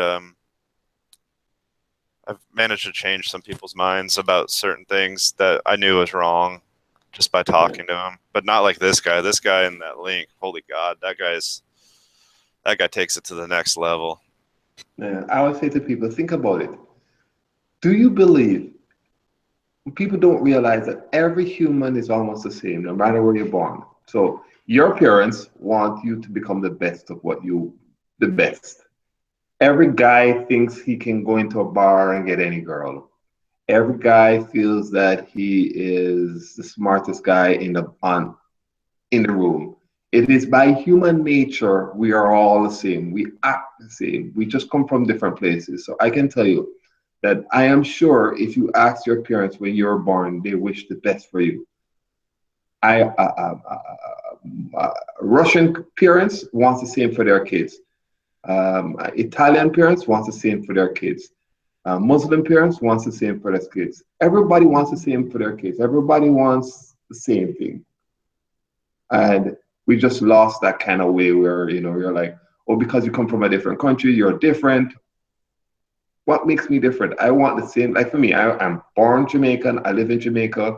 I want the best for my kids. I want them to go to the best schools.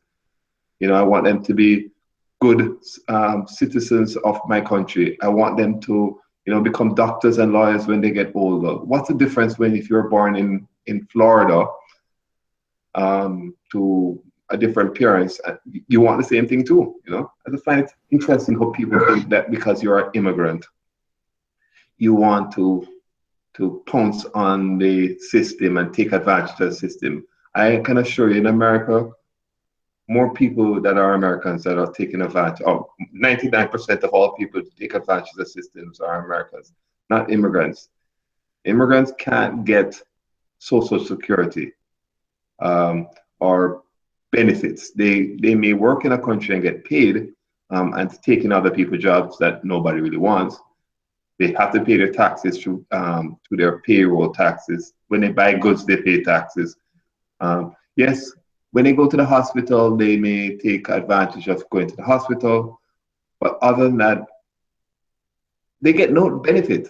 So when they pay their taxes, they get no true benefit. Americans get the benefit of the things that they do. So I just, I don't get it. They're not pillaging and taking away from what you're right to get. So you pay your taxes, you get your things as an American. They get nothing. When they pay, they're doing all of the table work. They get nothing for it. I find it interesting, Yeah, I agree. Well, if you're in the country illegally, sure, there's people here illegally that are gonna create problems, but as a whole, most of them don't want to get in trouble. They don't want to get arrested, because if they get arrested, they'll get deported, and they're just here trying to make a little bit of money to send back home. They're not here to cause trouble. There's a minority that I'm sure shouldn't be here because they're violent criminals or they're like cartel, whatever. Of course there is, but then again, there's also you could say the same about any group of people. You could say the same thing about gun owners. There's gun owners out there that want like a violent confrontation with somebody. You know what I mean? They're looking for but is that the majority? Is that all of them? No, it's not. So don't, I don't know. I wish people would just open their minds a little bit. I know, I'm a veteran, so I'm not like, I'm kind of like, I like what Teddy Roosevelt said about, walk softly and carry a big stick. If it comes to it, if it comes down to it, then yeah, if there's a problem and it has to be solved with violence and whatever, then that's the way it needs to be solved. I'm not all peace and love, that's for sure. Yeah, but I would say, since as a vet, I find it interesting also. You find a lot of Americans are quick to to say, hey, we're America and we will pound you away. But people don't realize what it takes for a vet or somebody that joins the military for any other country. Yeah. People want US to. or Europe. Everybody wants to They send feel us to that some other country, but nobody wants to join.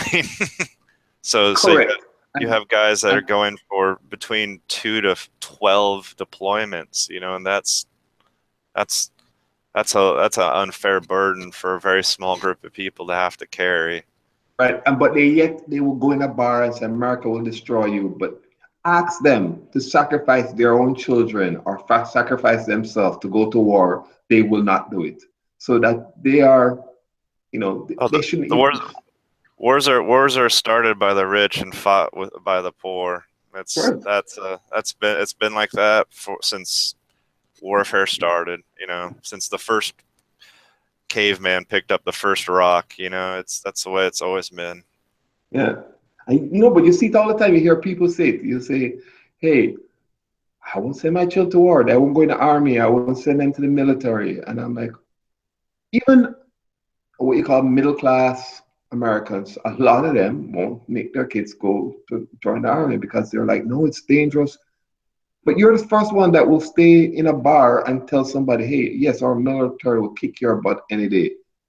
But you're not willing to send your own child to sacrifice their life to kick somebody's butt. Yeah, there's a lot of things like that, unfortunately, in this country where there's I mean, I don't know. I've thought about that a lot because with all this, a lot of the tension in the world right now, I'm just realizing that it's like, you know, we're going to go for like, you know, if we get into a conflict with Iran or Russia, it's, you know, it's the same group of people are going to get sent over to fight, you know, and it's like again, you know, and again and again, and it's just not correct.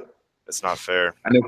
And then other people sit down at home, laughing and joking and drinking beers, and you know, calling people names and saying people shouldn't be in their country, and they're not willing to sacrifice their own lives to assist. You know, I just find it very disrespectful. You know, if you're not willing to sacrifice. That's a crazy thing. I don't know if it was around. I think Vietnam changed everything in this country because there was a time like World War I, World War II in Korea where Americans like, you know, they were like, okay, it's time to do my piece. It's time to like do my bit. And I may, you know, and they knew they're like, you know, I may only do this for 2-3 years, but I'm gonna do my part. And people would be upset if they couldn't. And then they would have to, you know, like if they were like had flat feet or something, but then they would figure out a way to work in a factory to do their piece. Or they would, women worked in factories, men worked in factories, people built tanks, people bought bonds, people did everything to contribute towards the betterment of America. Now it's, hey, you 1%, you better do it. It's a mess, but I don't know. I still love this country and I'm still proud of it, but you know, I guess it's probably like having a kid. Every once in a while you're a kid that you love probably, or your family member, you know, every once in a while, you know, that person you love probably says or does something stupid and you have to, you know, you just sit there like shaking your head like, what do you do? Yeah.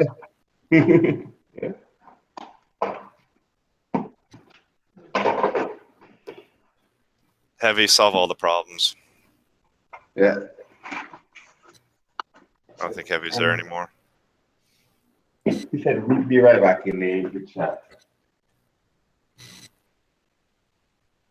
All right, I think I've done my 445 bullets. I'm glad. So you're allowed to own firearms in Jamaica? About 10% of the population has 10%? No. What's a million? About 5% has firearms. Oh. But the difference is that we do two things differently, or one thing differently. In the United States, it's a right to own a firearm. It's a privilege in your country. It's a privilege. So the difference is that we have it as a privilege, and you guys have a right. So or the privileging meaning that you apply and you're now guaranteed. Even if you're not a criminal or have criminal background, there's no guarantee you can get it. You have to justify why you need one. And once you can justify it, and the justification could be as simple as self-defense. It doesn't mean that you have to have a business. It could be self-defense, hobby, whatever it is, but you just need to put on paper your justification. And our background checks are totally different from America. So the background checks in America is just basically that you don't have a criminal record. Background checks in Jamaica is that you don't have a criminal record, but yet you have the mental capacity to handle a gun, and it's not on a piece of paper. So what they do, they investigate it for 2 or 3 months. So they ask your coworkers, they ask your friends, without you knowing what kind of person you are, what's your temperament. So that means on paper, you can put anything, but are you an alcoholic? That wouldn't be on paper. Are you abusive person? Yeah. Are you somebody that gets off angry very quickly? Do you make sound decisions? So the police investigate you and make sure that you kind of pass all of these checks. And once you do that, you have to do a competency test. That means in the United States, you guys do it after. So you get the license and you do a CCW after. We all do our CCW before. So that means that you have to show that you are able to fire this pistol or rifle properly. And once you can show that you can fire it, and I think you have to do 100 rounds, but you have to hit it. It's the same like a CCW. You just have to ask questions, fire it, make sure that you know how to handle the gun, then you're given a license. So what the country wants to make sure is that every firearm holder, at least, is not mentally unstable, and 2, know how to use it, at least basic knowledge how to use it. In the United States, a little difference. It's about we don't care about that.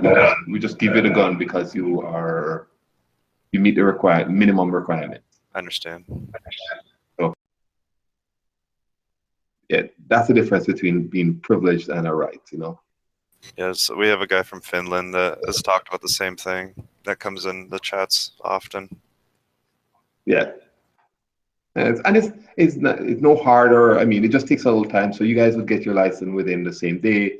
For me to get a license, it may take 6 months for one license. And after subsequently, once I have the license, every gun after that is easy to get. But the first time takes a little longer. No big deal. Yeah. Well, are there rifle ranges and whatnot on? I'm assuming there's probably places by the picture you have on your thumbnails.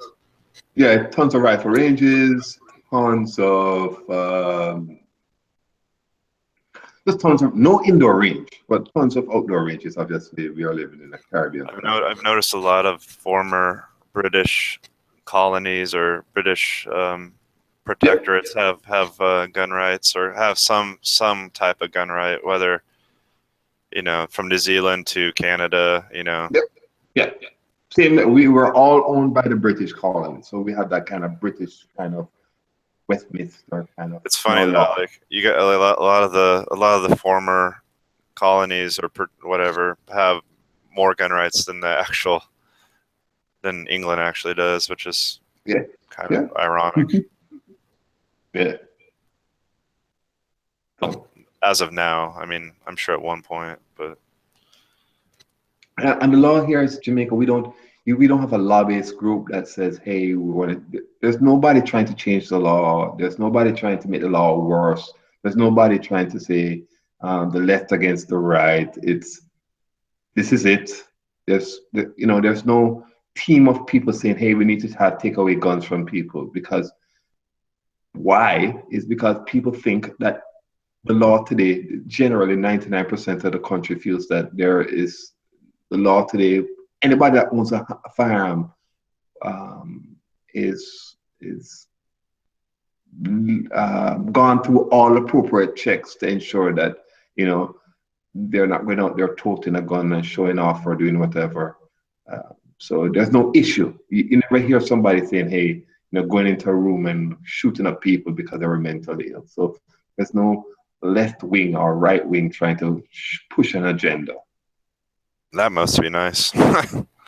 'Cause that's all there is Yeah, here. Is that everybody's got a fucking agenda here.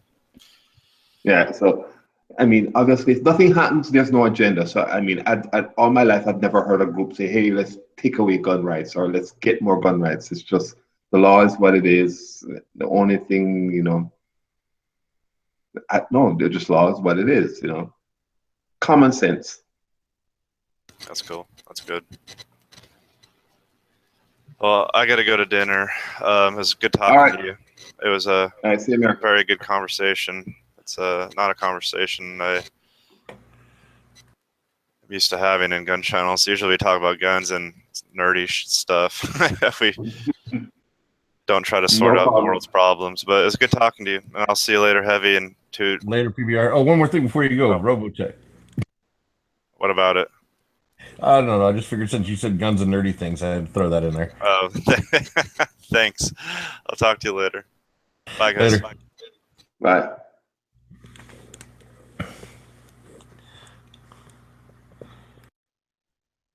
I'll be back in a second.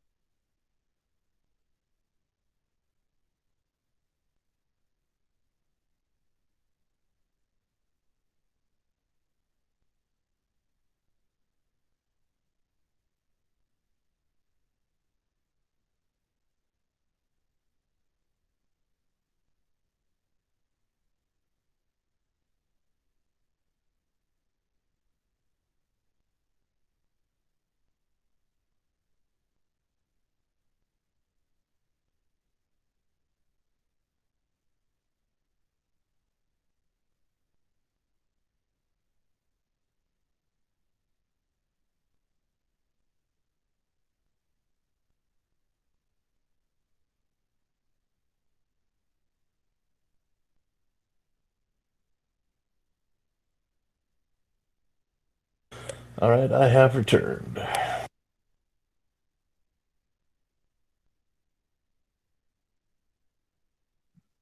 I'm still here. Just cleaning up my desk after my reloads. Right on. I don't know how people do it, that they reloaded their house with carpet. And I'm like, that's crazy. And the gunpowder goes all over the place in my garage.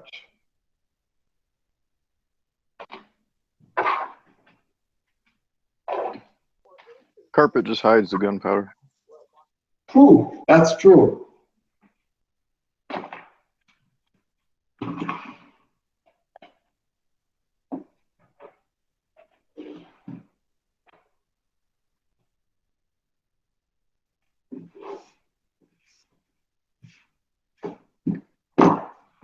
I have an ear gun, you know those ear ultra dusters that you put on keyboards?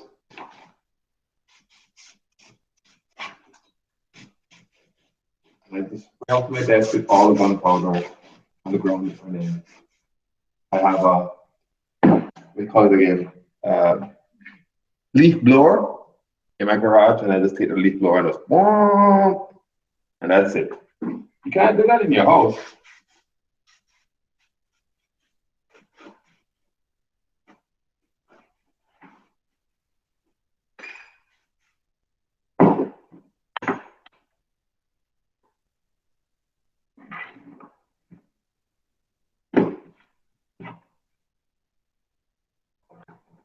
Yeah, you just wait till you got enough of it in the carpet, and then you go rub a balloon on it or something, build that static up. Ooh. Okay.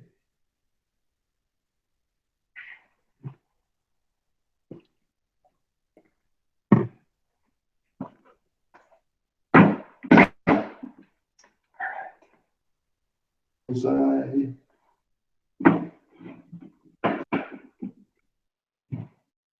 This looks good.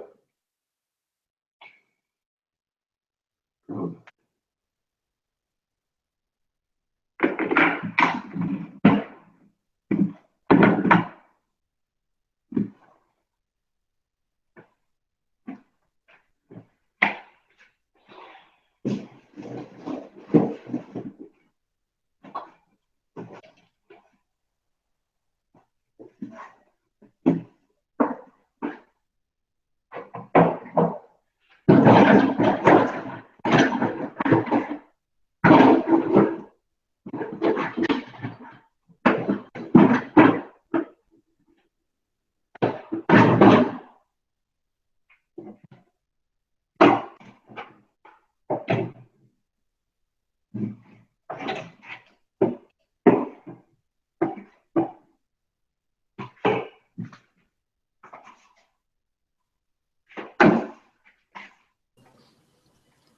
Hello, gentlemen. Hello.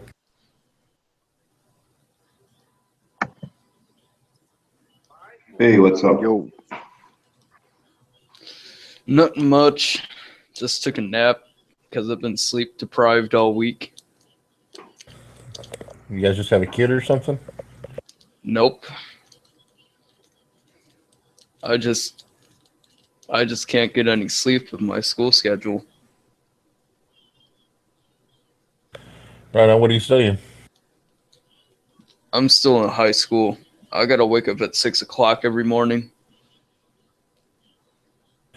Yeah. You'll be doing that most likely for the rest of your life until you get, unless you get like a swing or graveyard shift type job. That's gonna suck. Possibly even earlier.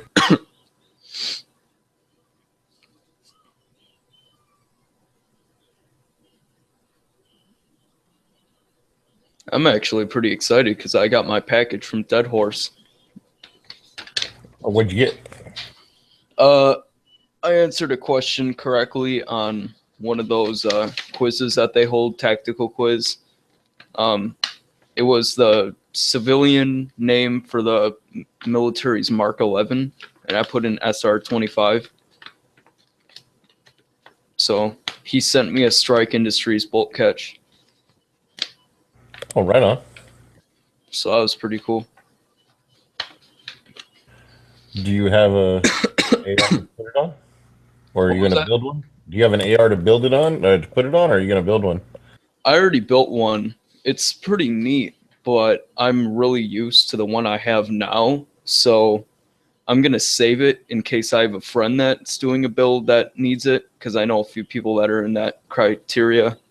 Or if I just build another one, I'll use it. Cool. I'd rather not change something that isn't broken on my battle rig, though. Oh, that's understandable. I came here for advice on AKs, though, because I'm looking to buy one when I turn 18. The man G-Webs would be the person to talk to you on that. Well, no, it depends. Do you want like a more modern style AK, or are you looking for just, something that you can trick out? No, I'm looking to stay traditional. I'll actually send you a link to something I was looking at. You should have popped in when PBR was in here, because he's good at that stuff, man. He's good at authenticity and like mil spec stuff. That's his purview. A few criteria I'm looking at is number one, manufacturer. I want to get it from a reputable manufacturer. I want something that's built off of a parts kit, not something that's new manufacture. I want something that's a parts kit with 922R compliance, because those seem to work the best from what I hear. I think it all depends on who's putting it together. A few of the manufacturers I've been looking at is Krebs Customs, and they seem to have good AKs, but they're millions of dollars, well, to me at least, and they're all tactical and all that other crap, so I'd rather not go through them. And Atlantic Firearms, they have some good stuff, some good traditional stuff, so I've been highly considering one of their AKs. Century Arms, they're hit or miss. That's basically as far as I've gotten. I was just going to ask about this Romanian you were looking at. That's actually a very pretty rifle, but yes, it is. And the only thing I don't like about the Romanian is that vertical foregrip. The donkey dick. Yeah, I don't like that. And for some reason, for me anyway, that and I don't have a lot of experience with AKs. So Me neither. I've never even held an AK in my life. I've got a little more than that, but I don't know. I think if you have a magazine that you have to rock out or rock in, that donkey dick for vertical foregrip is just I don't like it. And I don't like the way it looks. So I mean, that's just my personal take It on looks that. comfortable to me. Romanians are supposed to be decent. DF2 Dot wants to know what your budget is. My budget? I got some savings bonds that I think will add up to around 800. So when I turn 18, I'm gonna go ahead and cash those in and buy my quote investment.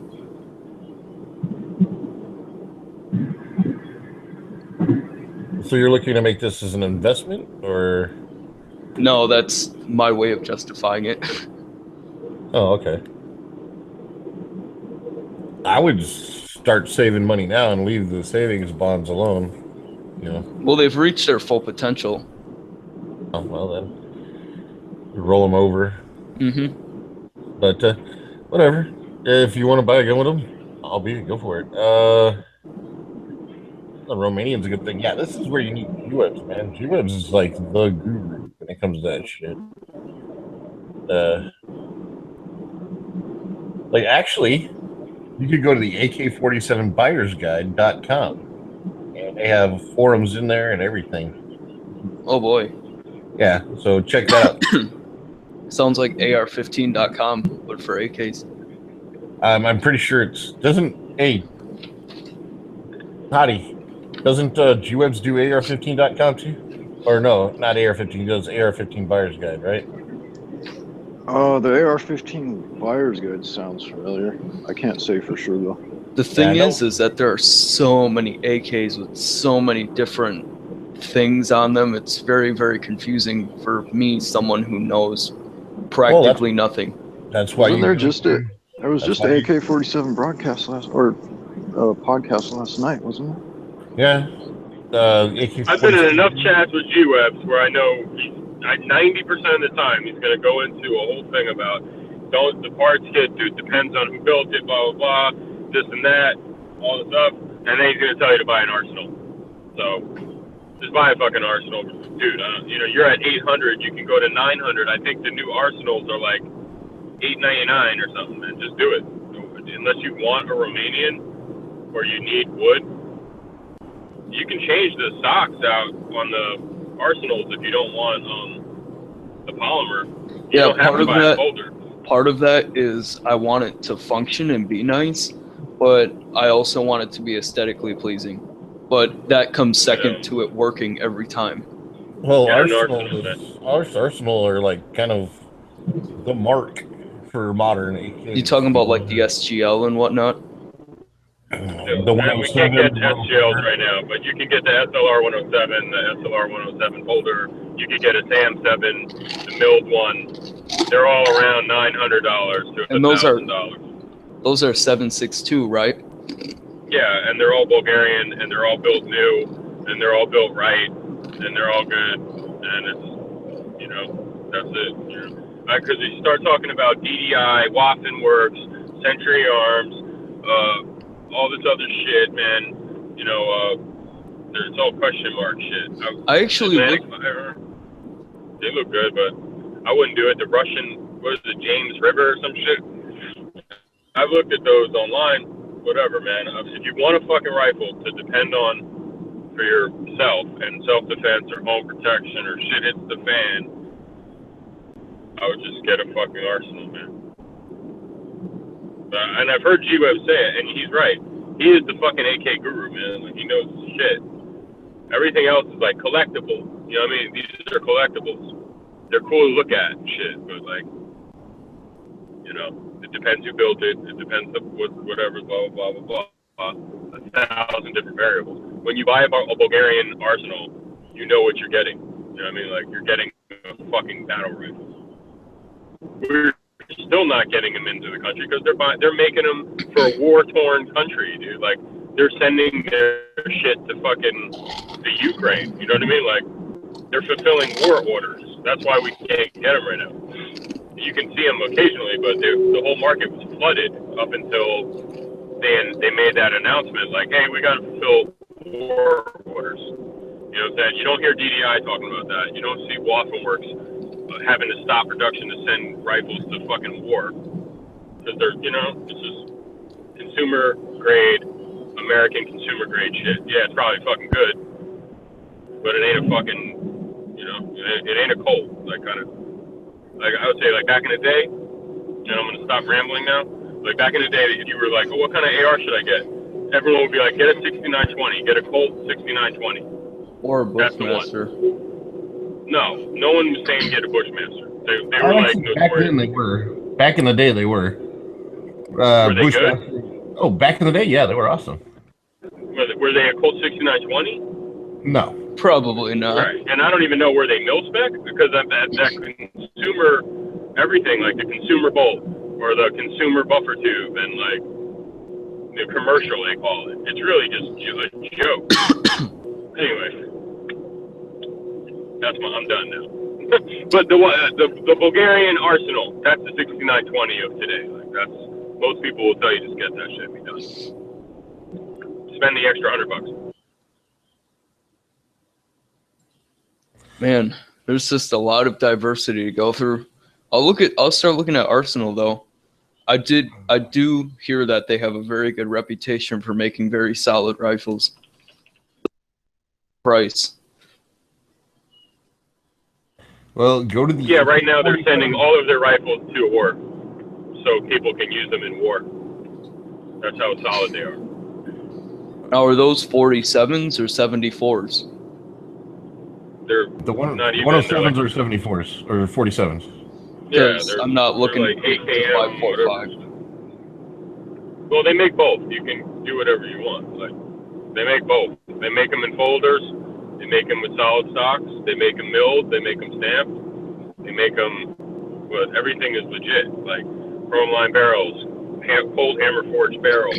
that are chrome lined. Everything is matching. You know, the headspace is correct. You don't got to worry about it. You know what I mean? Like,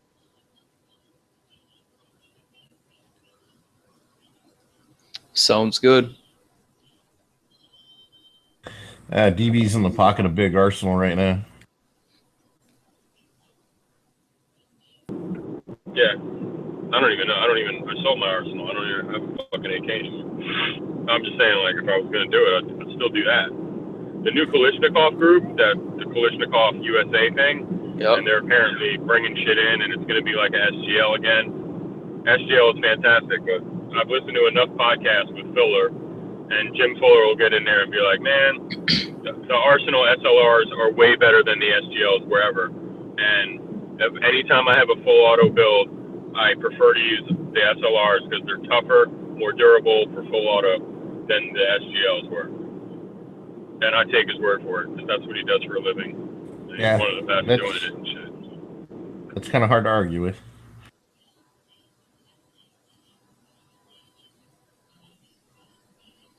Well, especially if it, like you said, has a reputation for being used in battles and whatnot. Are they sending, you said that the Ukraine was, that they had a contract with them. Are they sending select fire ones to the people in Ukraine? Yeah, I'm sure. Yeah, I'm sure. They're fulfilling real government contracts. Okay. All across Europe. You know, it's not just, I think they even did some shit in the Middle East, but And you said they're made in Bulgaria? yeah. But I like the fact that they're cold hammer forged, chrome lined, and they're good. You know, like you can buy a Century that's made here. You can buy a Wasser, the Century Wassers, you know, for a lot less money. But the whole point of the whole thing was back in the day, not even that long ago, a Wasser was $3.99 or $4.99, and an Arsenal was $7. You know, and then there was people in America that would never dream of paying more than $400 for an AK because at the end, you know, they had it. That's how it was. That's like tradition. You know what I'm saying? They couldn't get it out of their head like spending more than $400 on anything of an AK. And then eventually now the Wassers are like $6.99, $5.99, $6.99. If you're gonna pay that much for a Wasser, you might as well get the Arsenal. Yeah, you're fucking tripping. These are literally people who just want to save a couple $100, or they absolutely want the fucking. They want the Wasser. I don't know, you know, they want a Wasser. But, you know, the recent Wassers are pretty decent compared to the older ones because the older ones were like parts kits. You know, they were built over there in Romania or whatever. I can just tell you that the wood was shit. The wood would have cracks in it. There'd be rust. You know, the canted front sights. Everything was a nightmare, right? You could get a good one and it was good. They worked, whatever, right? Or the finish looks good. The wood is brand new, and it's got this year on it or last year. So they're like brand new, built last year. The finish is a little good, whatever. We're still talking about the Wassers, right? Yeah, we're still talking about the Wassers, and okay. They raised them. They raised the price.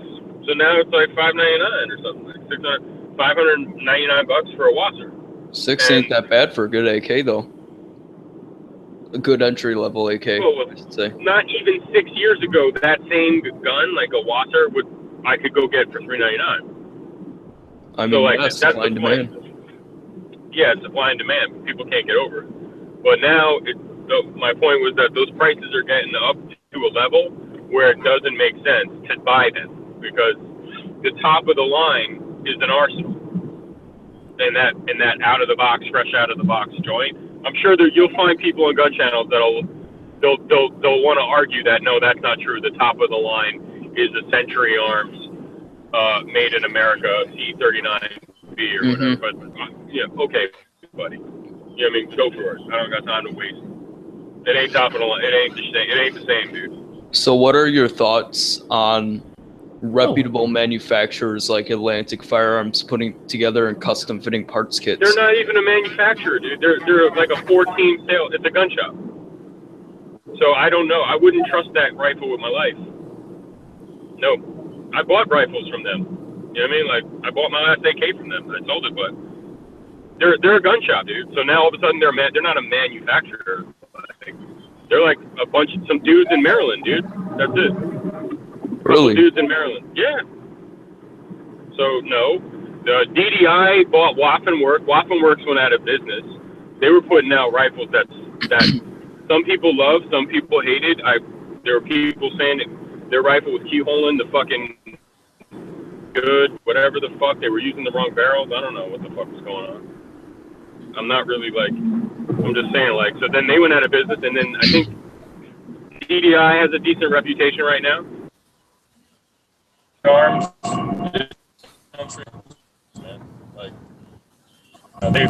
it's if I buy entry arms gun, someone put a gun to my head, I would buy the milled, American milled. I can't do milled. Those Way ones too have- heavy for me. They're American-made ones.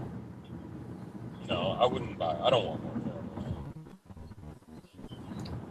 Is it necessarily the fact that it's American made, or is it the fact that, because I've heard very great things about them. I know people don't. There are some people that swear by it, and there are some people that say, yeah, it's a very, very good AK for the money. But overall, I've heard good things about him.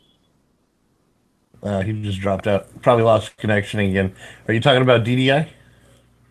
I'm talking about Century Arms' new line of American-made AKs, because I know they've had problems with their. And all that. I know they've had problems with their parts kits, but I heard from many people that when they made their C39 V2 and RAS 47 that they hit a home run. Well, the C39 V2, I've heard the same thing. The RAS 47, I've heard mixed. Are you subscribed to the AK-47 Operators Union? Yeah, I watch Rob's 47, videos 75. all the time. Yeah, so I mean, yeah, obviously he's a guy you want to listen to as well. Yeah, he's pretty good at really weeding out the problems in an AK. Yeah, He so does not give them any wiggle room at all. so there you go. I mean, DB was right. Arsenal, that seems to be the go-to. It seems like Arsenal, and then Repolome is DDI, and then, well, actually somewhere in there I'd say DDI and Vepr. You know, because Vepr evidently makes some pretty good rifles too. So I'd rather not get the DMR Vepr though. then no. But if you want a classic AK, So Vepr is a manufacturer of AKs, and Vepr isn't just a name for the long barrel, heavy 20-inch barrel DMR. Ski just did a video on a Vepr AK.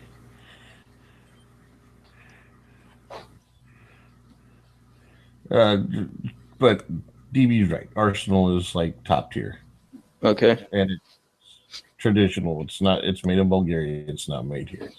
Does it come with any Circle 10 magazines when you buy it? That I do not know. I do not know.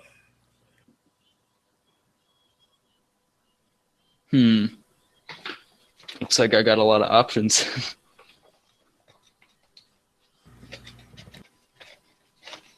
I looked through Arsenal's website and they only have one AK in stock. It's the SLR 107R. Okay, that's their website. But have you checked around? Like, go back to Atlantic Firearms and look up and see if they have any Arsenals there. Go to well, again, like DB was saying, they're fulfilling contracts, so they all got bought up. Yep. So, how long you got until you turn 18? April. Well, you got a few months. Yeah. Time to research it, do what you like, come up with a contingency plan in case the Arsenal's not around, or just wait until the Arsenals are around. I ain't in any rush, and I'm still considering buying an AK in the first place because I got other things on my plate, but I figure 7.62 by 39 steel case would be a good option for budget shooting. Oh yeah, yeah, agreed. 5.45 brass is very expensive. You go to Palmetto and I buy PMC X-Tac, which is really, really good ammo. and for 72, 73 bucks, you can get around 160 rounds. So that's like 5 magazines, and you have 10 left over, which doesn't last very long. No, it sure doesn't.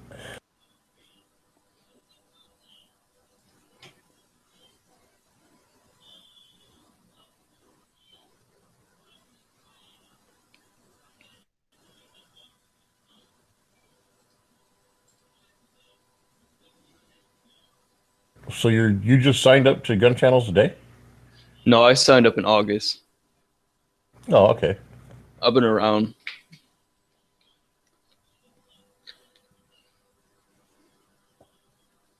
I was also thinking about getting an SKS. Those are fun, but unfortunately, we can't get Russian SKSs. Nah, I would either go with a Norinco or a Yugo. Over a Russian? Or yeah, no? I mean, the price is there. I mean, the prices have really gone up, though, in the past 5 years. You could get a good SKS for like 150 bucks 5-6 years ago. Now, cheapest SKS is a beat to crap one from JG Sales, a Chinese Norinco one that possibly has, as they say, cracked stock and pitted bore and all that other crap. And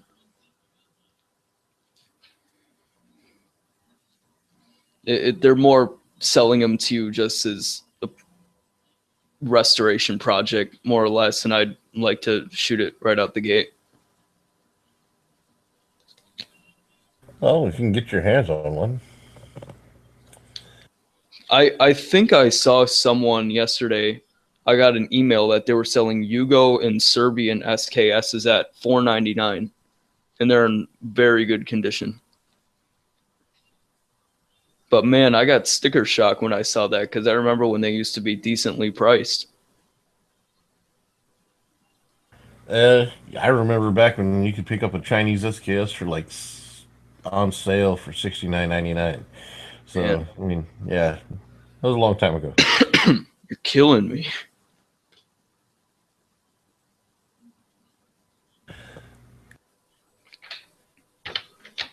Y'all should have bought up the Mac 10s for $600-800 bucks when they were still manufacturing them before '86. We should have got. I should have bought a bunch of Mac 90s for like $300 a piece. Mac 10 with one of those little folding stocks, you'd have been set. That could have been like your lifelong Mac investment. 90 is a semi-auto AK made in China. Yeah, it is. And they were cheap as all get out back in the day. Yeah, Pick 'em up I cheap. remember that. And I kicked myself in the ass for not buying them back then. There's a lot of things like if I could do. That's why they say hindsight's 20/20. You look back and you go, "Damn, I should have done that." Yep.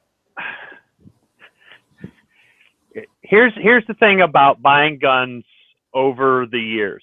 Sometimes you win, sometimes you lose. Sometimes you see a deal or you get an itch to buy a gun and you buy it and maybe you think you paid a lot. And then 10 or 20 years, you look back and you go, damn, I got a good deal on that gun, or they don't make this anymore. Or now these have become collectible when at the time nobody cared. And then there's other times where you buy a gun because there's a panic or you get the itch or whatever, and 5 or 10 years later, they make a better version of that gun, or the cost has gone down, and Well, those you are for lose. new manufacturer ones. Not even just new. Sometimes surplus. They might have a batch of surplus rifles available, so the price is way low, and you go, nah, I'll just skip it. I'll get it any old time. And then 10 years later, you start looking around, you can't find them, or the price has gone way through the roof, or you get it going, I got one of the last ones. And then 10 years later, 20 years later, somebody finds a batch of them again, floods the market, and suddenly that rifle that you got that you thought, it's worth so much, now the value's down because they found another batch of them. And you can't always guarantee that they will or won't find another batch of some of the milsurps. So sometimes you win, sometimes you lose. The bottom line is get what you want. Yeah, exactly. It's no fun if you don't enjoy shooting it. There's nothing wrong with looking at it as an investment. I would sell my guns to feed my family if that's what it took. But unless you're looking to just flip these things and make money, I mean, it's not like a house or something, but there are people who do buy and sell. But at that point, you might as well just get an FFL and be a dealer.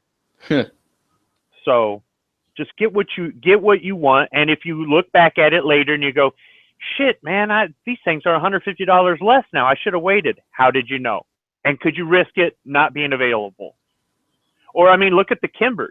The Kimbers used to be Cadillacs. Now everybody says they're junk. I remember when those things were just the best 45 out there. Now everybody says they're junk. So if you've got one of the older ones, you're doing good. You just can't predict this stuff. I wondered the same thing with JG Sales is Spanish Mausers that they have. They're like $170. And I was thinking, do I buy one of these now and wait until they're valuable? But I figured that since they've had this stash for more than like 3 years now and then none of them practically have sold, that there's not a big interest in it. I don't really think that one's going to be something that really goes up in value. Yeah, it's not necessarily that there's going to be more of them found later. There might be, there might not. It's just, that's more of something that you would get for collecting or for target shooting or hunting or something like that. That's really not something that you're going to get as an event. I mean, unless you get a one that's in mint condition or some really rare one that they only made a few of or something. Yeah. That one, but have you priced 7mm Mauser ammo? Actually, I remember that whatever ammo that took, I think it took some proprietary Spanish caliber. It was very, very cheap. Let me look at it for you. Because in the listing of the rifle, you can choose to have ammunition come with it. Yeah, see, it's right here. 100 rounds for $30, 7x57,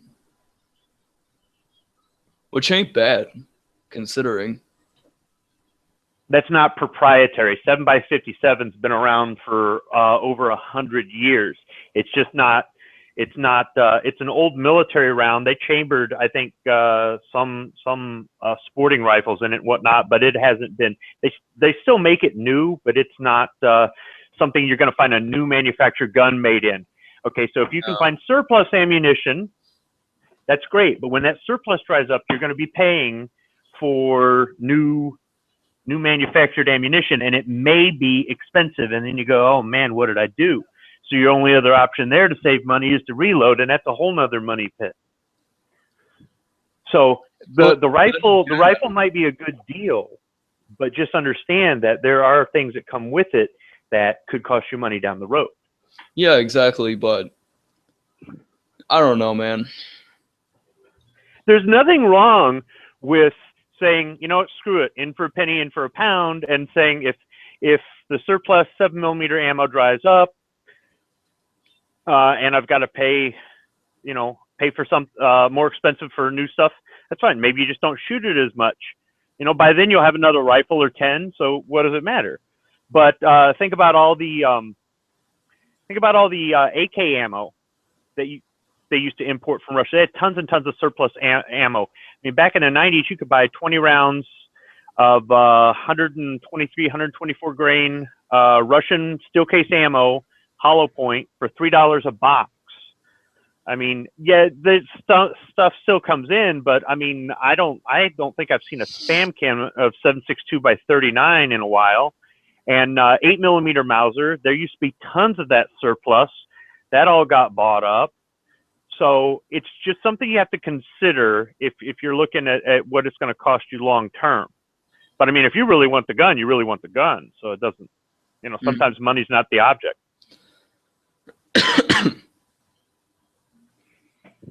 What manufacturer has the shortened down name IOI for AKs?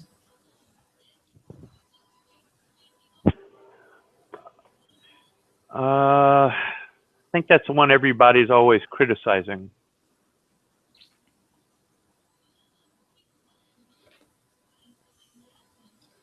Yeah, because it doesn't say. It just says IOI manufacturer.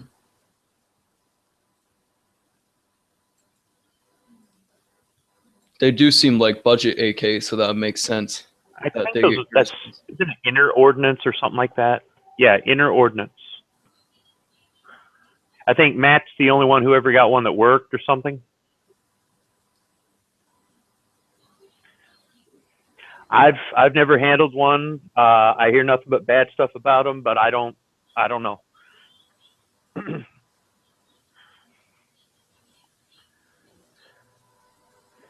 I wouldn't expect a cheap AK, but here's the thing. Let's say you spend $700 or $800 on an AK, or even $600 on an AK today because you want it today.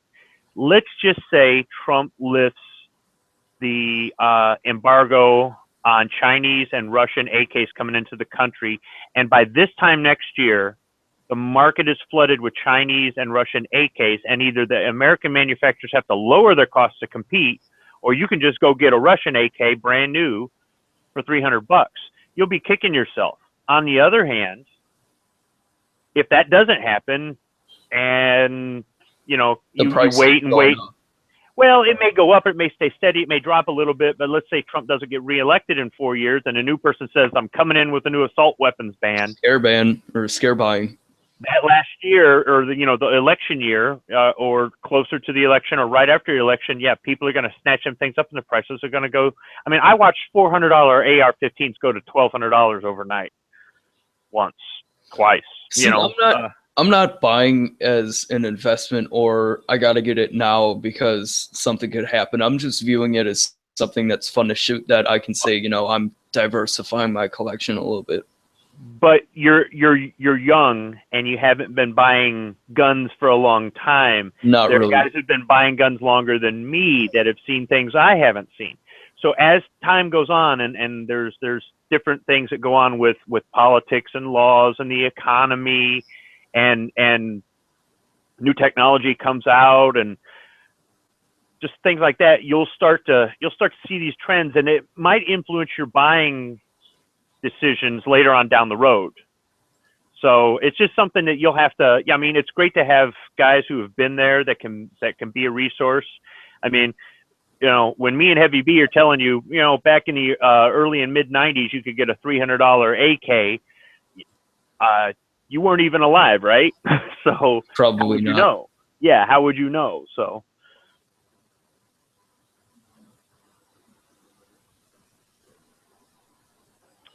Yeah, so it's a chance you take no matter what you do. Whether you think you're getting a good deal or you're getting screwed over, that you take a chance, and that's just what it is. That's just what it is.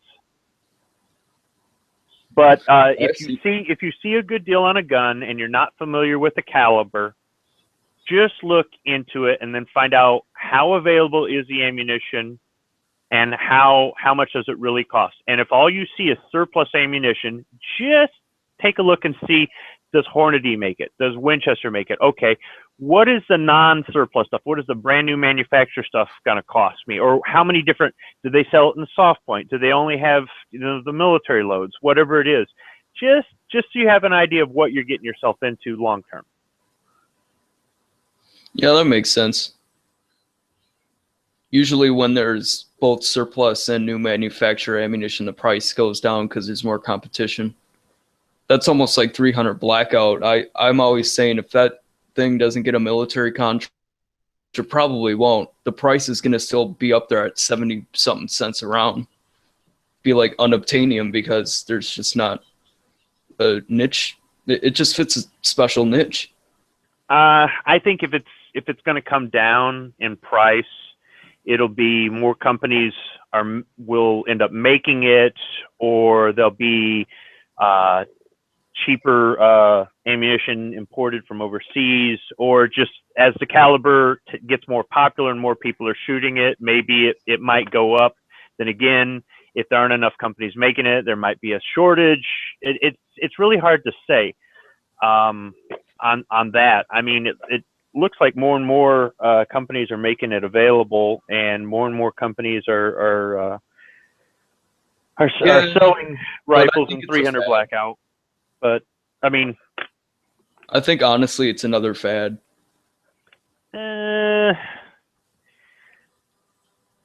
Okay, well, look at it like this. You know there's a lot of 9mm handguns out there, right?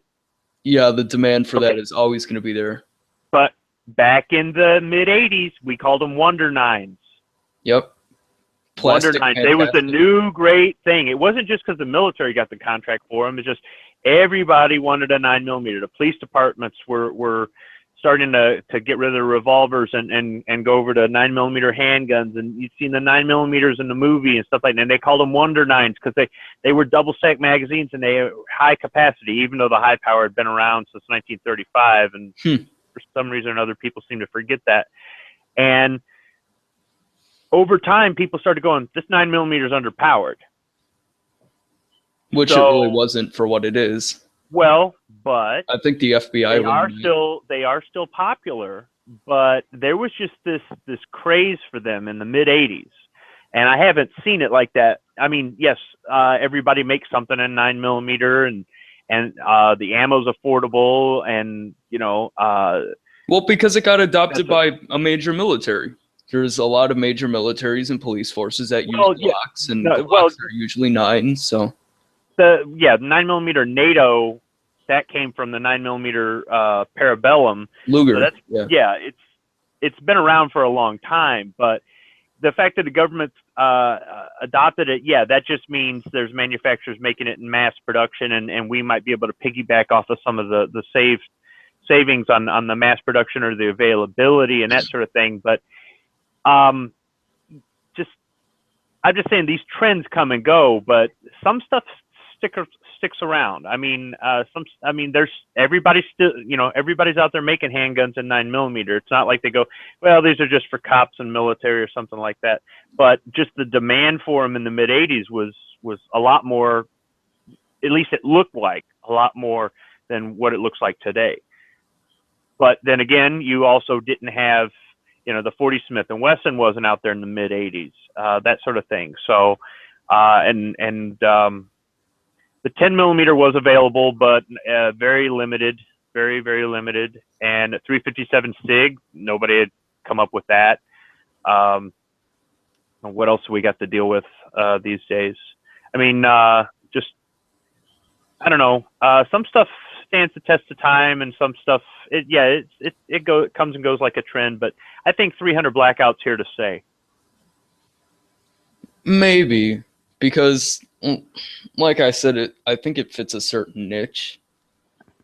Everyone throws out, it's a good suppressible option, using subsonic and all this, and I don't know, man. I just feel like people are trying to justify it. Now, I've been seeing more manufacturers come out making 300 Blackouts. Like, there's a lot of conversion kits you can buy for ARs where you can just swap out the upper and whatnot. And Ruger just recently made their Mini 14 take it. So I don't know, maybe it may take off, but in my honest opinion, I think it's going to stay as an inexpensive civilian round and not really take off, because there's no reason for our military, at least. No, I don't mean, but it doesn't have to be adopted by the military in order to stick around, that sort of thing, or to justify it. And the Mini 14, you bring that up. Mini 14s used to be cheap. Now they're expensive as crap. Exactly. Why would you get a Mini 14? And I'm not knocking them.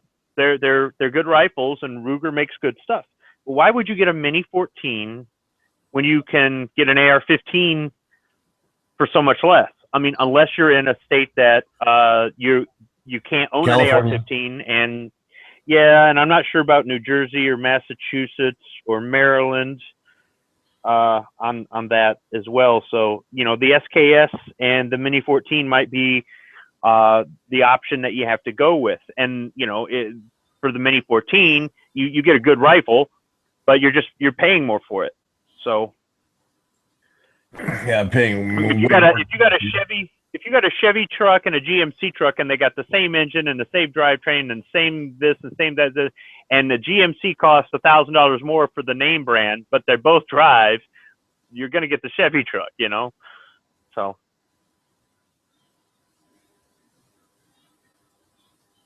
Unless you're a name brand type person, in which case you'll pay the extra money. Yeah. Yeah. But like the Ruger Mini 14s, they're going to be selling like hotcakes out here in California. Guarantee it. Yep. And it's good that you have that option available to you. It's bad that you've got to pay more for the rifle than what it used to cost. I mean, we're not even talking about inflation. We're talking about they really jacked up the price. At least the option's there for you, though. Well, yeah. I mean, I've got a couple ARs, or I got one AR and I'm building the other. And I've owned several Mini 14s. I love the Mini 14. It's a great rifle. The problem with it is, like you guys were saying, it's not cost effective at this point in time. Right. But here in California, I can only see the prices on those things going up because of the fact that they're a magazine-fed, rifle that is freaking California compliant. Yeah, well, most of them have wood stocks, so they're not evil, right? Well, even if it did have a synthetic stock, the fact that it doesn't have a pistol grip, I guess it's less intimidating. A vertical foregrip, or In the minds of the politicians, it's not as evil. In the minds of anybody who knows anything about guns, it's not really it doesn't make a difference. Well, hell yeah. If someone presented a Mini 14 or an AR to me, I'd be equally as scared because I know that they're capable of practically the same damn thing. especially at close range. But that's beyond the point. Well, actually, that is kind of the point. But as for SKSs, we can't even have SKSs here in California. Those are banned by name. What? Yeah. Really? I didn't know that. It's a detachable magazine. Detachable? It just folds. It just fields. I said it doesn't even have a detachable magazine. Oh, I thought you said it did. There are modifications out there though that allow you to do that, but they're not very solid.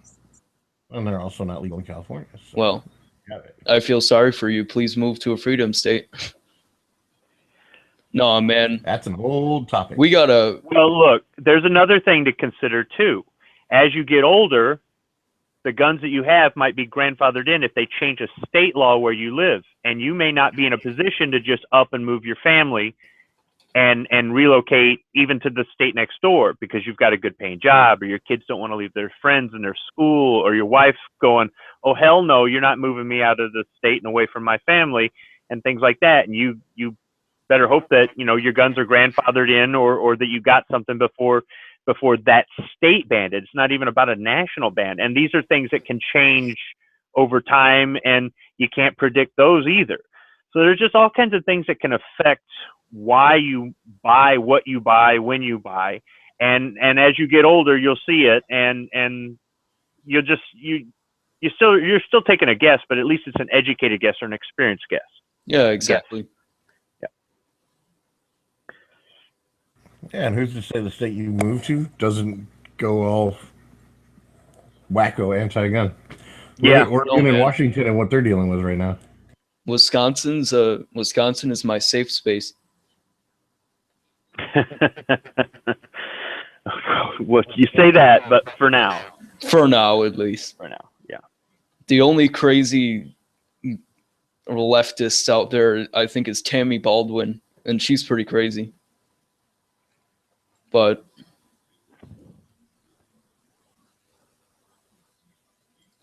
y'all know Paul Ryan comes from Wisconsin? The Speaker of the House? I know Cheese comes from Wisconsin. Has close ties to Donald Trump. He's like right there with him.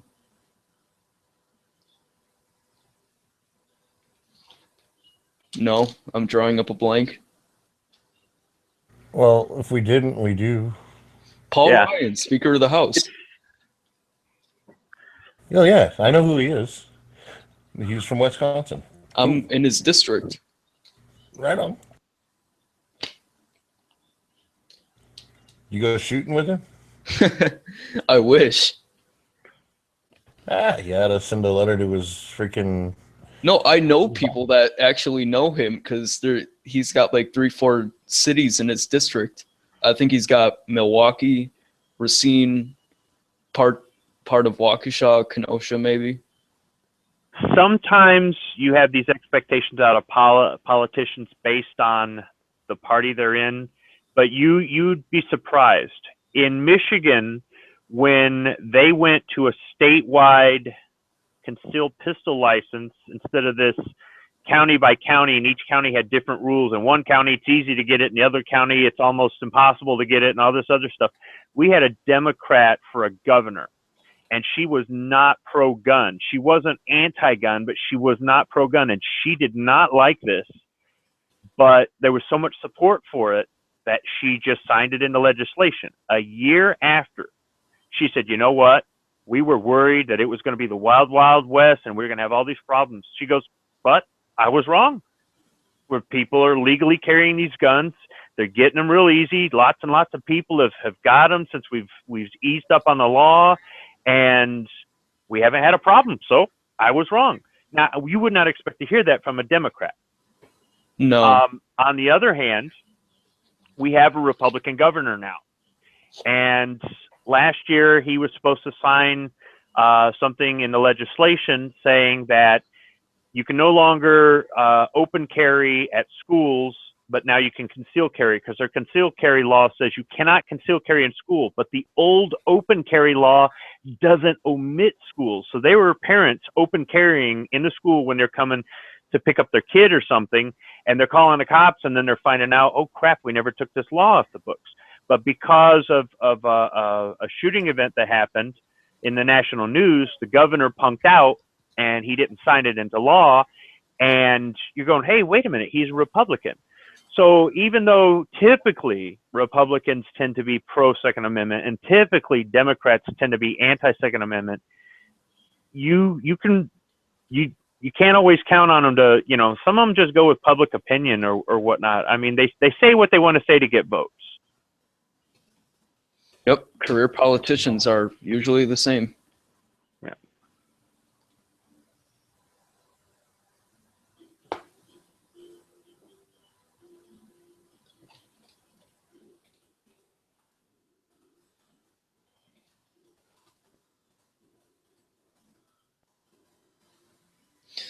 Anyways,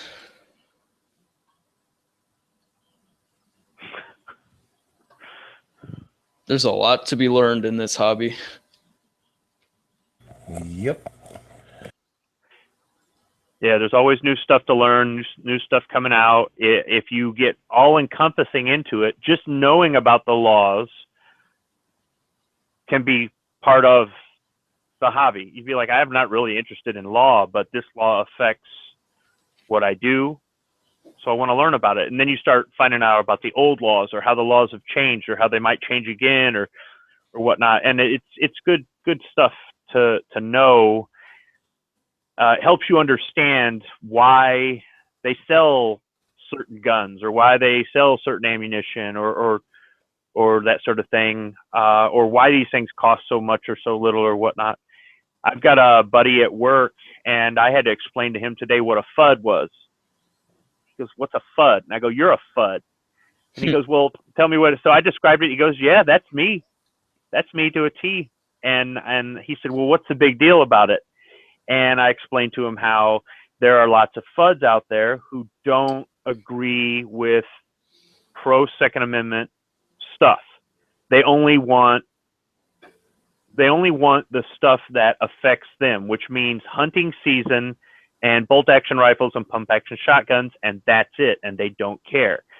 And he goes, well, no, I don't like some of the stuff that's out there that doesn't interest, but I don't have a problem with people owning it. And I go, okay, well, then you're not necessarily a FUD in the classical sense. But then I started to explain to him about the petition to repeal the NFA and the petition to repeal the Hughes Amendment. He had no idea what either one was.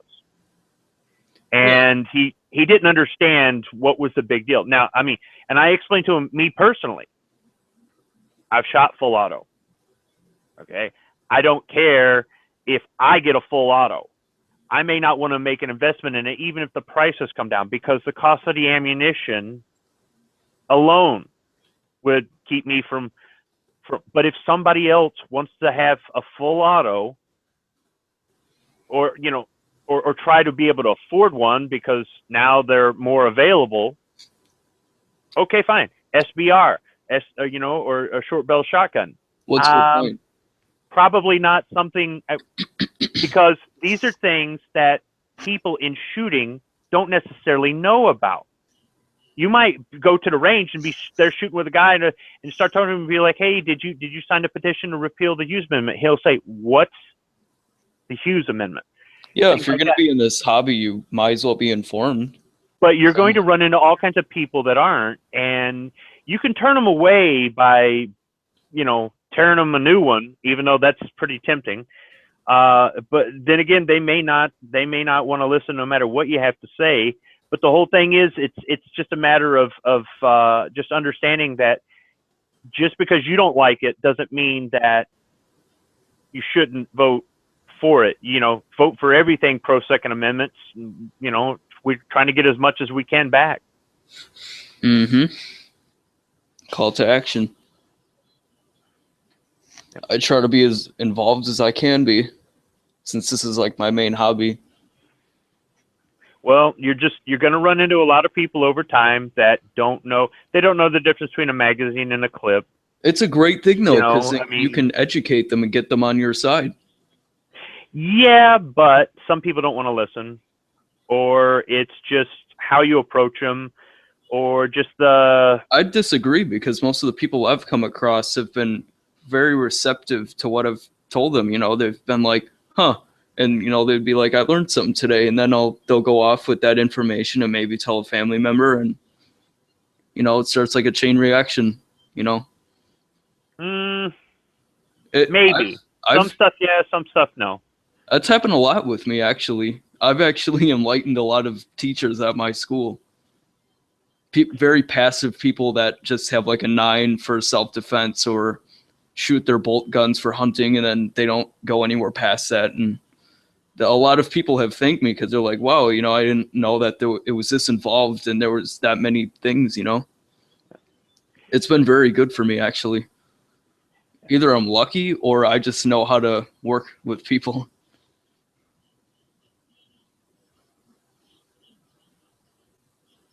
Well, if it works, then that's good. That's good.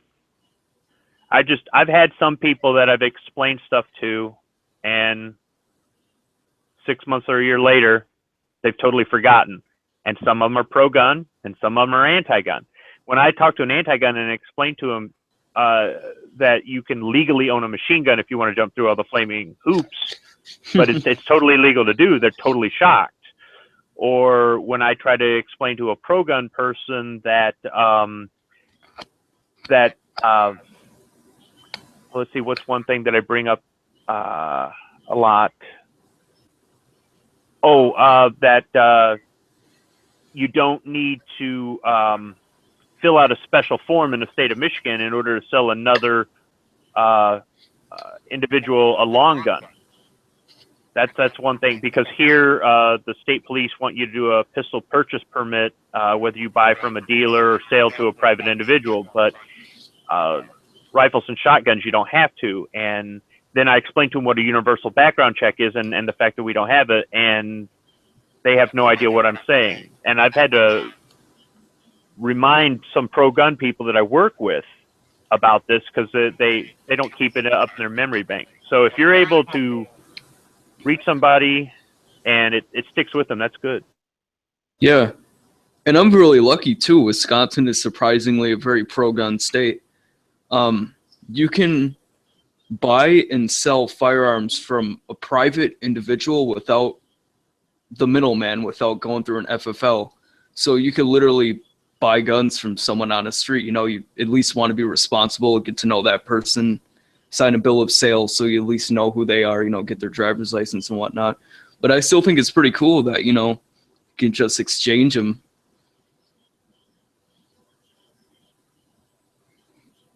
I'm very fortunate to be able to have 30-round clipazines too. I don't know what it's like to be oppressed.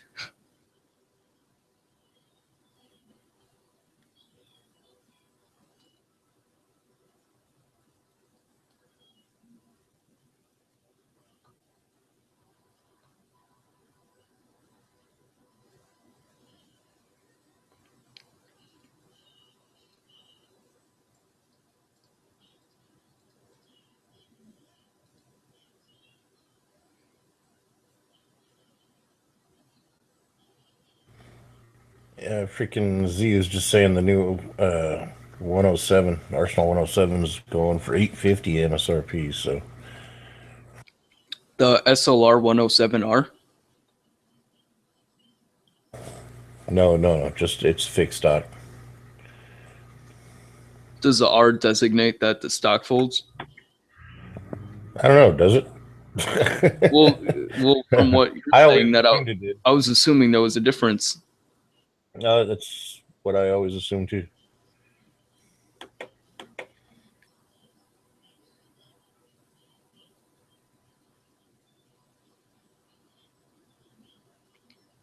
Right here it says MSRP is $879. Let's see. I'll scroll back up and see his exact quote. I'll go ahead and send you the link in the Google Hangouts. No, I don't need. I know how to look. I've been to Arsenal's website several times, but yeah, according to Z, the new Arsenal 107-11. 107-11. Yeah, DSLR 107-11 Hmm. is MSRP of $850. So exact quote. Yep, I see it.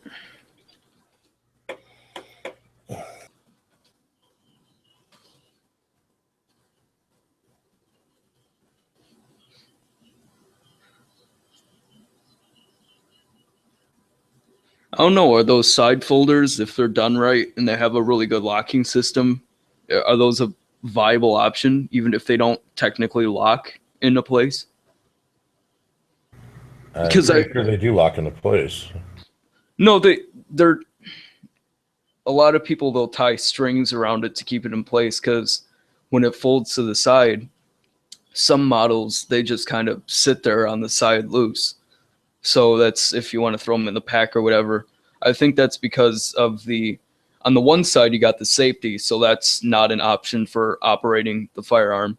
And on the other side, a lot of people have scope rails riveted to the side, so that prevents it from fully locking in place. And some manufacturers work around that, because on the left side of the buttstock, there'll be a little square cutout that accommodates for that. So the scope rail will sit inside of the little cutout. You know what I'm talking about, right? On the Polymer AK stocks, it's got that little rounded rod looking bit. You know, a lot of them have that. But some of them accommodate for that, and some of them have that round little caved in part, that long part on both sides, so it just fits loose on the side, so you can just throw it in a pack or whatever. Well, I'm always of the mindset of the less mechanics there are, the less that can go wrong with it. Well, that's just fact. So, well, yeah.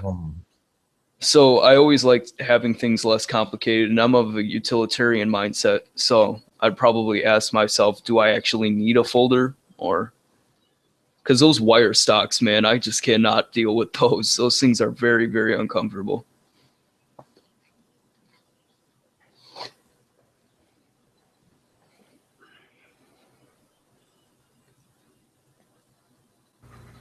I don't know. I like the look of the underfolders, but yeah, they are not exactly Never. You cannot get a cheek weld. That wire sometimes bites into you. You got to shoot it all weird. You got to keep your mouth open on it so that your teeth don't rattle.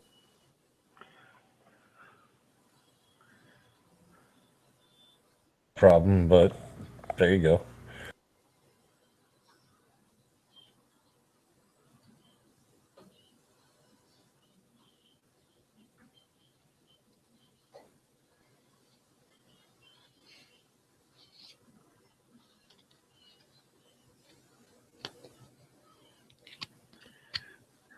They're out there talking about 104s now.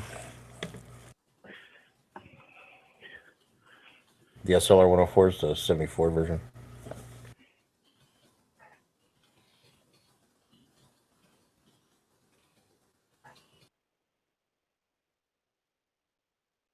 Actually said that he bought an AK from Palmetto State Armory. I think it was like $395. It was one of their parts kits. Yeah, the 379. Yeah, that was in the lobby. At SHOT Show, one of the representatives said that they wanted to provide an AK that the owner could feel like they built, but not have it so that it's almost impossible to build it because a lot of the pieces have to be either riveted, which a lot of people don't have the tools for, and the barrel has to be pressed into the receiver, which like me, I wouldn't ever be able to do that. So they said like they have a kit where you could safely build it, aka just adding on the furniture at a good price. So I was wondering, for like $370, how much are you really getting? Like, you can't expect a very good AK out of that, right? Well, it all depends on you, really. If it's a parts kit and you're building it, you build it the way you want to. It's just adding on the furniture.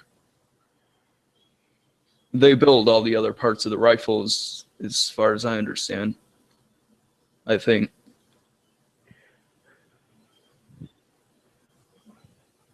Well, I'm satisfied with my other Palmetto. With my other Palmetto parts that I bought maybe $1,000 of stuff from them, but I'm just not sure about that AK.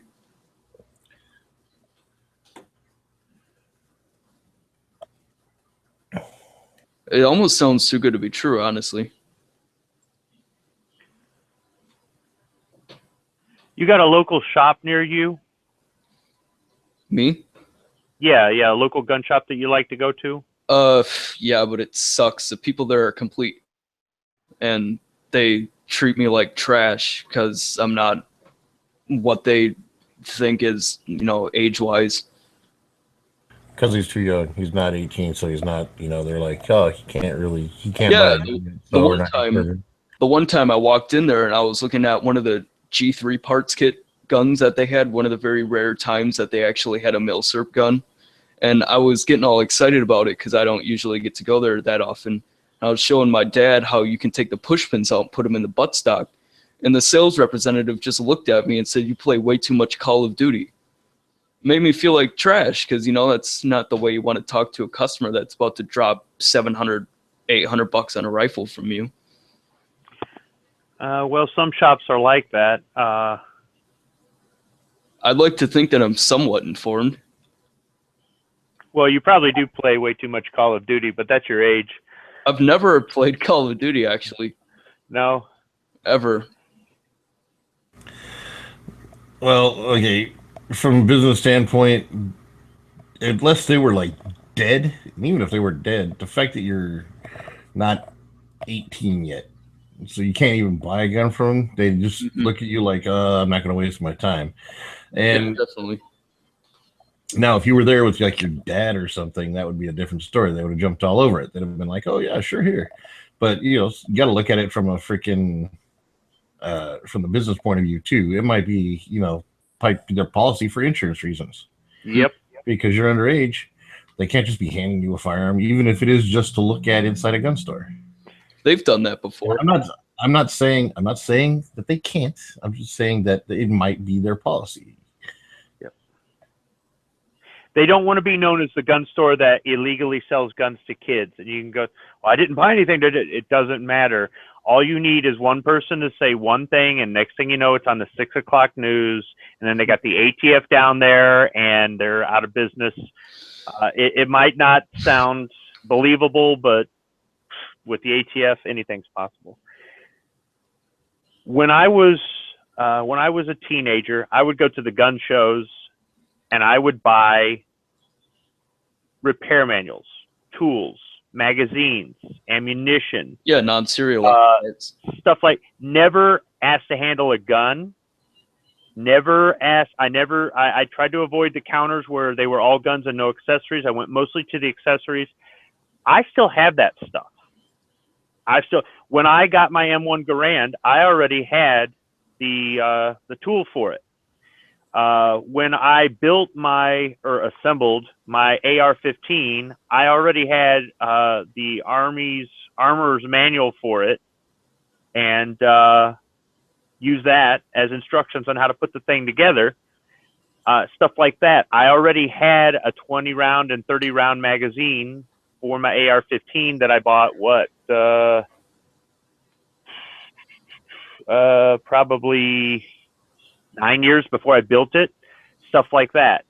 So that was how I got around or worked within the law. These were gun shows. It was cash.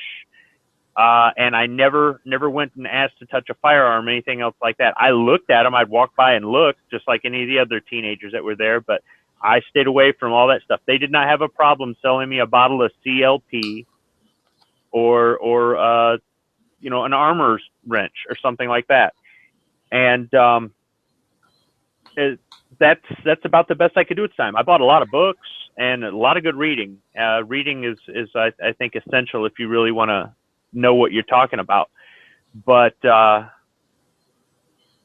don't think how old was I? I was 22 before I bought my first gun. I just didn't. I really commend you for that. That's pretty cool that you're persistent. I kind of fall into that category too. I didn't bug these gun dealers. I figured they didn't want to sell to me. I knew they legally couldn't. I just said, I like guns. I want to see this stuff. What can I spend my money on that's not going to get anybody in trouble, me or them? I don't want them out of business because I still want them to be around when I'm older and I can buy this stuff.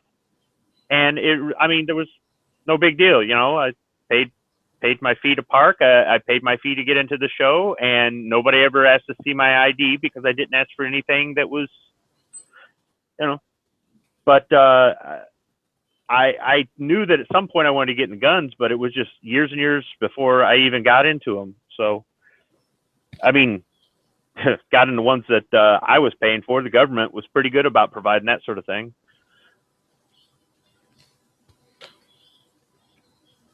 Oh no. So yeah, I would say bring your dad in with you if you want to get any sort of respect. But what I was getting at about asking about the local store is when you're ready to buy this AK or whatever, maybe you just go into the store and buy whatever AK they've got. I mean, I know you can order it and have it shipped there and pay the transfer fee and et cetera, to get exactly what you want.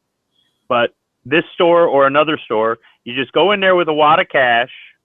All right, this $800 you're talking about, and what AK do they have? That's the AK I buy. I don't know. I Buy think what I want. I would say him being, you know, looking for what he really wants would probably be the better idea. That's I mean, just my opinion. I've spent over, say, like $400 or $500 there already. I mean, they already kind of know me, and they know that I'm not there to bullshit. That sounds like the salesman was just being a dick, like Robbie said. Yeah, some of them have been helpful, but the majority of them just write me off as some kid. I mean, I'm really passionate about this hobby. You know, I really like it. So I guess they just don't know. Can't fault them for that. Probably have too many a-holes going in there saying, I want the assault rifle and all that other crap. Well, you could always, you know, just not go to that store unless that's the only one in your area. That's like the only one in my area. I mean, you got like Dick's Sporting Goods, but they don't know crap. And their prices are, you know, like way up their retail. So.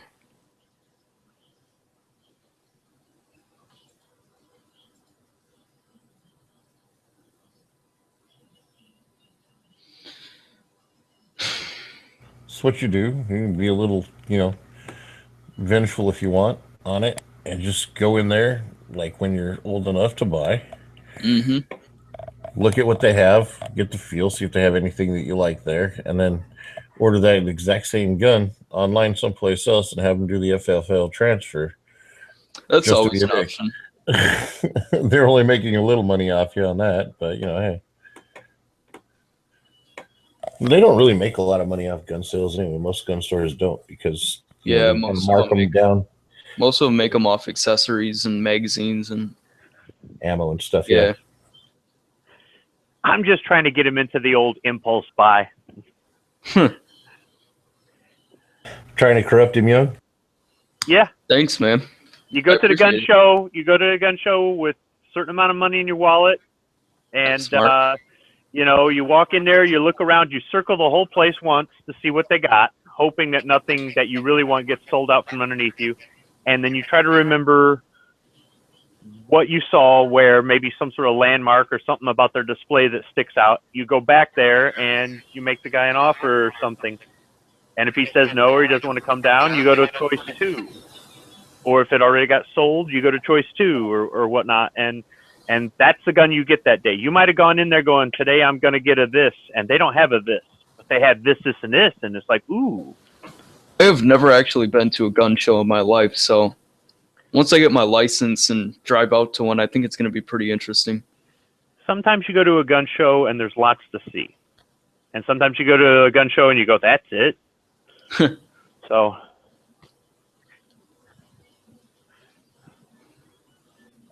I got to work on my haggling skills a little bit, though, before I go there. Well... Knowing that maybe some of them aren't going to budge on their price. What I've seen a lot of guys do is you go and you say, can you do anything for me on the price? And he goes, well, what do you want? And then you throw it right back at him. Well, how much are you willing? And he don't want that. He wants you to tell him so that he doesn't want to make that, because maybe he's going to drop it down less than what you were going to go. So some guys they won't budge at all. They won't budge at all. What I found is if you pick up 2 guns, they'll cut you a deal. Or if the gun show's Friday, Saturday, and Sunday, on Sunday, they want to load as little as possible in their trailer and drive it back to their shop. So on Sunday, they're willing to make a better deal just because they got to get out of there and they want to sell stuff. Yeah. They don't want to bring back any inventory. But on Friday, there's no way in hell they're making a deal. Maybe not even on Saturday. But by Sunday, they're going, you know what? That's just less I got to unload when I get back to the shop. Well, yeah, because they're of the mindset, that I just got here and I'm not going to sell it for dirt cheap, because maybe there's someone that'll come along and just give me what I'm asking for it. But that gun you really want that's there Friday afternoon or all day Saturday may not be there on Sunday. Exactly. And it's you take. Yep. Gamble. Yep. I'll make you a deal, motherfucker. I'm pretty sure that's not how you work with people.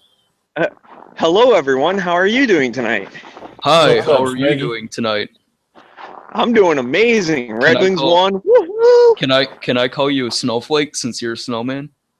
No. No, you can call me a snowflake, you fucking cocksucker. What? I'll kick your ass, bitch. You always offer something new and interesting to the table, Smeggy. Yeah, I sure do. Didn't say that was a good or bad thing, no. Oh man, I forgot to unflap my ear flaps. Wow, that's specific. No wonder my ears are cold. You're outside right now? That's Smeggy, motherfucker. Oh, the foos is loose. Oh boy. Loose. Can you tell we've known each other for a while? Yeah. Run for your life. Yeah. Don't blow your shit up. All right, I got my ear flaps down. All right. I'm ready to go. Now you're code 3. Copy that, Maverick. 10-4. Roger. I know him. We have clearance, Clarence. We have clearance. Is it bad that I know a guy named Roger Rogers? I'm not like totally Rogers. Yeah, dude, I knew this guy. His name was Jeffries. Like, what's your last name? Don't name your kid Jeff. What the fuck do you think? Yeah. Yeah, there's some people you just want to go, was your mom really that high? Man, there's a lot of names that I can... Like, there's this guy on the Packers named Ha Clinton Dix. Who the hell named your kid Ha?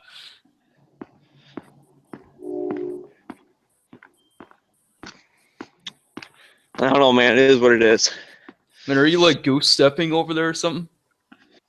Am I what? Are you goose stepping? Because I'm hearing very deliberate footsteps over there. What is ghost stepping? I said goose stepping. That's what the okay. did. Yeah, like Nazis, yeah. I mean, I'm walking. Does that count? Oh, those are some pretty deliberate foot to the ground Well, he's probably. Here's what I'm doing, okay? I'm putting one foot down, and then I'm putting the other foot down. It's called walking. Damn, that's a new concept. You're gonna have to elaborate. Wait, hold on. You don't pick one up. You just put them down. How is this possible? I've been under the impression that people shuffle. Hang on, dude. What the hell is walking? I don't know if this will come through the phone, but you want to hear me fucking crib walk? That's really hard to do on ice. Sounds very crunchy. Okay. It's okay. There's no crips around. No one's going to shoot me. Or are you concealed carrying? He has lights on, but he's not. I don't see him. Oh, well. Yeah, my buddy moved just down the street from me. He moved in a couple months ago. So I say hi to him when I walk by. So drunken parties? I'll be right back. Cool. So who are the Red Wings playing? I had my ass out there clearing the snow. Why come these guys don't clear their shit? Woo! I almost fucking biffed it. Like just before I jumped in the call, I hit a patch of ice and like I bobbled my phone like 3 times and then caught it. It was pretty good. I was pretty proud of myself. You're talented.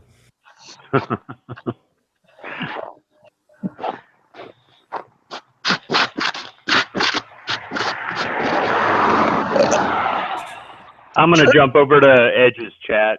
I'll talk to you guys later. Later. Peace out, man. Go Wings. Who'd the Wings play? Later, Swib. It doesn't matter. They're going to lose. Evidently they won. We're still here. It's all good. Who did the Wings play, Smeggy? Who was that? Who did the Wings play? They played the New York Islanders. Bunch of fucking idiots. We barely won though, dude. They tied it up with like 2 minutes left. It's like, oh shit, they tied it up. And then we score with like 30 seconds left. Ha ha, cocksuckers, we win.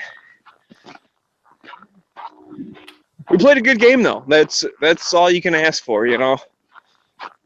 There's a handful of mistakes, but they played good. I can see my street. I'm almost home. Homeward bound. I wish I was homeward bound. Home, where my thoughts escape me. Home, where the music's playing. Home, where I get to talk on gun channels all night. Keep your fucking day job. I am trying to keep my day job. That's why I gotta fucking go to the airport at 6 o'clock in the morning tomorrow. Ah, nice. St. Louis again, or where? Oh yeah, St. Louis. Louis. Whoa, baby. What do you gotta give? Dude, have you catch a... You need to catch a Blues versus a Detroit game sometime. Oh man, my hand is cold. My hand is cold. It's fucking cold outside. Ooh, someone's having a fire in the fireplace. I love that shit. I love that smell. I love the smell of wood burning. I got a nice fireplace in my house. I don't, because I live in a fucking shithole. It's a fucking double-sided because I got a quad level. Nice. So the fireplace in my living room, if you go down to like my lower level, there's another fucking door that's at like head level. So you can like sit down there in the dining room and enjoy the fire, and then you go up to the living room and poke it and shit. The truck's not out. Bummer. What the shit? Oh well, whatever. I don't care. No, I don't care. Ask me if I care, because I don't, motherfucker. I don't care. You care. Where are my keys? I can't find my keys. I guess I'm sleeping outside. I can't find my keys. This would be a shitty night to fucking sleep outside.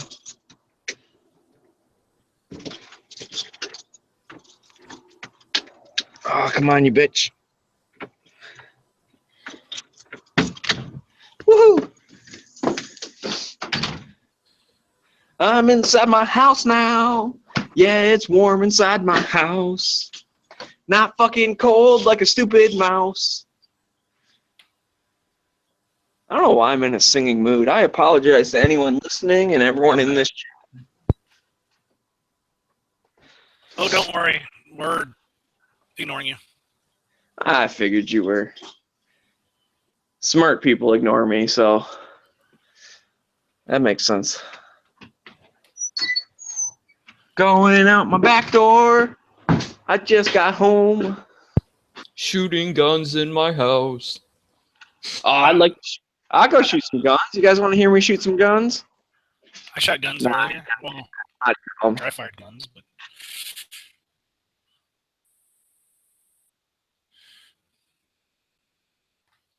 The European swallow, that's my point. I just cut out for some reason. shit.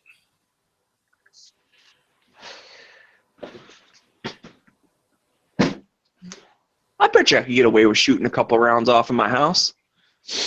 And then going to bed and being like, oh, I don't know what happened. I didn't hear nothing. Are they blanks? No. Well, then you don't shoot inside of your house. Why not? I just like shoot the floor or something. Who cares? Only shoot blanks in your house and shoot away from windows, or else the concussion will cause the window to shatter. No. You crazy. Oh man, it's fucking cold.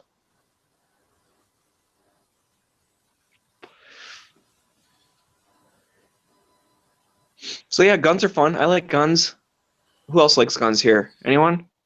No. Screw guns. Yeah, I guns figured. are dangerous, dude.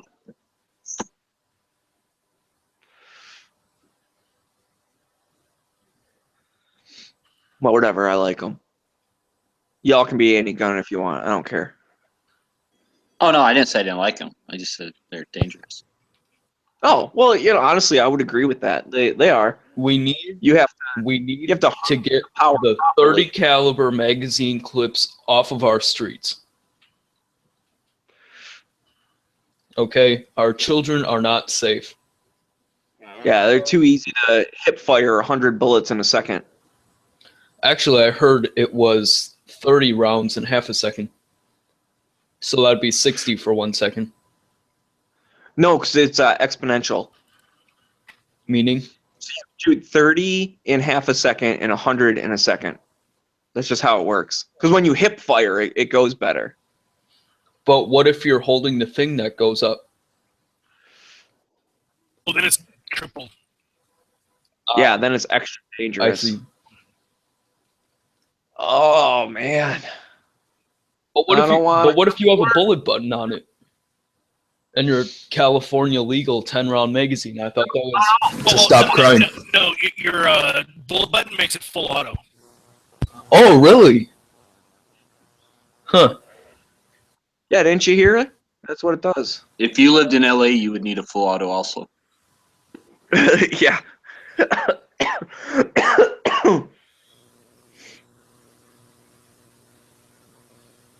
Oh man.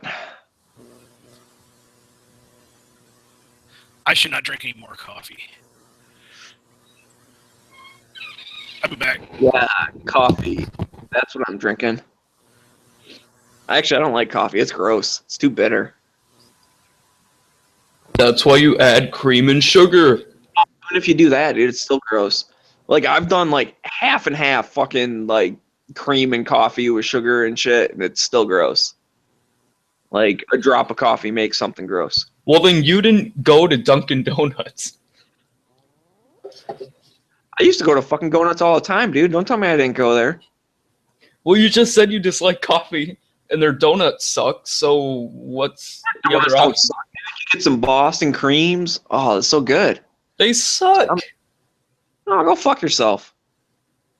I have a local bakery called O&H Bakery, and you can get a big-ass donut for like 96 cents. That's home, well, technically home-cooked there, like daily. Listen, I'm not saying local bakeries suck. I'm just saying that Dunkin' Donuts is okay. It's not the best in the world, but I used to go there all the time. In fact, once a week we'd go there, and I'd split a dozen donuts with my buddy. We'd have a couple there, and then we'd get a little box, and we'd take the rest home. I used to go to Krispy Kreme until they turned all Nazi and quit giving you the 13th donut.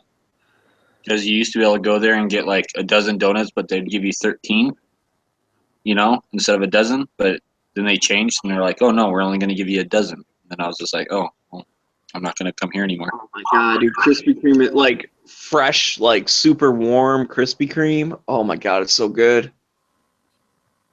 Oh, I wish there was a Krispy Kreme near me. But there's not.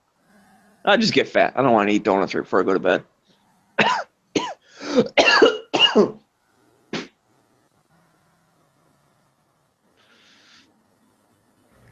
Maggie, I don't think you could get fat if you wanted to. Oh, what now? What'd you say? I don't think you could. I do not think you could get fat if you wanted to. I beg to differ. There are some people that are just lucky like that. Like, I know a dude that just pounds like 4 Long Johns every day, and he's just like, how? Where are they going? Oops, I missed the button. Stop pushing my... No, it's a button on my coat. I didn't undo it, and I tried to take the coat off, and it was stuck.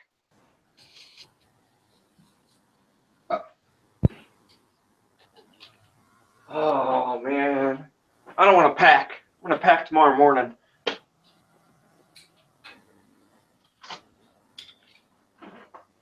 Ugh. Wouldn't that mean you have to get up earlier? Ugh.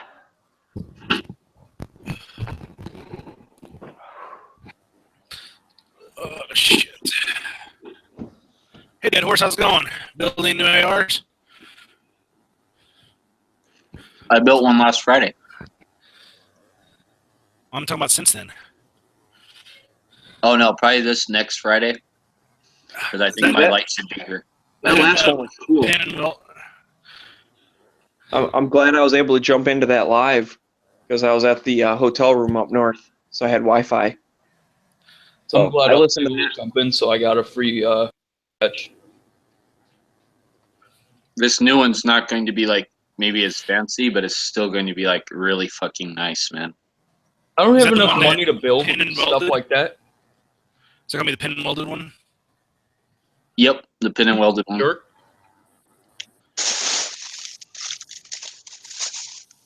There should be a TSA approved straight jacket where and it's a button down where all the buttons have bullet buttons on it. So in order to undo it, you gotta put a bullet in each button. What the fuck are you talking about, weirdo? That'd be great. What are you talking about? It's completely viable. Everyone would love it. Not in California. It would make them go full auto. Well, why would you need a straight jacket for TSA? Like, I'm so confused. Oh, shit. I need a lay. Bag of lays, that is.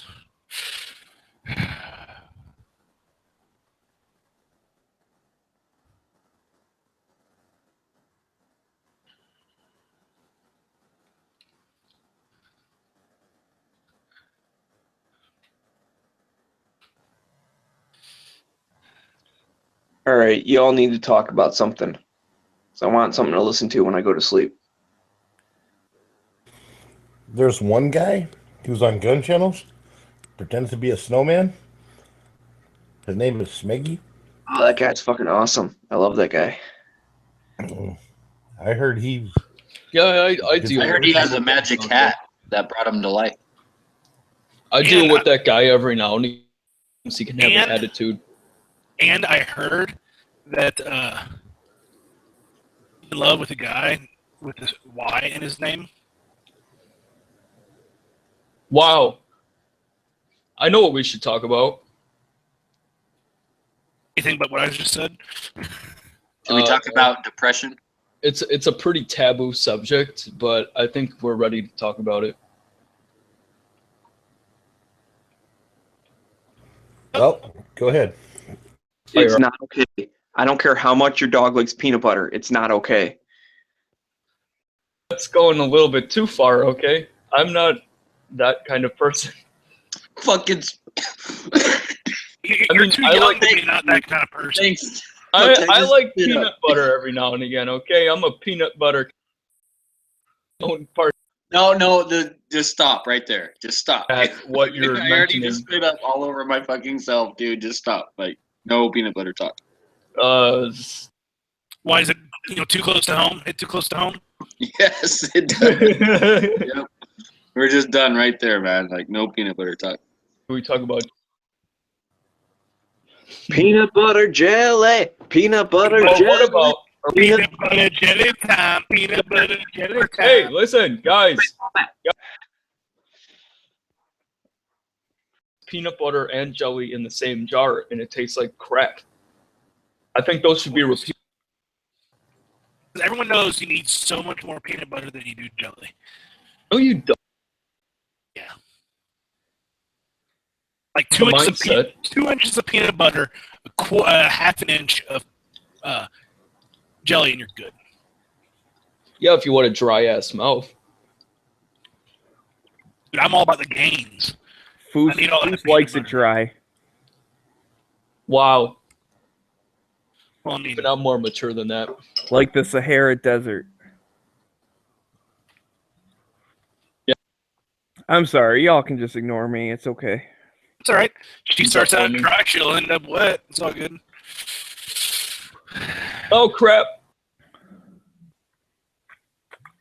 What? Ah, Fago tastes so good. Yummy Fago. ICP. Is Fago a Yeah. beverage? Yes. You should. The retro Fanta they came out with. Carl and Ian did a segment on that. So good. You know what's also really good? Your face. Peanut butter. Mhm. Peanut butter jelly time. my face is average, Where okay? you at? There you go. There you go. There is there you nothing go. There special you go. about my face.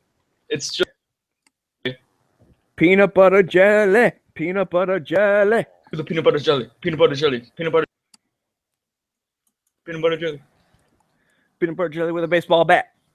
Yeah, where does the baseball bat in that come into? Like, I don't know. I mean, you're Now, see, I think the baseball bat is like a code word for something else. So, like, that's why we need to get off the fucking peanut butter. Listen, you can get off with peanut butter if you want. I prefer not to. Oh, I don't wanna not- watch this fucking movie. God damn it! I never What asked movie for is this that? conversation. No, No, you but don't you get got you don't get what you want in the lobby, dude. You don't always get what you want, Oh crap! No. but if you try sometime, you just might find. If you use enough Becky peanut is butter, weird. you want. I'm talking about those 1 gallon jars from Costco. We're talking about Shaft. Oh man, you had to say it. I wasn't even talking about that. Shut your mouth. Oh man. God damn it! How long is this fucking movie? As long as the movie is. Okay, but what? I don't want to watch this shit either. Fucking The Jeff movie Rose. is as long as the movie is, okay? No, I don't want to watch this shit either, motherfucker. Where does Tupac come into the equation? I don't. What? The fuck's wrong with you, That's what I asked about you. dude? Everyone knows what's wrong with me. Tupac comes into the equation after the death of someone. After the peanut butter. Tupac comes after 1 Pac, but before 3 Pac. That clears things up. Dude, there's nothing fucking good on. What the shit? That's usually the case with most things. Outback Wrangler? I see a gun. What the fuck was that? Go back. What is? I can't go back. Oh, they're like catching crocodiles or some shit. No one cares about that. I tied my crocodile up to a fire extinguisher yesterday, or whatever you called it. Impossible Naval Engineering. That sounds interesting. You're gonna join the Navy? Ancient technology marvel includes the fire ships used by Tyree something or other. Hang on. What are we talking about? Against Alexander the Great and a death yacht built by decadent Roman Emperor Nemo. Well, That sounds interesting. I'll watch that. You know what I'm gonna watch? HBS would be so proud. I'm watching something about the Navy. It's just ancient Roman Navy shit. I mean, I used to watch. Man, what was that show called? Damn. Something's Heroes or Hogan's? No. It, they were on a PT boat. You're a boat. No, shut up, man. I'm trying Navy? to. Yeah, it was. McHale's Navy. There you go. Big Bang Theory recording. That's not a fucking new episode. Stop recording, you dumb shit. Wow. Only doing what you asked it to. No, I didn't, because I fucking asked it to. But what was the peanut butter for? Oh my god, you're. I'm gonna beat you up one day. You don't know where I live. I don't care. I figure this shit out, dude. I have the Googles. Oh, I got a lot of shit I need to watch. It sucks. I'm leaving. I can't watch all this stuff. Where are you going to? St. Louis. Why? Because work and stuff. Fuck, dude. I need space. Do I delete Sin City, A Dame to Kill For, or Red Dawn? God, Sin ain't City. that's a fucking dilemma. Sin City. Get rid of Sin City. Red Dawn is a very, very good movie. I know it is, but I've watched it like 5 times. You can watch it again, okay? Grow a pair. I know I could, dude. Wait, is this like a 6-year-old telling you to grow a pair? I should delete MacGyver because that's fucking dumb. What do you guys think? Should I? I identify as 6.5. Okay, dude, I was asking a serious question. So should I stop recording the new MacGyvers and delete the ones I have? Because I only Yes. ever watched the first episode and it was dumb. Yeah, just delete it. Wait, there's a new MacGyver? Yeah, it sucks. Oh. All right, I'm doing it because you guys said so. Cancel series. I didn't even know that there was a new MacGyver. Yeah, when they usually make a remix of something that's really good, it tends to suck most of the time. What part of the problem? So, like, the MacGyver dude is the guy from Supernatural. So part of it's like, oh fuck, like I keep seeing the dude from Supernatural, but it's not him. And then like the people that are also like on his team or whatever are from other like CBS shows. Like the one dude was from I forget what it was, like NCIS or something, and the other guy was from like this other thing. It's like every single actor in there is from like a different show. So I just see like their other characters. I don't see them. And it was dumb. It's like they dumbed it down too much, right? So like obviously, you know, MacGyver does his little fucking like, you know, science shit, and he normally would explain it like, oh well, you know, the acid from this chocolate bar will react with the so and so and do this or that, and they're like, okay, that's kind of neat. This one, like fucking, it like popped up on the screen like, you know, blah blah blah plus so and so equals explosion. It's like they like super dumbed it down, and it was like, dude, stop fucking. Ooh, Lego Movie. That's a good movie. I'll watch that. But yeah. So it's like, I don't know. They just dumbed it down too much for their audience, and it made me upset. It was very cheesy. But anyways, okay. I'm leaving now. I'm gonna watch Lego Movie and go to bed. So y'all Good can night. go back to being normal now. Why would we want to do that? That's boring. Oh, whatever. Do whatever you want. I'm just saying I won't be annoying anymore because I'm gonna mute myself. Okay. You don't have to, but peace.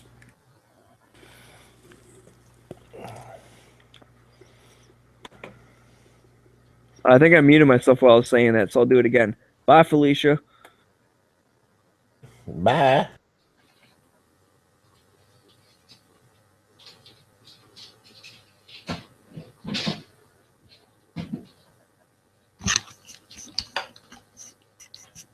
This conversation just got a whole lot better because I just joined. Cool. I just thought I'd tell you that. What happened to the snowflake? Smeggy is Went up to muted watch. himself, is watching the Lego Movie, so Smeggy's being Smeggy. Huh. I actually saw a preview for that, and lo and behold, the graphics or the animation was just amazing with the lighting and everything and how it shined on the plastic bricks. That was amazing. Is that the Lego Batman movie you're talking about? Nope, just a regular old Lego movie with that guy that reads the instruction book in the beginning. You know what I'm talking about, right? Yeah, I actually thought the movie was actually entertaining too. It was funny. What, do you have kids? No. Huh. So you're the only 40-year-old guy in there? I was like in my house watching it on TV. I didn't pay money to go see it in the theater. I never do either. They usually charge way too much.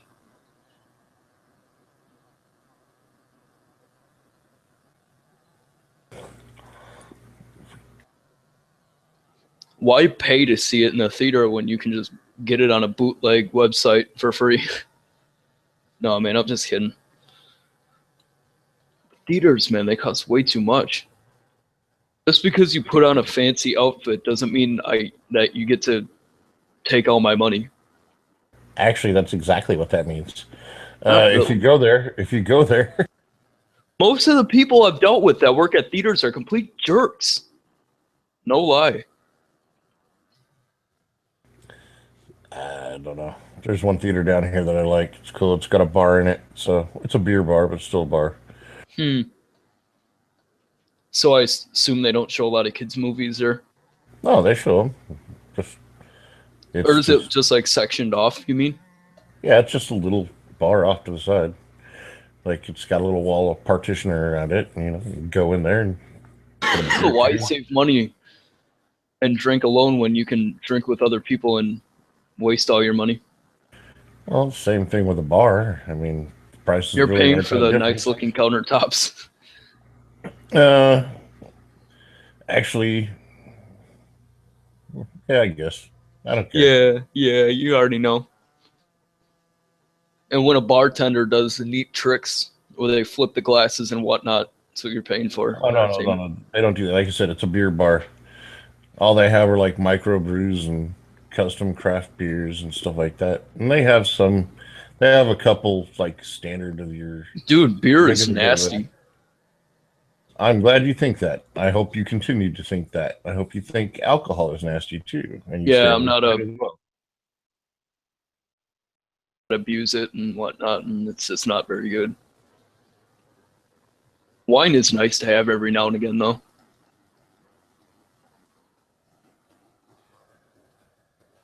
The only time I drink wine is when I'm with a woman.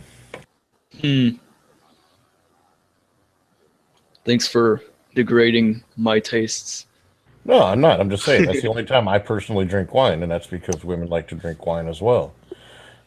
You know what's funny? They did a experiment showing that wine connoisseurs are completely BS, and they gave this wine taster guy that gets paid a crap ton of money this cheap bottle of $3 wine and told him that it was like some expensive special edition 1930 something crap, and he's like, yes, very nice. And then they gave him the cheap wine. They told him it was a cheap wine, and he told them to compare it, and he didn't know about this. He didn't know that he was being tricked, and he's like, this is utter crap, you know.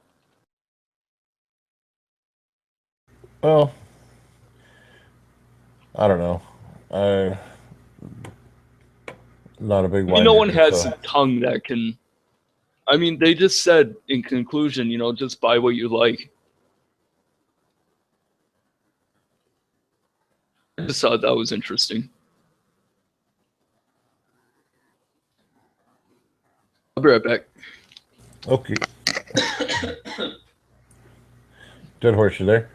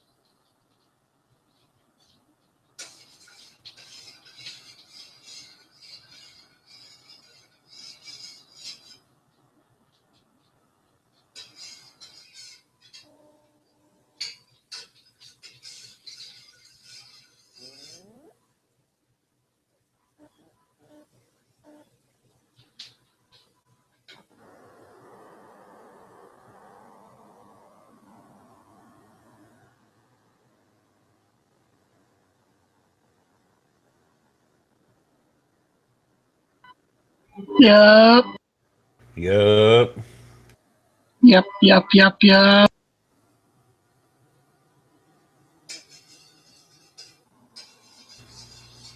What's up, Nash? What you guys doing?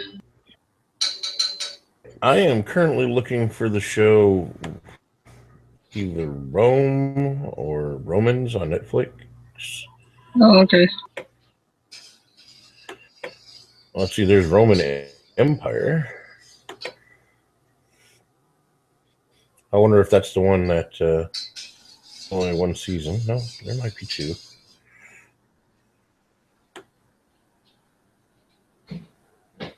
No, I don't think that's the one that PBR was talking about. PBR was up in here? Yeah, earlier.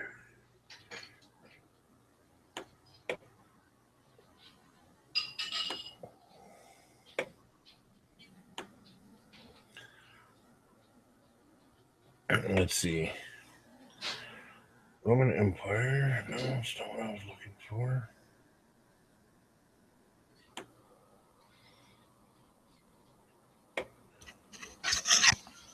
Let's see. All right, I'm back. Somebody was stirring a pot. What was that? Who was stirring a pot? Who was what? Somebody was stirring a pot. Oh, that was me. I was making tea. No, I think Masculine drink. Were you referring to somebody's talking shit there next? No, I'm good. Or actually Stirring the pot. No, I was actually stirring a pot. Should have said I was cooking bacon. No.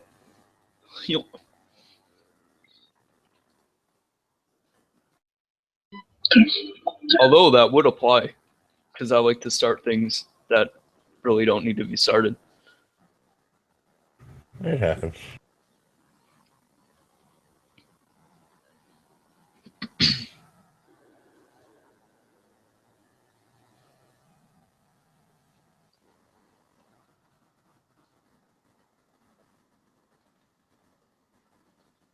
You want me to just come up with a random topic to talk about? Yeah, sure, why not? All right. How about experimental Russian AKs like the AK or the AN-94 that shoots 2 rounds consecutively really quickly, or the AK-104 and 108 and all those other neat ones. Larry Vickers actually did a segment with that where he went to. What's an AK? I think the That has AK-47. apparently been around for a while, so. And What's an AK? apparently it's not all that reliable and it's a piece of crap, but they've been trying to improve them lately. I'm from California. I don't know what's an AK. UK? California, so he doesn't know what an AK-47 is. Even though Ice Cube said today was a good day because he didn't have to use his AK. Ah. So I like on the Goodyear blip and said Ice Cube's appeal. I thought Ice Cube had a sawed off because he's like, crazy motherfucking name, Ice Cube. And then he says something and he's like, I got a sawed off. Wait, you think he only got one gun? Maybe. What, I don't know. What, like Dre, he sold them all? What was Ice Cube's situation at the time? What if he was financially strapped and all he could buy was a sawed off? Well, that may have been, but then he had an AK. What is even an AK? Nah, I'm just playing with you, man. I have no idea what you're talking about. That's okay. No, nobody understands me. Nice to know that this conversation was productive. I can always count on you guys to learn something new. Right on. Glad we could be of help. I know. I would have never known AKs were a thing if it wasn't for you guys. Hey, have you seen some of the new stocks that came out? What is even for a stock? the California stuff? Yeah. Oh, are you talking about the Ares Defense stock? No, we're talking about California legal stocks. Like the Thornton or whatever? Yeah, well, the Thornton, that's been around for a bit. And then they got that one, was it Hammer Grip or whatever? Yeah. That's still out. The AR so much. Why not just buy, say, like a Mini 14 or something? I know it's kind of like going with what they want you to do, but as a utilitarian-minded person, it's just more practical. It looks like a Thornton stock. Well, everybody's gonna go after. What was it? Looks like a Thornton stock. It's gonna be more popular. Oh yeah, it's way more ergonomic, dude. It feels way better in the hand. Oh crap! Yeah. Oh no! Dang.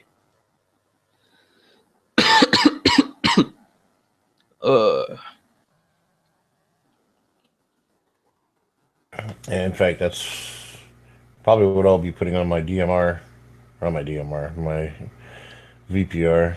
Y'all think the Ares defense gun is inherently flawed? Ares defense gun, what is that? It's an AR-15 lower where you can put any upper on it, but it's a dedicated traditional rifle tang stock lower, even though it's polymer. And what it does is it has like a little rat tail hanging off from a BCG that's cut in half, and the little rat tail goes into a spring that's in the tang, so it's not necessarily going straight back. The front part is, but that little rat tail, that little metal rat tail that hangs off of it is going into the tang, so it still has some sort of buffer and it still gets pushed forward by a spring, but it's not going straight. Well, yeah, I don't know. I've seen. I know that you mentioned it. I've seen it. It's almost got like a videos. traditional polymer Mossberg stock kind of. Yeah, I've seen it, and I've But seen of a few course, they hiked videos up on the it. price. Oh, I've seen a few videos on it, and I I guess think they're it's okay. inherent.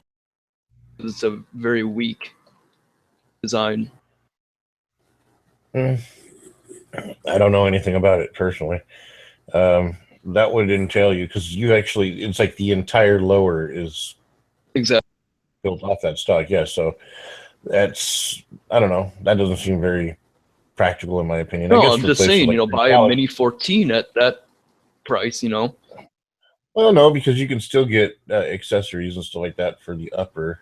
Yeah, I guess you have a point there, but and of course, you get accessories for the Mini 14 too. It's all about what you want, really. exactly, and how much money you have. Because if I had infinite money, I'd be rolling an MR556 right now.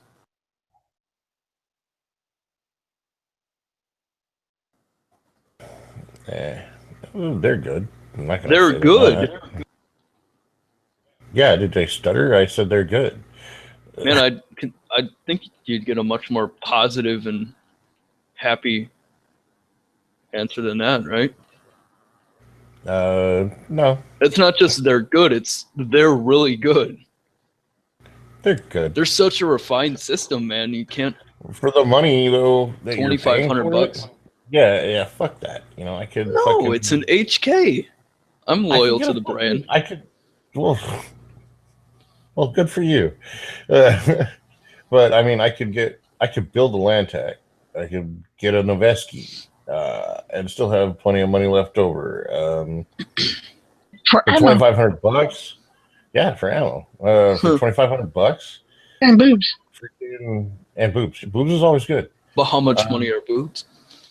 It depends on Booze. what you get, right? Booze and boobs, both. 'cause you can get boobs like some Both. boobs too. Don't discriminate. What if the boobs have booze? What if that's what gives them their volume? Well, that's even better. You're talking Get away about from the actual booze. Get away from the boob. Waste of money. Did you guys get your SBB license yet? Or what? Short barrel boob. I got boobs already, no. so I don't need to give a fuck. These fat man boobs. You got but, moobs? But do they have their own alcoholic beverage that comes inside of them? Nah, I just put my beer in the middle. You never take alcohol from inside a boob. You always do body shots off the boob. So I mean, just learn. So now they act as body armor? Yep. Yeah. Do they make Kevlar boobs? Hey, Abby, check that link I put up. See, because that would be the deal breaker for me. They'd have to be Kevlar. And they'd have to have a bladder inside of it where I could put any liquid of my choice in there. Maybe I'm just better off with buying a rubber glove and filling it with liquid and poking a hole in it. Oh, those stupid fucking flap things. I hate those. I would rather get a Thorson. Wait, are you talking? Is there a link to it? Yeah. Ooh. Ooh.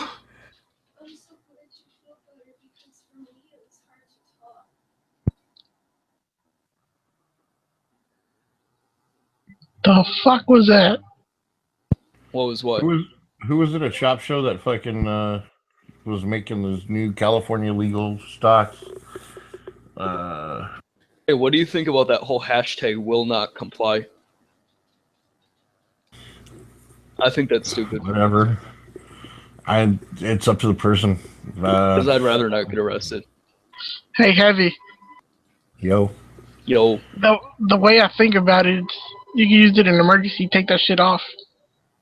Yeah. I was talking to guys, and they said if anything ever happened, like SHTF, they would take the stock off of all their AR pistols or the arm brace off their AR pistols right away and put a stock on it.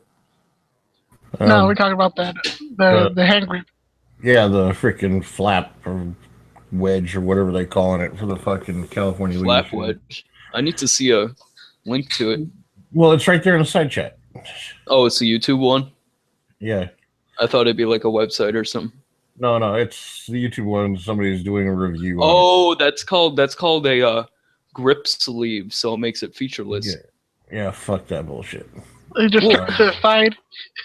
How do you even hold that thing? There's no Evidently solid very way to carefully. hold it. It's stupid because it doesn't make the gun any more dangerous. Or any less dangerous, I think is the word you were looking for. Well, yeah, that too. I'm gonna buy me an upper pretty soon. Although, What color were you gonna go in? I found one. The one, remember the one I showed you, but it was in 300 blackout. Yeah. I found it in 223 wild, Oh, right on.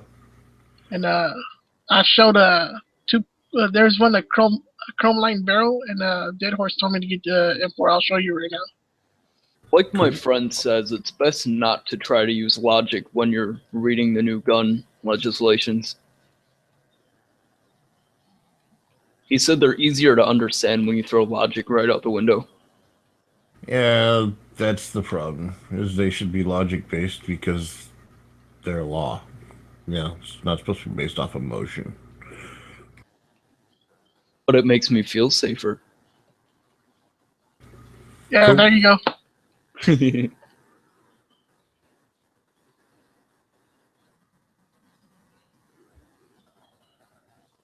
Would that be okay, Heavy? Give me a sec.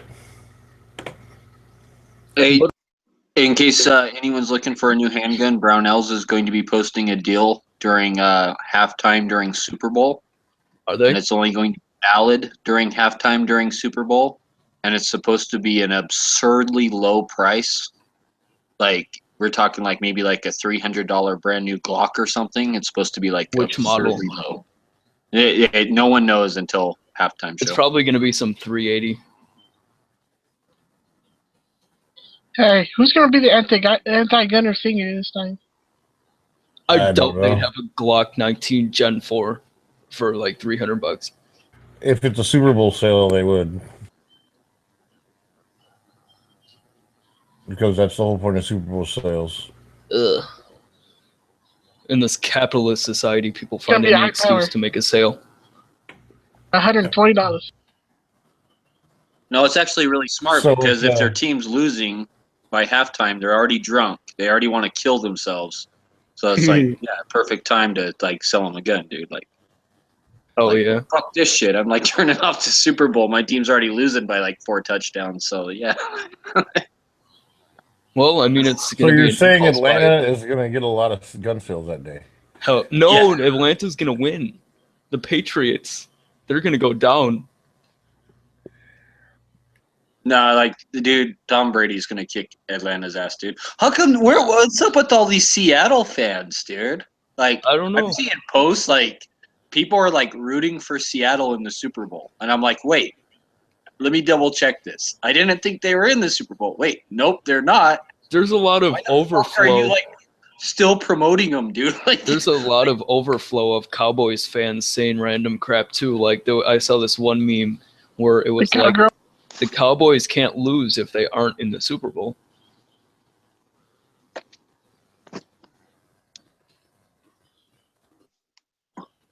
So Knives, that upper, I'd say that's pretty cool. Dead Horse is the one who linked you that? Yeah, no, I had two of them. There's one in 300 blackout, then I found the other one in chrome line barrel and shit. Then Dead Horse told me to get this one instead. Dead Horse is Oh, usually the other one the was guy a to stainless consult barrel with you sent ARs. me. Yeah, The other one was a stainless stainless barrel you sent me. Yeah, not chrome line. No, you want this chromoly. It has the 1 in 8 twist. That barrel's going to last you longer. It's not going to wear as fast because of the twist and the steel. And plus, it's just black and not like gaudy stainless. Like that's just a much better. Like yeah, like this one's just this one's the way to go, man. And I think it's cheaper. Like that one, I think this one was like cheaper by like $20 than that stainless one. Yeah. Man, y'all make me feel sad when talking about pistols because I gotta wait 3 years. Yeah. We all had to wait at one point in time, so I actually heard welcome to the club. that if someone gives you a pistol as a gift, like your parents or whatnot, when you're 18, you can own it, but you just can't buy one. Is that true? Yes, it's I true. would consult your local. I would consult your local law enforcement Because that and seems then the sketchy. ATF. Seems No, very it's sketchy. It's straight up true. I would But still Knives, consult. that AR upper Wow. is like I would go with the Carry's Guns ones, man. You can get one that looks exactly fucking like that from Carry's Guns for the same price, but that comes with a bolt carrier and a charging handle. That's a high price, dude. $360 for that upper, and it doesn't come with a bolt carrier or charging handle for that price. Is it To me, like, I like the upper, but to me that's not a good deal, man. Like, is it Carry's gun as in Carry or Carry as in Carrie? Carries as in Karri. Oh, but never heard Knives, that I would before. dude, look at the Carry's Guns uppers, because for that same price you can get a complete upper Palmetto State Armory. with a BCG that is Palmetto State Armory. Shut up. Palmetto. Dude. I'm trying to talk here, man. Have some respect. So I would go to Carry's Guns. Their bolt carrier group will be headspace to the barrel. Okay, it'll be test fired. I don't know if this one's even test fired because a lot of uppers that don't come with bolt carrier groups aren't even test fired. So you don't know if it might have a chamber issue and you're gonna have to send it back, or who the fuck knows. Like, and the Carry's Guns, like, you can talk to several different people on gun channels who have bought from those guys, including me. You know, I have 3 uppers from them. Like, for the money, they can't be beat, dude. And you can get, and see, that rail that's on there is a Matrix Arms rail. Okay, that's who makes that rail. And the Carry's Guns uppers are have the same rails. Like, that's who makes the Carry's Guns rails, or Matrix Arms. And so you can probably get that same fucking rail if that's what you really like about this upper, is just that rail. Just that rail. Yeah, and so you can probably get that same rail, basically the exact same upper from Carry's Guns for the same price, but with a BCG charging handle that's been test fired and that's from a proven company, and that doesn't say AR-15 part on the side of it. Like that rail says AR-15 parts on the side of it. I don't like that, dude. I don't want my fucking rifle to say AR-15 parts on the side of the rail. Like, that's just gaudy, dude. You got a link to that Carry's Guns? Yeah, I'll give you a link to it, dude. Again, like that's the, like, a bunch of people have bought from those on here on gun channels, and I haven't heard one single person say they haven't liked their shit.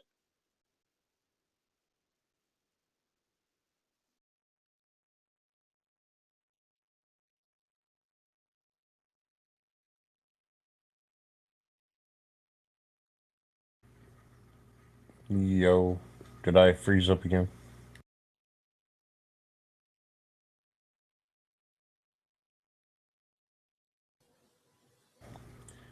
Hey, anybody there? Yep. Yes. All right, I'd cool. rather I buy don't freeze up. Palmetto. Yeah, but Dead Horse is kind of like the AR aficionado in the area. I know that, but bad, and you're just looking to make it for the first time. Their prices are fantastic, man. Like, when they have one of their weekend sales, man, I'm on their website all the time. I've probably spent like $1,000 there.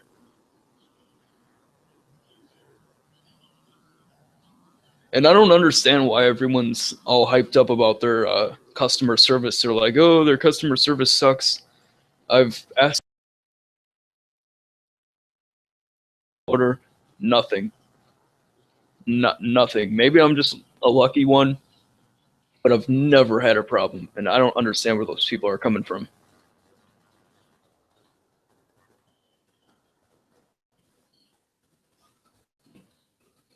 Let's go Palmetto all the way. You can make an AR so cheap from Palmetto.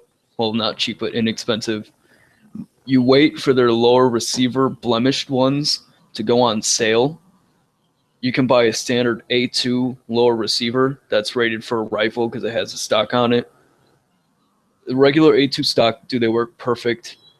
$100, nothing. Then you wait for their 1 in 8 twist.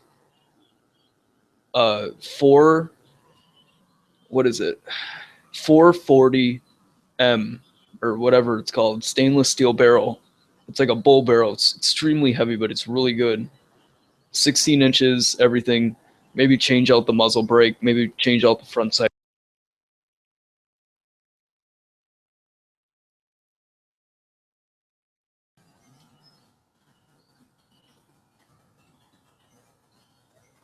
Oh, man. Dude, I'm saying, Palmetto, they just cannot, for the price, they're just so competitive.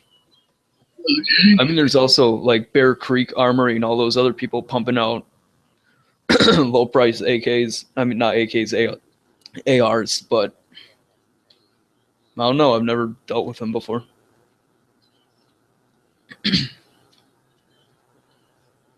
But I trust Palmetto with my life, honestly. Don't expect good accuracy from them whatsoever, though, because you're not going to get it. Well, what do you consider to be good accuracy? Are you talking sub MOA? Are you talking MOA? Are you talking No, I'd say they shoot about 3 to 2.5 MOA, depending on what your That's setup. better than mil spec. Mil spec is 3 to 4 MOA. So Really? yeah. Anyways, so yeah, that's about part. Maybe throw an AccuWedge on there or something. You're using good ammo. You do your part. You could probably ring out 1.5 out of it. I'm guessing.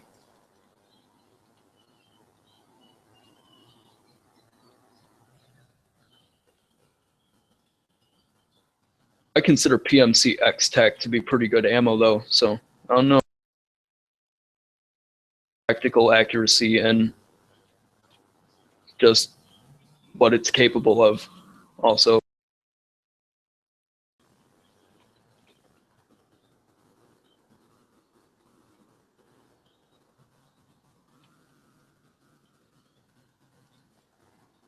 Can you tell that I like PSA?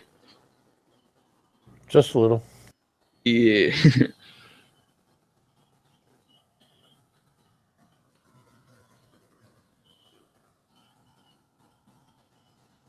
Dude, I mean, they make good products for the price.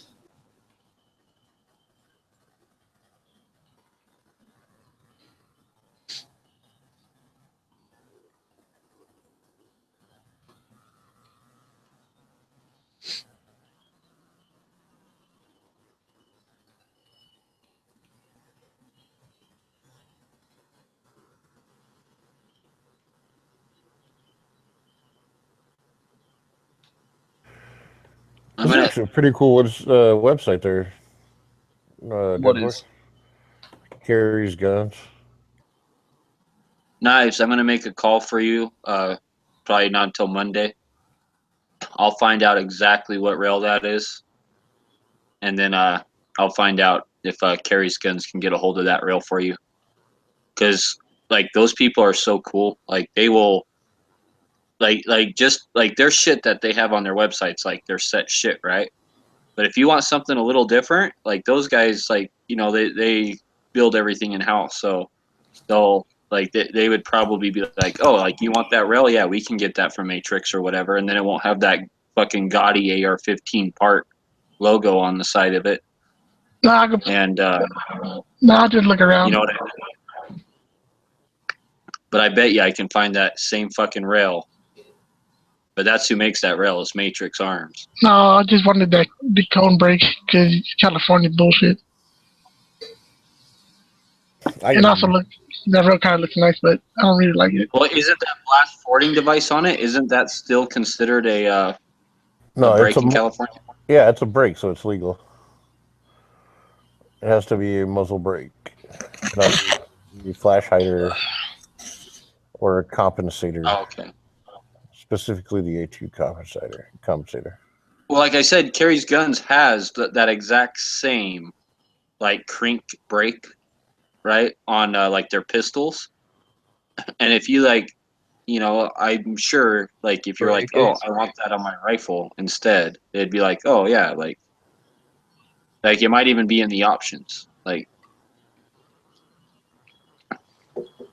but Hey, if usually if you anyone, call companies like that and you're willing to buy from them, and all they got to do is swap out a fucking brake or do some shit like that for you, usually like, especially if they're assembling and everything in house, you know, that means that they have the tools and the know-how and all that shit. It's just not some guy who's drop shipping shit. Usually they'll be like, a lot of companies will work with you and be like, oh yeah, sure, like, oh yeah, they do offer that brake in the option, so you can get that same brake. You can get that exact same blast forwarding device Yeah, I found on it. any one of their, yeah. So see, yeah, they do offer that as an option. But that's just, you know, I mean, that's from like a reputable, proven company, like any of their uppers. And this AR-15 part place, man, like I just don't know. Like, I don't know. You might want to watch some reviews. I don't know if you have already, but you know, I haven't heard it. Like, I've heard of these guys, but I haven't heard anything like people raving about them like I do, like Kerry's guns and shit. y'all mind if I give a quick product highlight? Go for it.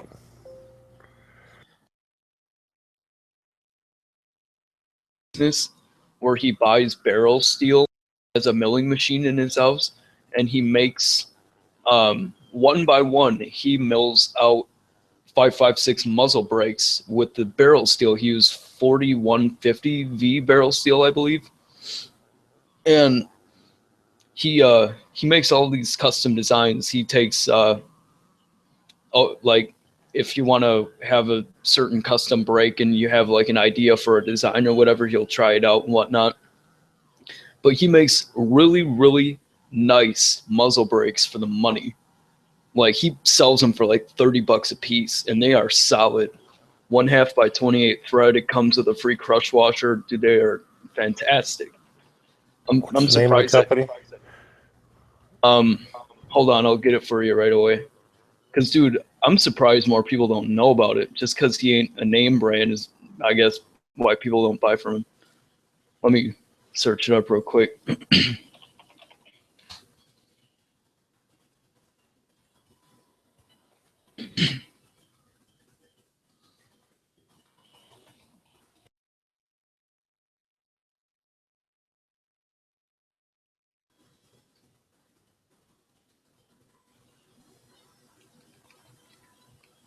Dude, I saved it.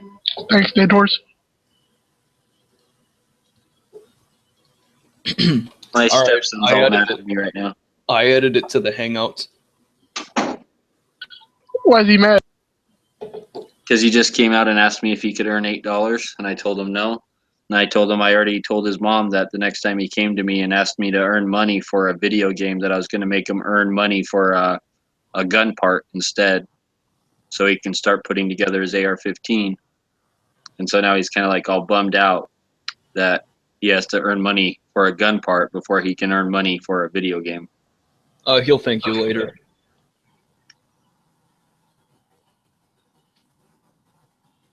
Send them to me.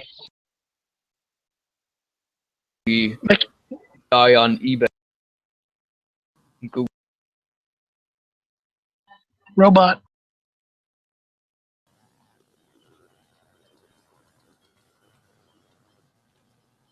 But I for business, I will stand by them 100% as long as I stand by their products. And this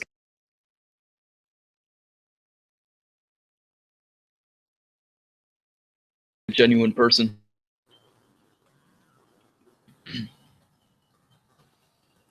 $30 for a muzzle brake, you know, screw Griffin Armament and all those people trying $100. I mean, this is the way to go.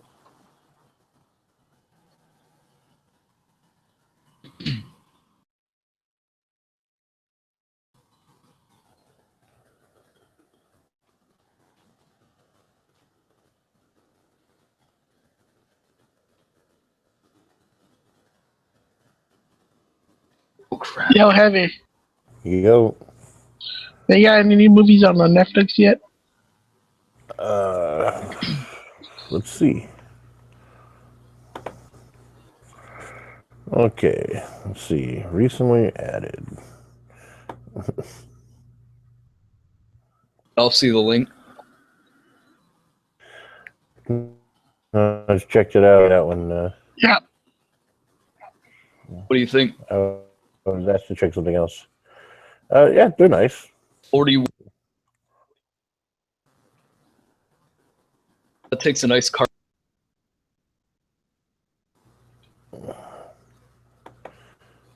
They do look nice. I'm not gonna say they don't.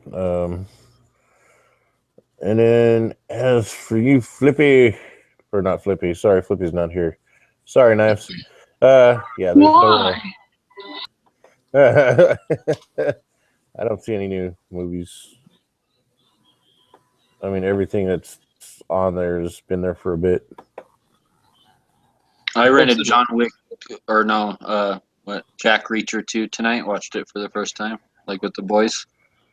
So I thought it was pretty good. Like I heard some other people say that they didn't like it, but I actually liked it. I thought it was pretty good. Who's that with?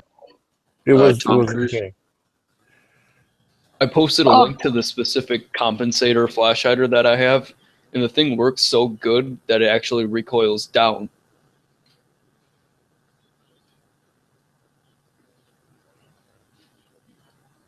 If it works that good, what you should do is that very first top port, you should tap it and then find a small stubby Allen screw to twist in there. And then that should help with that downward tilt. A lot of guys will tap their own muzzle brakes for that effect. So I actually like it. Call me crazy, but I'd rather have my sights under the target than flip above the target to where I can't see it when you shoot.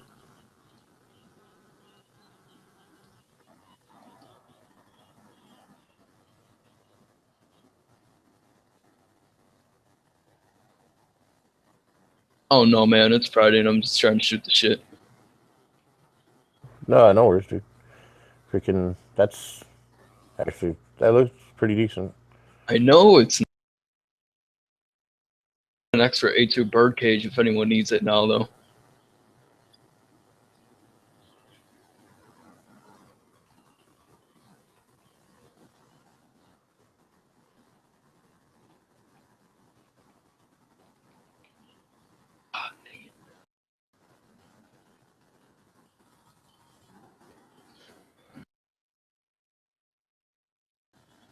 One more. Yeah, I didn't know we could delete our messages now. Now we got like a little X on the outer chat. Somebody made you a moderator? Is that what that is? Yeah, power to delete messages is a moderator thing. Delete. So I'm a big boy now? Yay! I don't know. That means You you might can be- stop wearing diapers.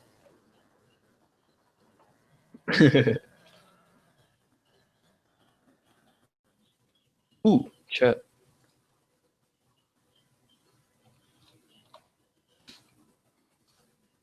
Oh shit, I'm a mod. I'm a big kid now. If you can delete messages, that's like a text chat moderator's thing. From what I understand, I wouldn't take anything I say that has to do with computers. Whoa, G-Webs just made a swear. Well, what if? So? I expected him to be the perfect role model.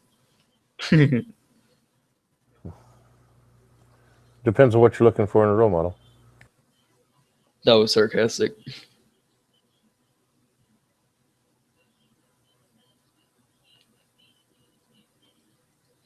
I had the opportunity to buy a fake suppressor that was just a empty metal tube that 28 thread for $20, and It's probably better you didn't. do you mean? Didn't as in didn't buy it, or didn't as in? Yeah, that you didn't buy it. It seemed like a gimmick, but there's someone that's selling them for a lot more, and I thought maybe that I could have capitalized on that and made a little bit of money reselling it. I don't know why you'd ever want one, but some people are into that kind of thing. For the I heard they're really cool for airsoft. Oh, for airsoft, I mean, you want. Wouldn't the BBs not be accurate enough to all come out the same? Start dispersing.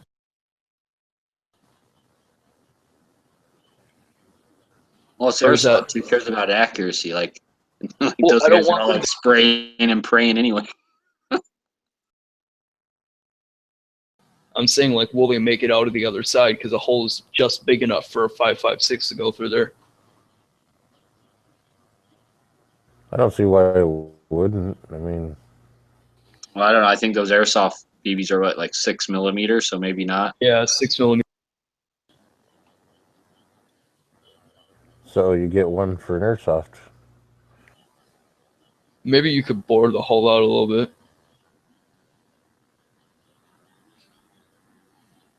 A little bit of sandpaper should fix that. It's just thin cast aluminum, so.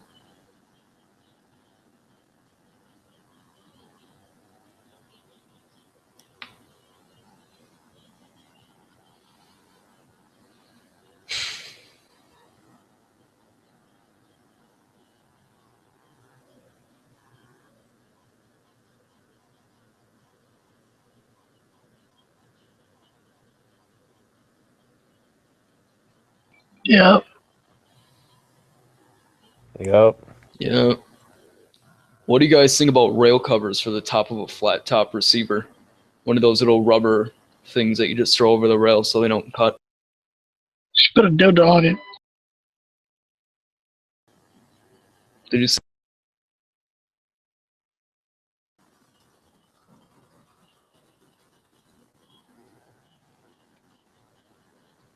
Yeah. Yep. A lazy Robot.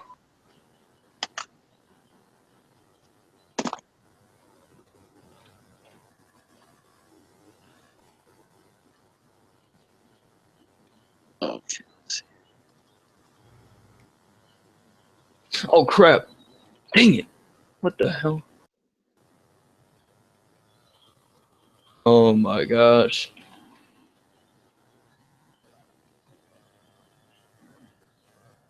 Alright, here we go. Oh my gosh.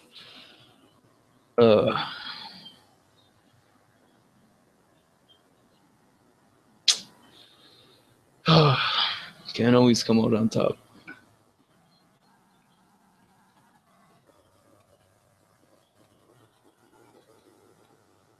Oh, I'm about ready to cry. I feel the same way every day. You want to know why? Sure. What? Because I can't buy a rifle every day.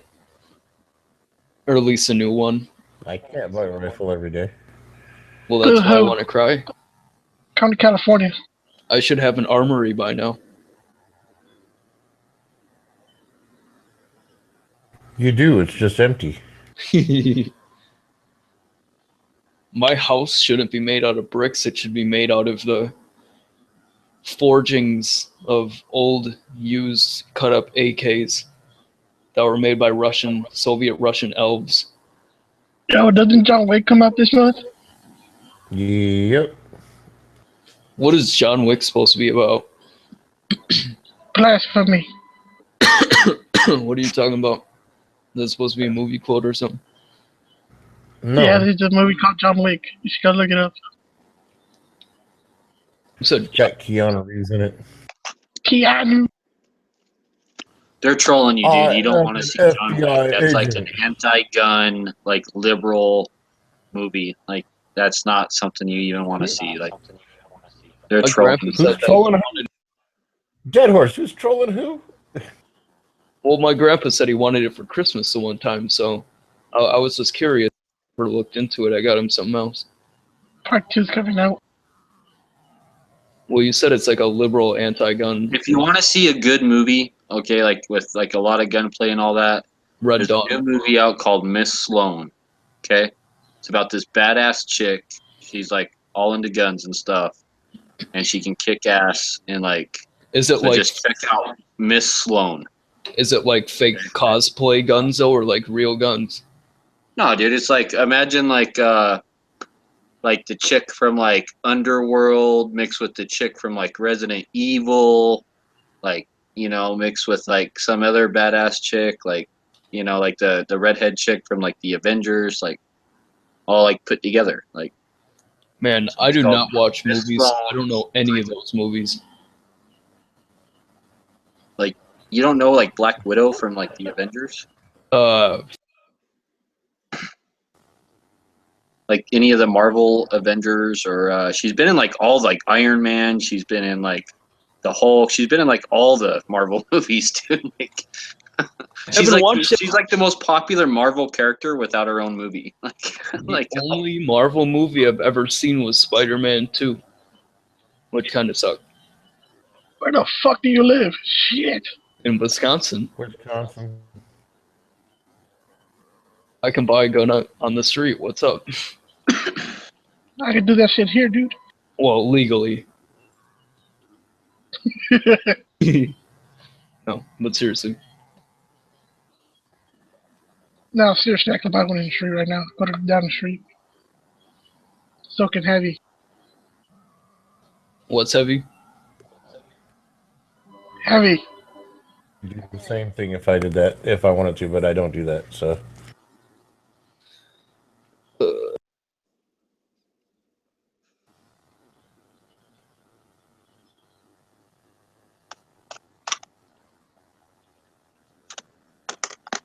I wonder what one of the machine gun replicas, like those $7,000 or like a $2,500 RPK replica, would be like if you had a bump fire stock on it.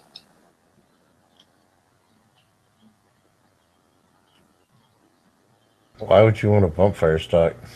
To simulate full auto, since it's a machine gun replica. I don't even know if they make a bump fire stock for an RPK.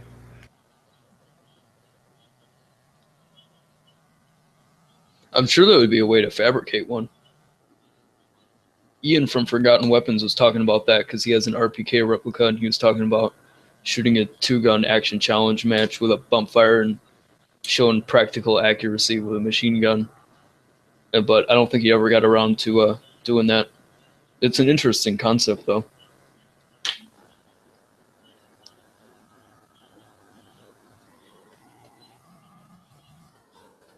There was actually a guy with a semi-automatic M2 50 caliber machine gun, the Madus, at a event called Rockford World War II Days, which is basically like a big reenactment that happens September 13th of every year. And he fabricated his own trigger for it that he could feather the trigger in such a way where it was so much full auto that someone who was some representative of the government actually came up to him and he's like, "You got the paperwork for that?" And he was like, "Oh crap." And he's like, "No, man, this is really a semi-auto. I was just feathering the with it."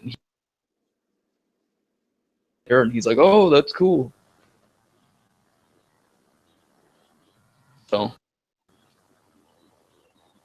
for cool to get.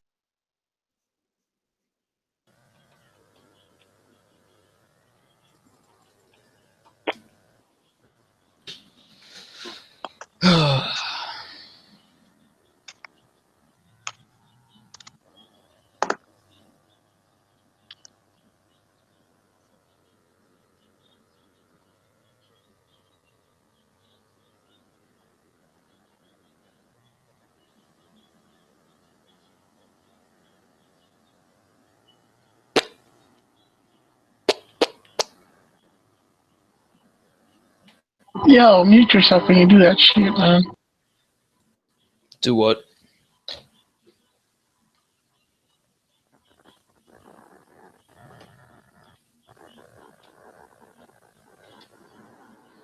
don't know, man. My computer's pretty finicky.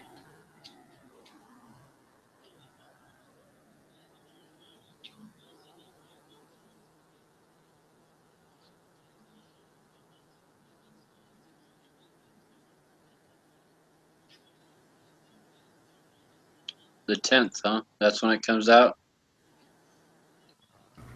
Yeah, I'm definitely gonna go see that in theaters, dude. No, that's what Tim said. Yeah, I'll probably go. Like, I bet you, one of the movie theaters here usually has like midnight releases whenever a new movie comes out. It doesn't even matter the movie. Like at midnight, at like 12:01 or whatever, they'll pretty much show it. So I'll probably be able to go on the, well, basically like the 9th, but that's probably when I'll go because not that many people actually go to the midnight showings unless it's like Star Wars. I thought that was only like for celebrities. I would be willing to bet you John Wick will be fucking sold out for the midnight show.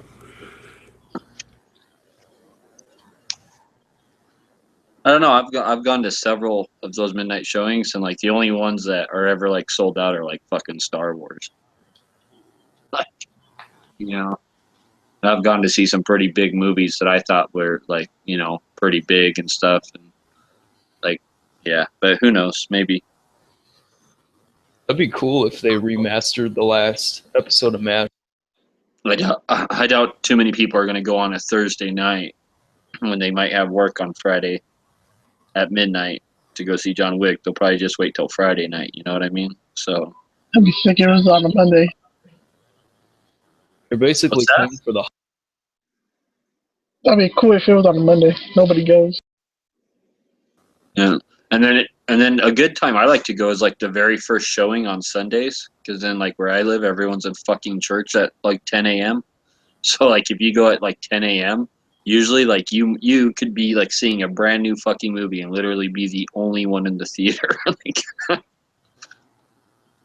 Are you serious? Yeah. And they'll show it? Yeah. Oh, totally. They show it even if no one shows up. They show it. Huh. Like they play it. Like they like. Yeah, because people might show up late to get in to see it. Was that economical for them though? I don't think it doesn't really cost costs any much. more or any less. Yeah, I don't think it really costs much for them just to like fucking, you know, the little amount of electricity for their fucking projector to throw it up on the screen or whatever. So. Well, I mean, that's a thing.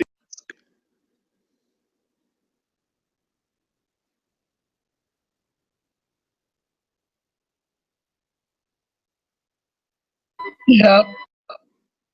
Yep.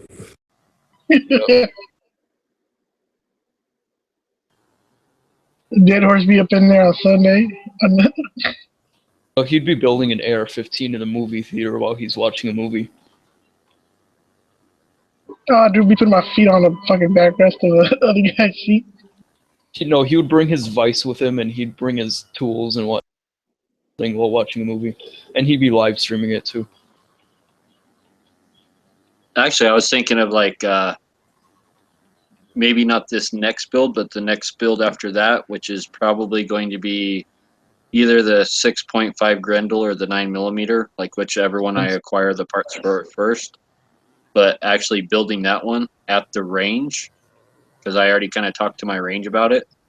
And I could basically go there, build the rifle, like live on air on gun channels, and then shoot the rifle, like live, like right after I build it, and actually shoot it, like sight it in, and then everyone can see like what, you know, That'd be pretty cool. It might be capable of. I think that's a good idea. Yeah, I was thinking that'd be kind of cool. Then people can see, oh, look, like, you know, he just built it, like, is shooting it right there live. Like, so you know the shit works. And, like, look, like, this is how accurate it is, or this is how inaccurate it is, or whatever, you know? So is it or like look, the fucking thing doesn't work, you know? Or That'd be funny. You get done putting it together and you go to pull the trigger and it goes click. You're like, son of a bitch. Well, that one pistol I built with that Radical Firearms barrel, fucking like very first round, like shoot it, and then the second round there was like nothing there, just a dead trigger. I'm like, what the fuck? Case is stuck in the very chamber. quick question. Where the hell are you getting the money to buy these AR parts? Oh, Mafia. Come Me on, and just Mr. come Nizer, the clean. California Liberal Mafia. Just come clean, dead horse. It's called the CLM, the California Liberal Mafia. We get paid to go protest at to put on black masks and go protest at Berkeley and stuff. Motherfucker, man, we They pay get us black lady. So, do you get a bonus if you Green put light on my ass. Do you get a bonus if you put a vagina costume on and walk around? No. No, that's just for people in Washington D.C. Like we get paid to go to Berkeley and stuff and riot and start fires and beat people up and and then tell them that they're mean and hateful and racist and Just come clean, dead horse. Just come clean. He made a lot of money in the gay porn industry, and now he's just to build his ARs. I mean, that wouldn't be that bad of a trade-off. Depends how many ARs you could do for each video film.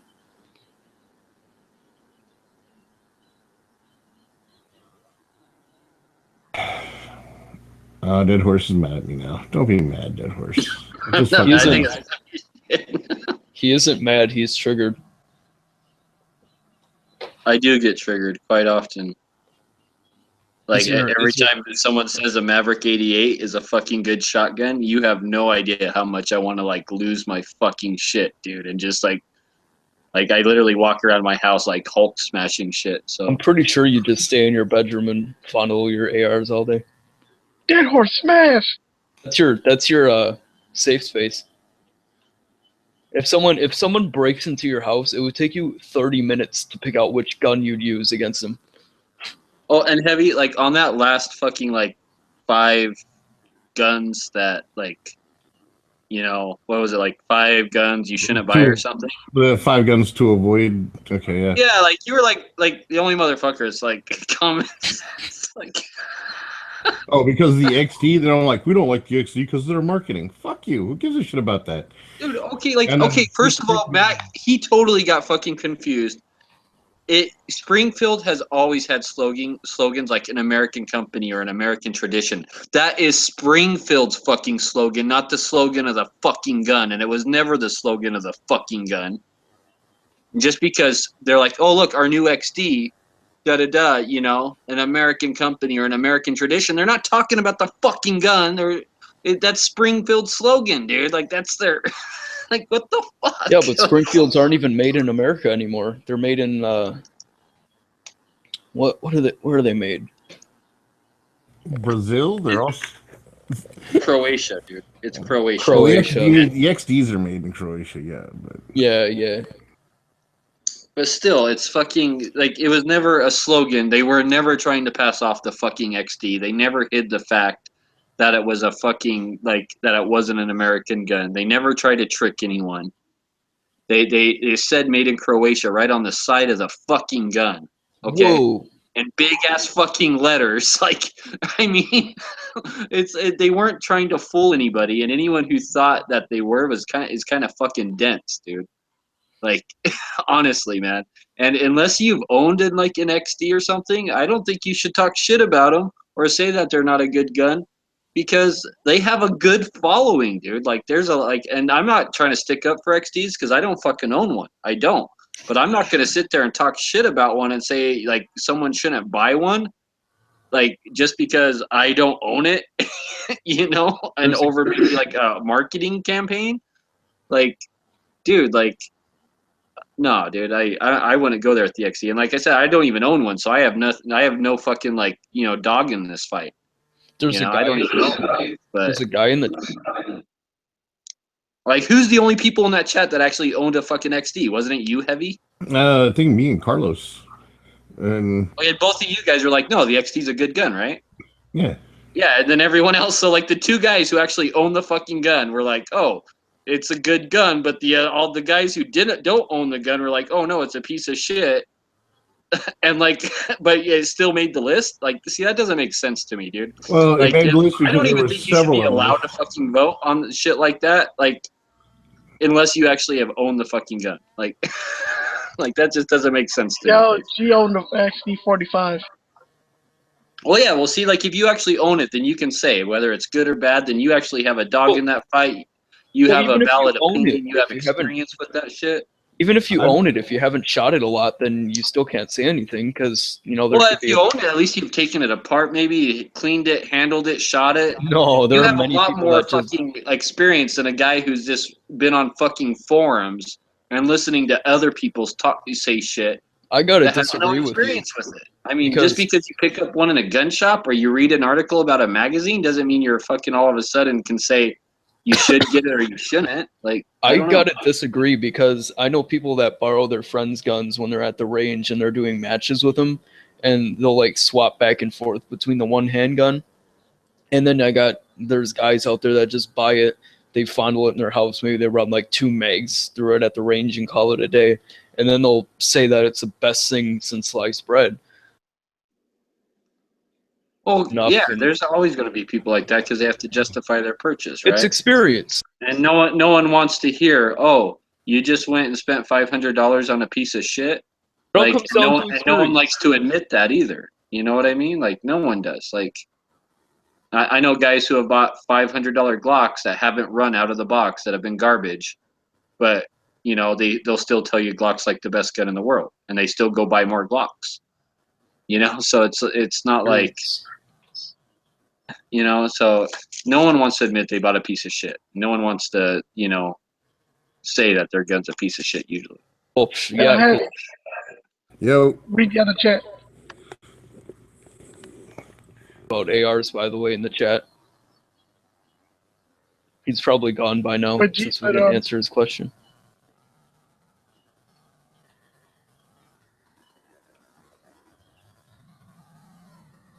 Sorry, G, we're not own denying you. But you didn't state that you owned one previously. You just said get rid of it because it's not a Glock, I guess. I don't know. Yeah, I've owned I was just going by I've from what I owned heard. I've owned a freaking XD45 and an XD9. They both ran great the entire time I had them. And that's what I hear from everyone. I've who seen owns those people. guns. I've seen people use XDs and take them through training classes, like several training classes, and shoot several hundred, couple of thousand rounds through it. Personally, with my own eyes, I've never seen anybody with any issues. And I've seen a lady outshoot a dude. This dude, of course, granted, this is just funny because this dude was all tacky tarted out, and he had this freaking because he went to gun sight and he had a Les Bear and 1911 and now it was him shooting. I am gonna put this out there. It was his shooting, and he was one of the last 2 people in the little competition / thing that they were doing. You cannot buy skill. The chick ended up out shooting the dude with an XD9. But I mean, it is what it is. It's Now, like I can see valid points about that gun. Okay, you don't like the grip safety, valid point. You don't like this, valid point. You don't like the ergonomics. You don't like the way it recoils, the impulse, whatever it is. I can see those valid points. What I can't see as a valid point is I don't like the gun because of a marketing campaign. That is such a shitty valid point.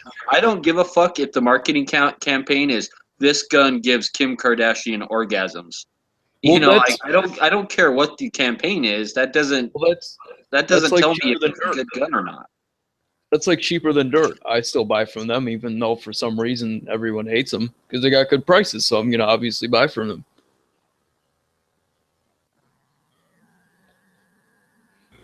Yeah, there are also a bunch of dirty scumbags that ripped everyone off after Sandy Hook. Yeah, and I know. was charging $100 up for a box of ammo and shit like that, and literally jacked up their fucking prices that day of Sandy Hook. Like that night, all their website went down, came back up, and everything was like quadruple the price. And But shit. do you know So what? But do you know what? If they have good prices, I'm gonna buy from them. I don't really care because it's at the end of the day, it's the same product.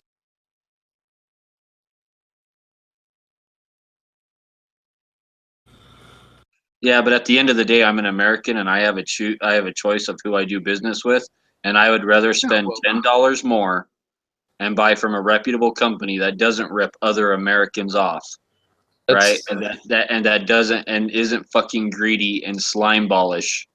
You know, That's your I'd rather spend that extra money. I really would. Somewhere else. I mean, I support a decent business. Not going to be at any loss or gain to the business. I mean, because, you know. Well, it is going to be a loss to the business because they're not going to get my fucking business. So it's going to be a loss to them, dude. And I know that they've already taken a big fucking hit since Sandy Hook. And I know that they've majorly lost business because of Sandy Hook, because of what they did. And a lot of guys, you talk to a lot of guys on forums, guys on gun channels, it's more like 8 to 10 or 9 to 10 that are like, no, I'm not buying from them, you know, because they're fucking slime balls, dude. So I mean, listen, it is a loss to them, and it's hurting their pocketbook. And maybe next time something like that happens, maybe they'll learn their fucking lesson and be like, oh, maybe we shouldn't be slime balls and try and rip Americans off and be greedy over a tragedy. I mean, here's where I come from it. I'm not going to pay an extra 10 or 20 bucks from another company just so I could sit at my computer screen, look at it and say, haha, I did not buy from you this time. I mean, I'm just not. I mean, if I'm going to save money, I'm going to save money.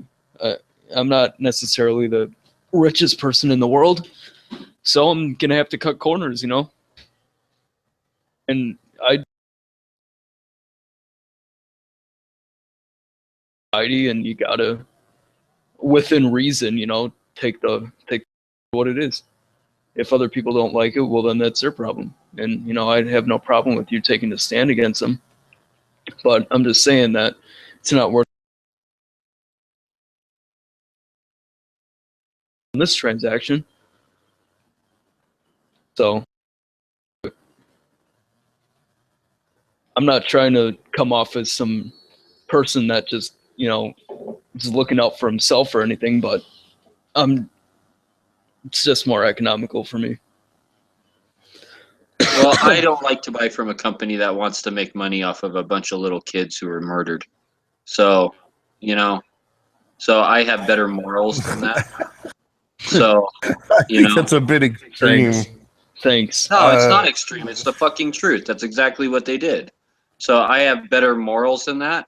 And I don't give a fuck if it costs me more money or whatever, dude. Like, you know, I mean. Are you saying that I didn't care about the families or the children that?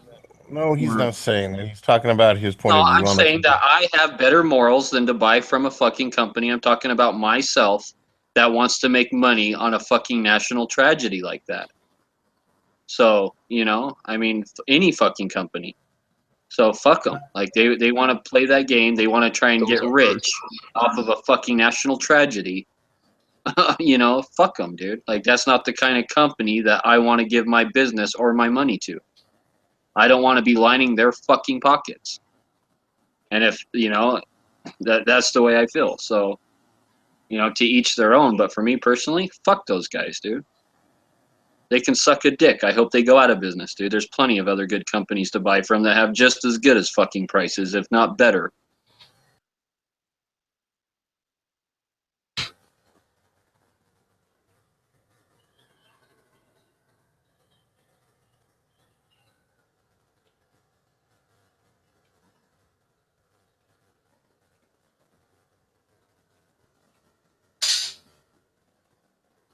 Well, on that note. Just putting a link in the lobby. In case Pro Steel or Clay or G-Webs or anybody wants to jump in. Oh, Pro Steel's too scared to jump in, dude. He won't jump in. I know. Pro Steel. Get his tappy ass in here. Tappa. I guess the moral of the story would be, would you rather have me lie so that I sound good across the computer, or would you rather have...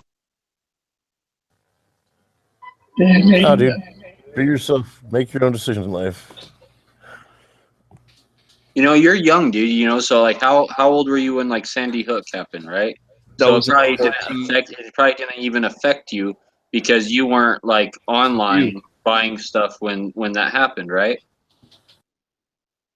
Yeah, I've been buying stuff. So it's probably different for the younger generation who weren't aware of what Cheaper and Dirt did during that time period, right? I wasn't aware of it till recently, like a few months ago, but I've Yeah, still so- been buying stuff from him. But for guys who actually saw what they did, and saw them jack up their prices and shit like that over a national tragedy, it affected us differently. I don't know, Especially us people who are parents and have kids of our own. I'm sure that affects people a lot differently when you have kids of your own versus people who don't have kids yet. Maybe And if so I there's was a lot of factors into that, maybe if I was older and I saw it happen for myself, I'd feel differently about it. But just here, fine, and it is what it is. It really happened, but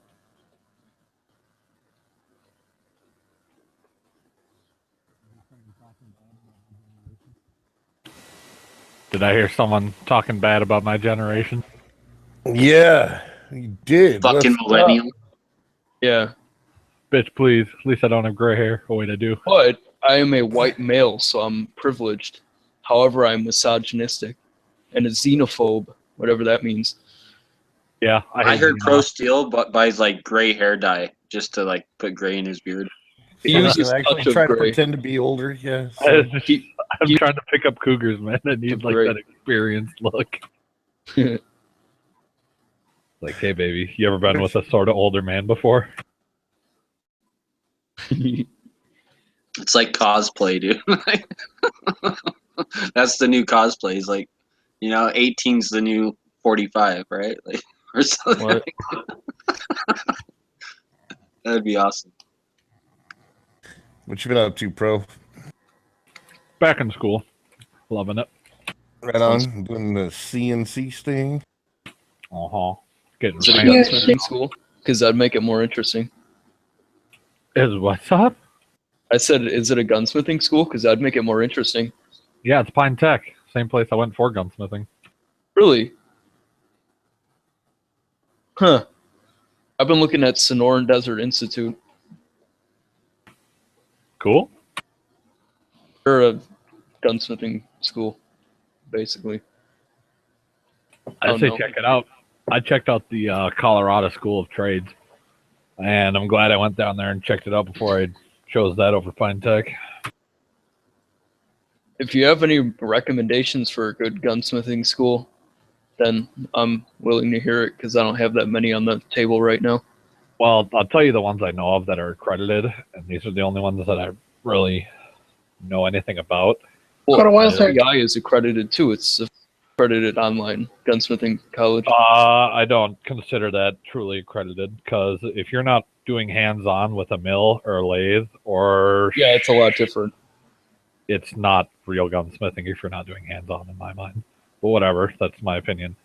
There is in Minnesota here in Pine City, which is about an hour and 15 minutes north of the Twin Cities. There's Pine Tech, which not only offers gunsmithing, but it offers advanced machining, which is a CNC degree. And you can take them tandem, which is what a lot of people do, and that's a good idea. There is in Pennsylvania. I know for a fact that that's a good gunsmithing school. I've seen some of their work before. So you said Pine Tech, and yeah, I could literally just link these to you in the side if you want. All right, cool. Yeah, because I'd be interested in that. Yeah, it's fun, man. I heard gunsmithing. Once you have your degree in that, they're sought after if there's a demand for them. Well, and that's the thing. Like your market, it's all about your market. Like, are you starting your own shop? Are you working for a company? Are you working I'd rather for work a for small someone company or a large company? Or are you an armor for a police force? Or like, what are you doing is really the key to your answer there, I guess.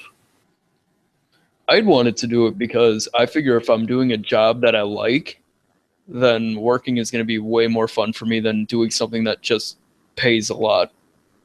I mean, I could go for my degree, my law degree, and become a lawyer, but I'm not necessarily, because I'm just not interested in it. Yeah, I can't help you with that one. All I can tell you is gunsmithing is absolutely fun, but you got to keep steady flow of customers. But what kind of stuff do you do? Like, name it, I can probably things do it. The only thing I really don't do is bluing, because working with barrels and whatnot. Yeah, I can reboring barrels. Reboring? Yeah, like for a different caliber. You usually just get a whole new barrel and slap it on. Yeah. No, because Larry Powderfield, he had a video. Well, if you're talking about sleeving a barrel,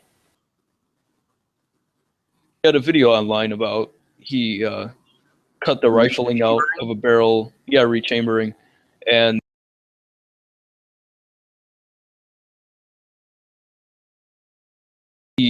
he put a sleeve in there. It was in. It was a rolling block, a Remington rolling block. so you're So those talking are about sleeving. Sleeving, Yeah. yeah, that can be done. It was a Remington obviously- rolling block, so he could do it for anything smaller than what it was originally Well, that's made the whole for. thing. It has to progressively smaller, and you don't really want to re-sleeve more than once. You can, but I've been told it's not the best idea. Well, at that point, you could just buy a new gun or a new barrel. Yeah, that's the best way to go. Is if your barrel shot out, just get a new barrel. Honestly, A lot of people, though, they want to keep the authentic old barrel because it has the markings on it and whatnot. So, for them. yeah, I don't know what to tell them. Just don't shoot it. Anyways, so when I think of gunsmithing, I think of what Larry Potterfield does, and what he does is, I think, is really, really neat. I really like that kind of stuff, and I like engineering and mechanics, so this all pretty much falls into place for me. I'm not gonna be talking much because I gotta keep muting and unmuting. Oh wait, there's no echo to my mic anymore, is there? Sometimes a wizard who's a gunsmith. I'm not going to listen to him just because he's some magical wizard. Yeah, we're really just people with fancy titles that just mess shit up. I hear that gunsmiths can make AR-15s fire full auto, and when they put them on semi, and there's a magic word for it. I could tell you things, but then I'd have to kill you. Yeah. How to build an auto sear in your garage.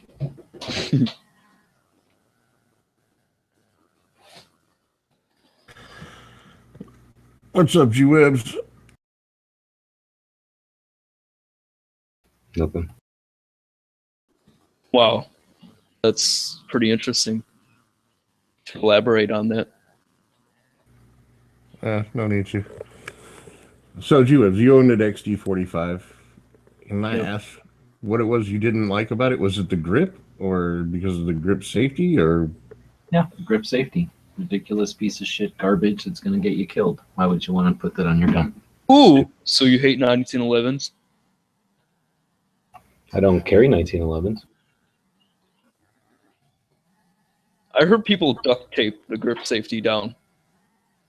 Well, I've never actually had a problem with any grip safeties. I've never had any issue with that. If you're holding the firearm properly, it should just fall into place. I mean, I see what you mean by, I don't want my life to be It's a lot of theory. I don't know if you've ever done high stress grab and pull and get on target, but a lot of times your grip isn't pristine in my experience. Yeah. And And I can totally see that valid valid point, because I've heard that before about 1911s and smaller guns and and the XDs and stuff. That is a total valid point. But a marketing campaign, I don't know. I don't think that's a valid point. I would imagine if I can actually see where you're going with that, G-Webs, because it is more parts, more moving parts. It means the likelihood of something breaking is greater. So if you have on your nightstand and you hear a bump in the night and you're just grabbing it and you just woke up and you're groggy, you're not going to have a two-handed, a really strong hold on it. You're going to be loosely gripping it and you're going to be, wiping your eyes off and whatnot. So. Again, that all depends on the person.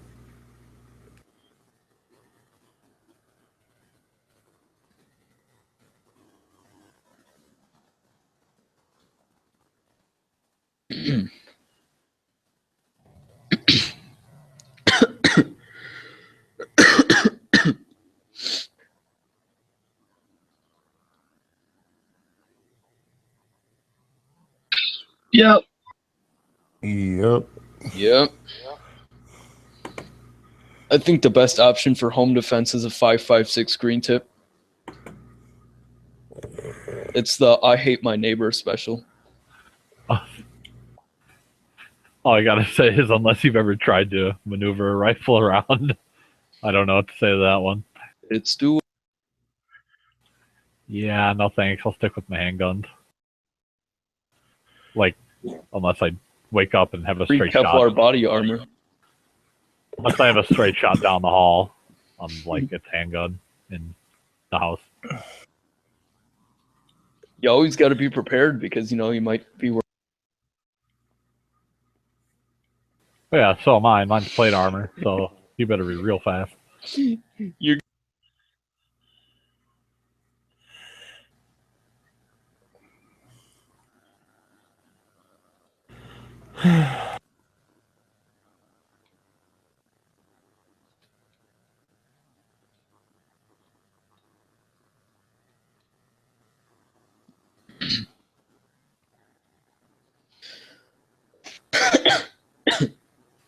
Those are all the colleges that I can think of off the top of my head.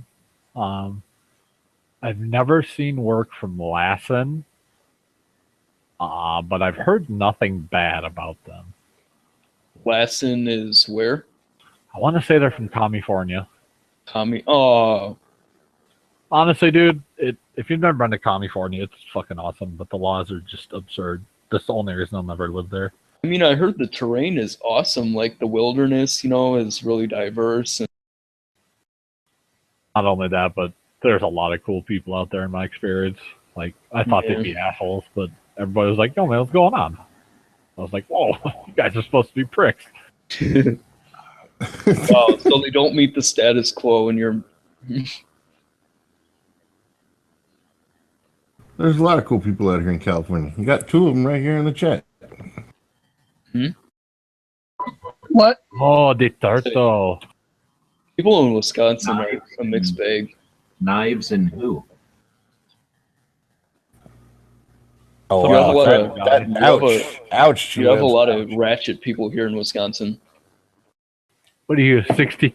You 16-year-old girl from Milwaukee or something? What the hell is that? Just people that they don't speak English half the time. I've never heard the phrase ratchet used on gun Exactly. channels, man. Not even from Flippy. They act like How about idiots. You mean not even from Marco? I haven't talked to Marco in a long ass time, man. Marco Rubio.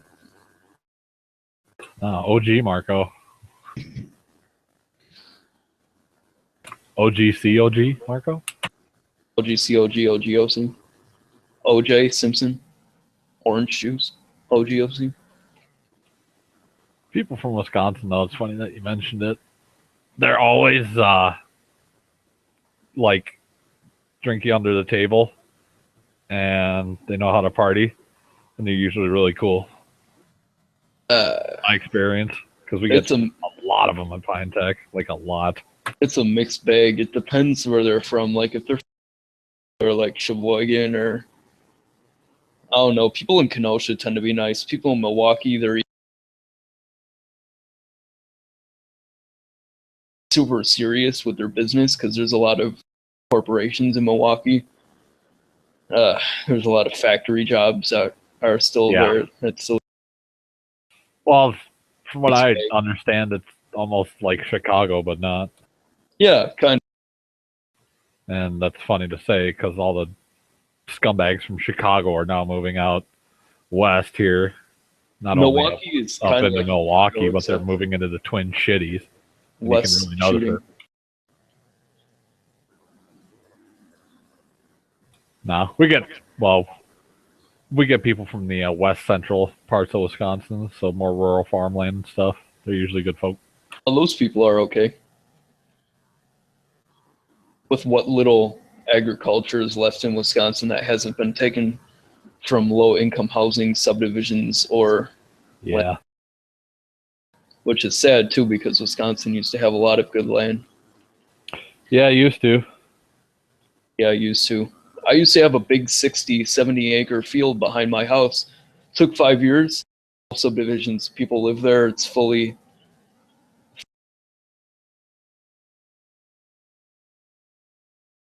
cornfield, and they got taxed out of business because whenever the government wants something gone or they want to have something, they tax you out of it to the point where you can't pay for it. So technically they're not taking it, but they're taking it. Yeah. You know what's funny is that you mentioned Kenosha. Best band ever from Wisconsin's out of Kenosha. I wouldn't know. I don't really follow up in music all that much. Oh, you suck. Okay. Well, for the rest of us, what is the name of the fucking band? Lazarus. Lazarus. Are they like a local band, or have they gone like nationwide? The Casualties. The Casualties, hell yeah. No, they were they toured all over the world actually. Like, but I don't know if you listen to thrash metal at all. That's pretty much what they are. I heard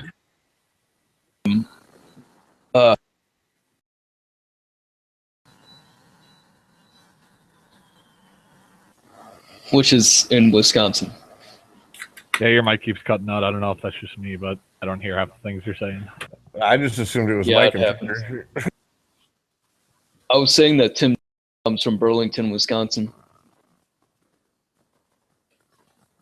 Ed Gein's also from Wisconsin, but we don't want to talk about that.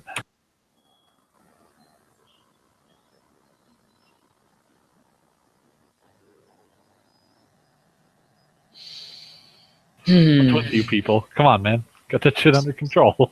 Well, sorry, I'm just all freaking all super excited and all that good stuff. 12 o'clock. I did nothing interesting today. Go to school, get brainwashed, and come home. Yeah, welcome to America. And the public school system sucks. Go to a charter school. I ain't got money. You I went to kidding? a charter school. I'm about as broke as a broke person. You ain't broke like me. I mean, if y'all want to pay for it, I'm fine with it. You're funny. I'm always fine with getting something if someone else is paying for it. But are you communist? Maybe. I always say how I hate capitalism. Oh man, we're not going to be friends. Dude, I really do hate capitalism. Why? Yeah, I'm just going to tell you right now, my truck has a sticker that says "fuck communism" before you go any further. I never said I was. Hold on. I never said I was a communist or a socialist or a Marxist. I never said that. So you're a progressive? It's the same thing, right? You know that. Maybe. Depends on what that term means. That is true. Progressive is a term that's applied to many things. Yeah, that's very true. So why do you hate capitalism? I hate capitalism because it spurs corporate greed and a lot of people get taken advantage of. Fuck that communist fucking crap. Back any of that up without just regurgitating bullshit taglines from communism. Yeah. Back any of that up. Breeds what now? There's a lot of problems that come with capitalism. Oh, there are a lot of problems with the free market. Name a problem. Sweatshops in foreign countries that are owned by that take advantage of people and offer them really low wages, and they live in poverty for the rest of their life.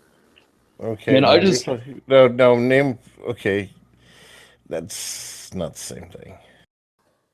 So when Russia was totally all communist, okay, or China is nowadays, you don't think that there's sweatshops for communist countries? You think that's only a free world type thing? Comrade, but it is for the greater good of the people, comrade. You misunderstand. They're basically slaves at that point. When you're under communist rule, you're a slave to the government. Is Mexico communist? No, they're have sweatshops. I mean, like China has sweatshops. The USSR had sweatshops. Mexico is just corrupt in the first place, honestly. owns Mexico. Mexico is owned by cartels. I don't think you can use the sweatshop argument because there's sweatshops in every political designation type country in the I just fucking wish world, or at least No, you know where there's not sweatshops? Here in the United yeah, States. America, exactly. Which just happens to be a capitalist country. Yeah, but listen, then people take their jobs other places because it's too expensive to pay people an actual salary here. Oh, is that really how it is? Is that how it is? So why explain how come there's not factories here then like that? How come there's not sweatshops here? Pay off the people there. You're complaining about capitalism. All I'm hearing is a computer that don't work. Well, they're valid arguments. What's a valid argument? Not Just because you regurgitate and it doesn't make it a valid argument. You're saying that there's sweatshops, but you're saying they're not here, but that's somehow capitalism. It's a result of capitalism. Yeah, it is. How is it a result of capitalism? You can't just say that and then not back it up. Pretty sure. Wouldn't you say maybe that?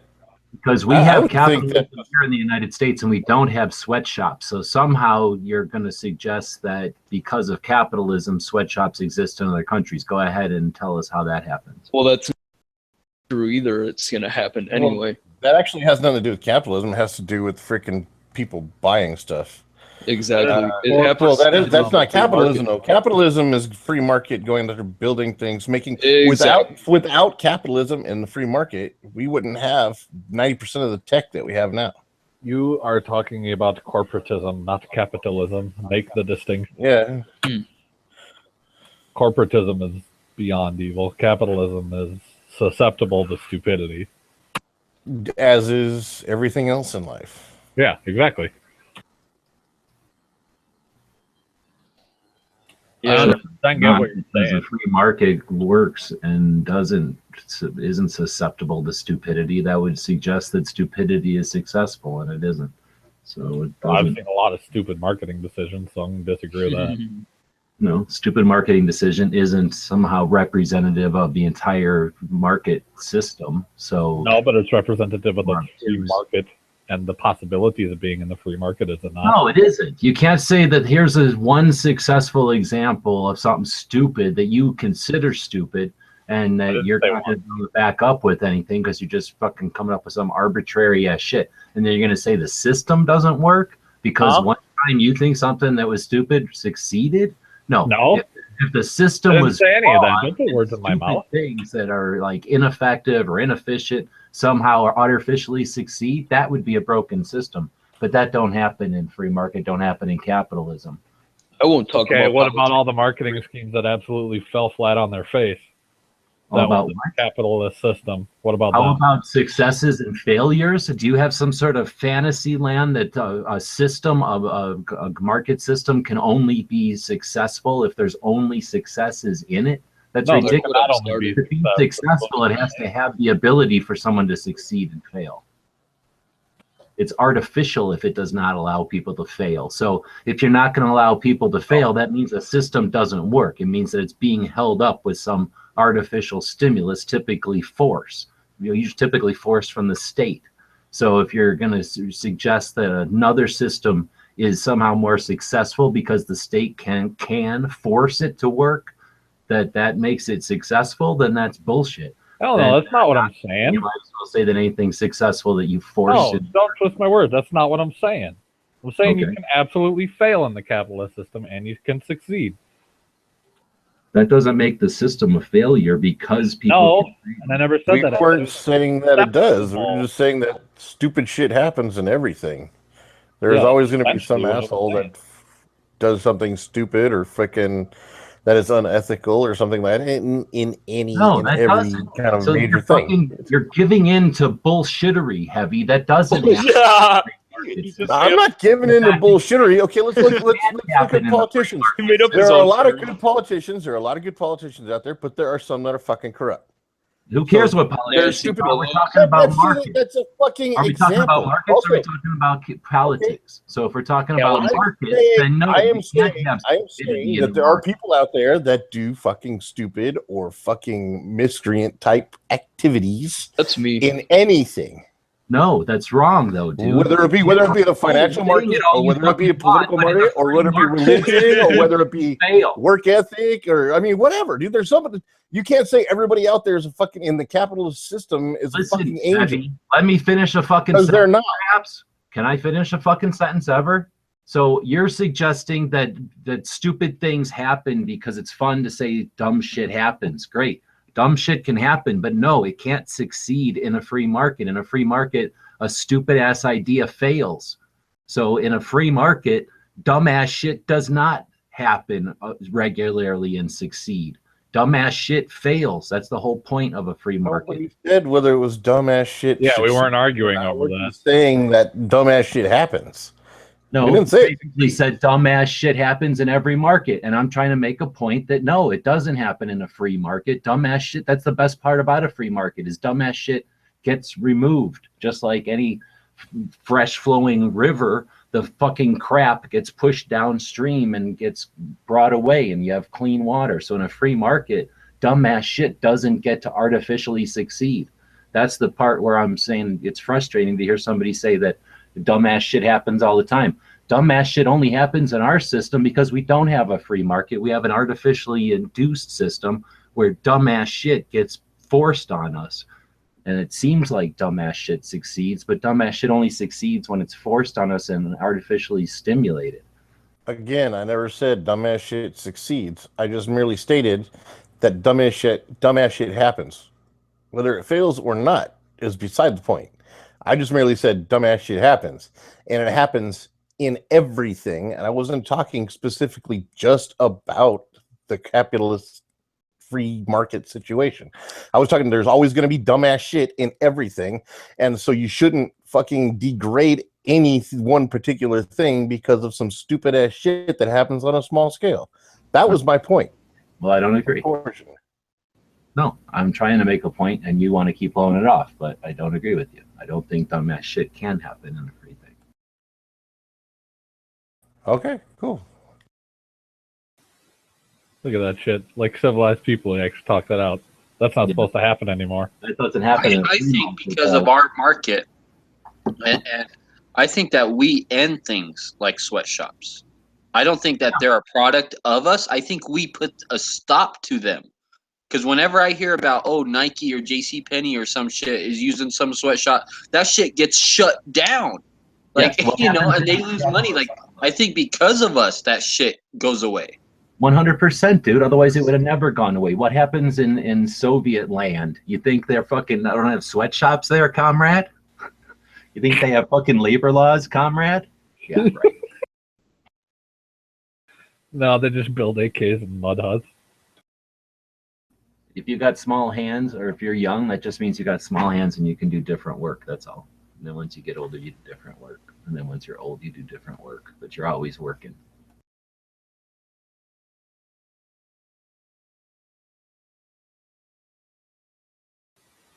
Small hands just mean you're more qualified to pin in those extractors.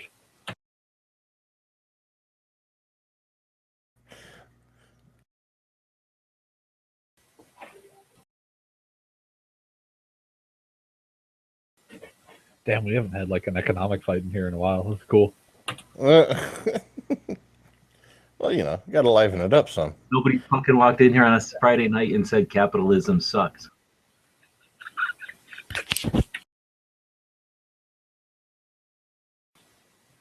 Now, is it just me, or is like Google Hangouts really slowing the hell down recently? It's having a lot of problems.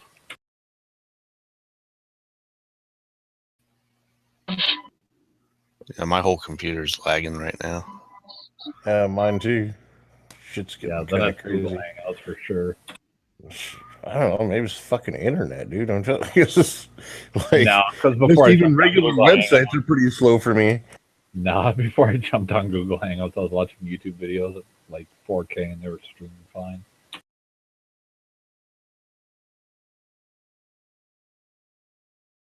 That's right. I'm fancy with my capitalist 4K. Watch out now. At least we agree on one thing, Dead Horse.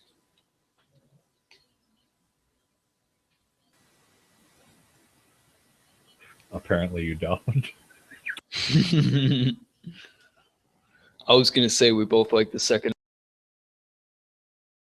right now or something. I don't know. The second what? The second time your mic just muted you? Second beer, second drink, Second generation to muscle cars? Come on, man. You gotta second finish it. sister. What was that? Second sister. You Fuck this shit. dirty old man. Stop that. You. Okay, you're not that old. I take that back. My I'll also take my my muscle car back thing. Have any of you guys ever got an error on Google Hangouts that says there was an error loading your app? This app did not load because there appears to be something wrong with it. Like I keep getting this error on Google, and then it like kicks me out. Like what the fuck? That'll keep happening because they don't support apps anymore in Hangout. So as they fail, they're just. That seems logical. I like logic. Well, apparently not. Oh? Get out of my head, Pro Steel. Don't insult me, okay? Oh, it wasn't an insult. It was an observation. Trust me. Oh. Okay. What do you mean get out of your head, Heavy? Because you said it as I was thinking it. Oh, damn. Must be psychic. Dude, I what's on my mind, and I like what I like. I'm 100%. Yeah. But Here comes a remark. Here comes a remark. Say it. No, I hope you're true to yourself, and that's all I was going to say. Sweet. Because I like to be honest. And I think that's a quality that'll help me in life. But not in a capitalist society because you have to cheat and lie to get anywhere. Yo, don't fucking go there, dude. I was just going to say it's not going to help you in the Can I kick him now? world. I'm No. just saying that in a capitalist society, you gotta play dirty, which I don't like. Look, you're young and inexperienced. You haven't actually been out in the workforce at least for a period of time. You haven't had the ability to go out there and actually experience what's going on there. You're looking at it from the outside in. Mom's basement. And maybe reserve those comments, maybe learn a little bit more about capitalism, learn about the free market, Why get don't some you go live experience in somewhere it. where there's not a free market and experience it if you hate it so fucking much. Da, comrade. I will pay for your ticket. Why stay here? You have to bear out this horrible garbage that is so horrible when you've got so many better options out there. Well, I'm not saying that it's a worse government system, but I'm that it's flawed. Which Go one is find it? me one that's not. Yeah, exactly. I'm just saying that it's not.